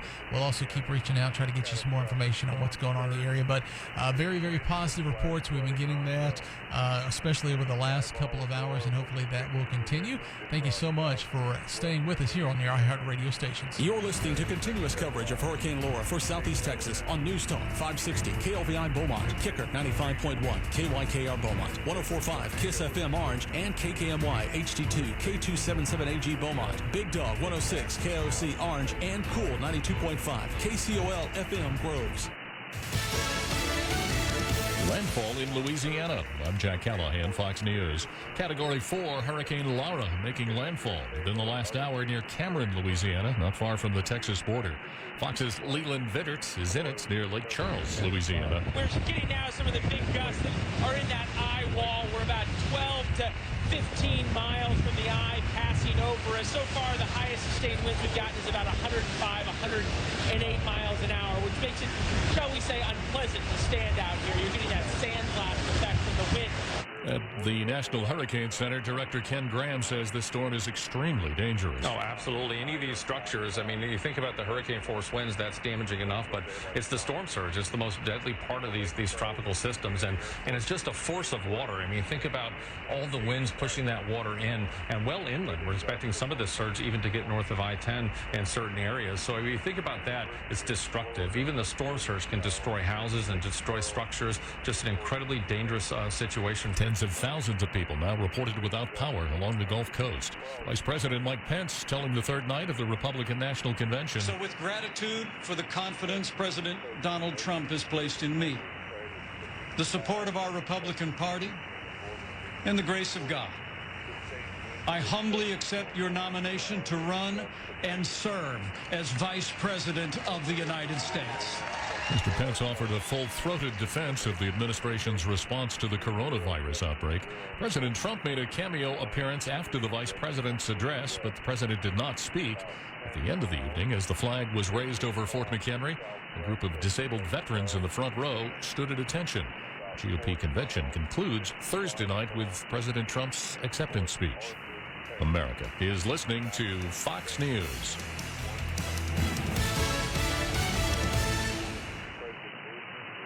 From the Fox News Podcasts Network. Download Perino and Steyerwalt. I'll tell you what. Right now, we are in the very heart of the point of lightly attached partisans are now receiving. The bat signals are up. It's the home stretch. It's time to come home. And remember the good times. Remember what you love about the party. And remember why you hate those other guys. So that's why there are convention bounces. Subscribe and listen now by going to FoxNewsPodcasts.com. America's listening to Fox News. We're a nation founded on principles, on freedom. With leaders who've changed the course of human civilization. When we take part in democracy, we control our destiny. We exercise our rights and hold our leaders accountable. And we always speak our mind. We may be separated by issues, but we're united by a common truth. America's ultimate power lies in her people. Democracy 2020. It's in your hands. Fox News. America is watching. The Justice Department says it will investigate 4 states that sent patients who tested positive for the coronavirus to nursing homes. Long Island attorney John Daly specializes in elder abuse cases. He believes given the states targeted, this action is political. It's no coincidence that New York, New Jersey, Pennsylvania, and Michigan were targeted by the Department of Justice for subpoenas to get information about orders directing that nursing homes accept COVID-positive patients. Daly says the governors didn't direct the transfer of COVID patients to nursing homes. Rather, they prevented nursing homes from turning them away. Gary Baumgarten, Fox News. False social media reports of an officer-involved shooting triggering a night of looting in Minneapolis. Protests over the police shooting of a black man continued for a 4th night in Kenosha, Wisconsin, but mostly peacefully. The Justice Department says it will investigate the police shooting of Jacob Blake, who now admits he had a knife. Police have charged a 17-year-old boy with the Tuesday night shootings during the protests that left 2 people dead. Several NBA teams choosing not to play their Wednesday playoff games over the Kenosha shooting. Milwaukee Bucks players Sterling Brown and George Hill delivering a statement Wednesday following the team's decision to boycott Game 5 of their NBA playoff series. We're calling for justice for Jacob Blake and demand the officers be held accountable. For this to occur, it is imperative for the Wisconsin State Legislature to reconvene after months of inaction. The Bucks' decision to sit out led other NBA teams to pursue the same move, forcing the association to postpone all of Wednesday's games. The WNBA would follow their lead, electing not to play any of their 3 regular season games at IMG Academy in Florida. A few Major League Baseball teams also following suit. The Milwaukee Brewers, Cincinnati Reds, and Seattle Mariners all sitting out games in protest, with players on other clubs opting not to take the field. Matt Napolitano, Fox News. And I'm Jack Callahan. This is Fox News. And now a game of Commercial Chicken, brought to you by Progressive, where we see how long Flo can go without talking about insurance. Ready? Go. Hey, guess we should talk about something. How's the, vermicelli game in your town? Got any good Vietnamese restaurants? Vermicelli? Oh, it's a noodle. Very good. Drivers who switch to Progressive could save big. Okay, you win. We can't help but save customers money. Progressive Casualty Insurance Company and affiliate. Well, and good morning. Jim Love back with you, and Trey posted also. We're all still here as we are tracking Hurricane Laura, and as you have heard last hour, this storm is apparently not going to be as bad for the Beaumont area as anticipated. I don't think any of us are sorry about that, though, of course, we do feel a lot of sympathy for the folks in Lake Charles who are getting hit much harder than perhaps they anticipated. Coming up this hour, staff meteorologist Greg Bostwick will join us. We also hope to get some other updates. And at this point also, we hope to get some updates from you. You're the guys in the field, so again, if you want to call and talk to us about what you are experiencing and what you are seeing, our number is 896-5584 or 1-800-330-5584. Because you're really the eyes and ears of what is going on, and it is a very different story depending on where you're located. We've talked to folks in the Sour Lake area that it's sort of a breeze for them, and then, of course, in the Mauriceville, Orange County area, some heavier winds from one caller. So you are our perspective of what is going on. It has been a long day and a long night. I think a lot of folks went to bed or could not go to sleep thinking that it was going to be much worse. I know I took a little nap and I woke up and was, I guess, very startled that I wasn't hearing more noise. Oh, there we go. Let's see. I don't have you on there. The red button there. Does that work? That works. That works. But we have a lot. I don't work here regularly. I'm a temp. Just looking for full-time work. But I'll tell you, I think a lot of people were probably startled when they woke up. It's such a dramatic change. And I went outside and did a perimeter check here at the station to see what it's. And the wind actually, while I was out there, started to pick up a little bit, but it's still nothing dramatic. I mean, the rain is a drizzle right now. I did notice the apartments across the way, the flashing has come loose from the top of the apartments. That's the most damage I can see out there. Wow. It's not a non-event, but it's just dramatically different than what we thought. Especially we thought this was about the time we'd really be in the heyday of what's going on here, and we'd see so much, and it's just dramatic to not be seeing that. I mean, I know they're feeling right now, Orange and Bridge City, Mauriceville, Little Cypress, those guys are seeing some of it right now, but we thought everybody was going to be seeing stuff right now, and it's just not happening. Well, I can certainly recall during previous storms walking outside and watching the roofing flying apart from the building behind us, and watching signs fly over. Right. Now, again, we will see some more serious winds in the next hour or so, but we're really not anticipating that kind of wind in Beaumont. Not in Beaumont. In fact, last time we asked Greg specifically about Beaumont, he said maybe at the most we're looking at a 35 to 40 constant and maybe a gust pushing 60. But that's the most, and he seemed like he was kind of backing off that a little bit on the last time we talked to him. So that is some good news. Again, it doesn't take a lot of wind, as we've mentioned before, to cause a power outage. So that does not mean that there won't be power outages or issues, but certainly far less severe than could have occurred. And again, if you've got a perspective from where you are, I'd like to hear from more folks from Orange County, because that probably, with this thing jogging over into that Lake Charles area, that's going to be the potentially hardest hit, will be that area of southeast Texas. Again, we're not looking for any extensive flooding. This, as we've said all along, not a rain event, but again, looking for just what's happening with the winds and what you're seeing in some of those areas. Because again, you are out there, we are here, so we don't know, we cannot see if you do not tell us, and we would love to hear from you. A lot of folks are listening not only locally, but also a lot of folks are listening, again, with the iHeartRadio app, and they're not in the area, and you may be able to help them out and say how things are in an area they evacuated from, and possibly provide a little reassurance. And we'll go to the phones now and take a call. And if you'll put that on hold, I should say, or you've got it up. Okay. Good morning. Let's just try this.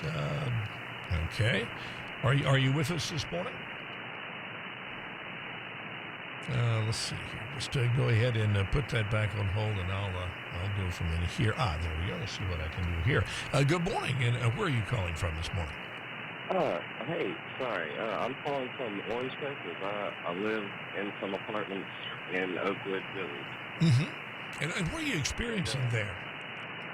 Well, it's really windy, man. Like, it's a little crazy. I'm kind of staying sheltered, though, staying away from the windows and whatnot. But I want to say, like, every 30 minutes, I hear this big metal clang, and I'm pretty sure that it's the garbage can that's outside. You know, they got the garbage can for the whole complex. Mm-hmm. And just, like, lifts up. Like, I'm pretty sure that's what I'm hearing. But it's pretty windy, man. Okay, so a lot of wind is what you're experiencing. And again, you're in Orange, so this is what you're experiencing at this time. How's the rain?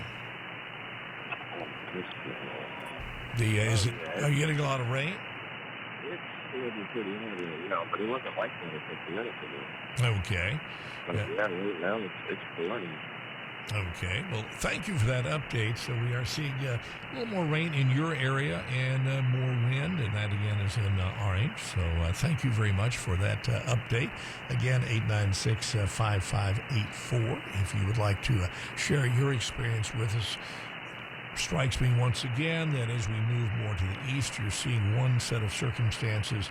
More to the west, just a breeze and light rain. Right, just completely night and day on some of that, because we heard from Sour Lake and there was hardly anything going on. We heard from Groves, there wasn't a little more than what we were seeing in Sour Lake, but not much. And then you hear that report from Orange right there that he is seeing dramatic rain and a lot of wind. And again, that is going to be the story, I suspect, for that area. And the fact that we're going to have more conditions of rain and more conditions of wind. Probably not the flooding that we had thought may happen in that Bridge City area with the surge. When talking with meteorologist Greg Bostwick, who will join us again this hour. He's going to fill us in on what is happening throughout the morning. He's been with us, of course, yesterday and throughout the evening. But the circumstances very different, again, depending on where you are at. And again, if you want to talk to us, you can call us at 896-5584. We would appreciate hearing from you and hearing what your circumstances are in your area.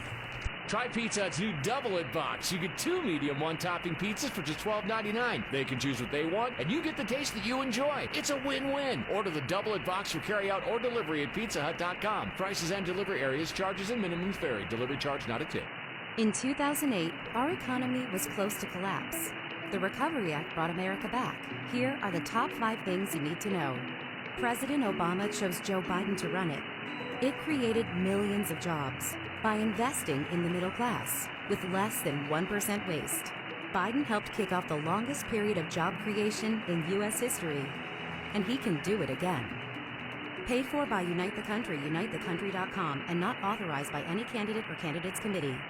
I saved big money with the Progressive Home and Auto Bundle, so I finally bought that new set of golf clubs. Watch out, Fairway. Here I come.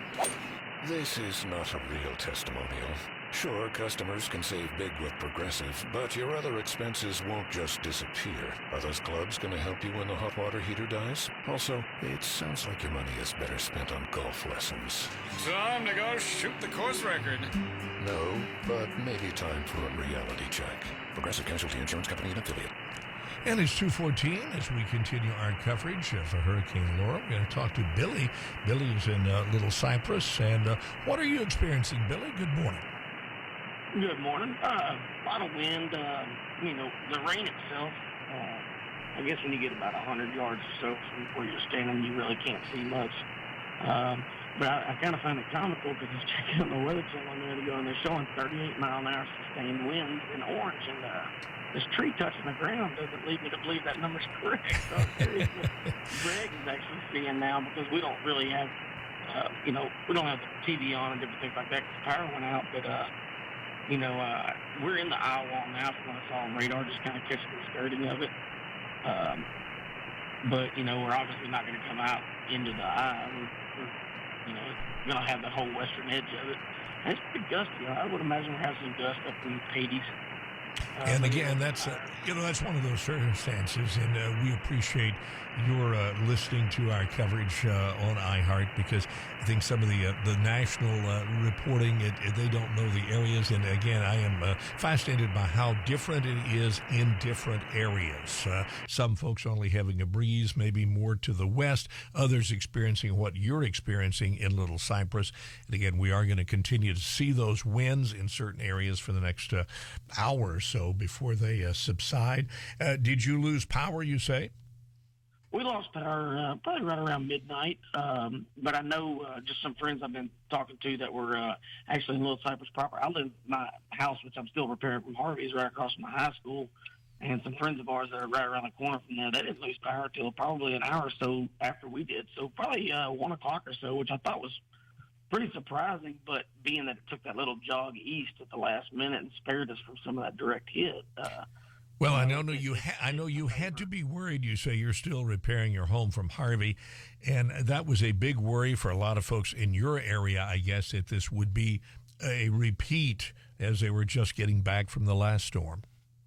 Well, I do want to throw some kudos out to Johnny Trahan in particular. They've done a really good job going in there after Harvey.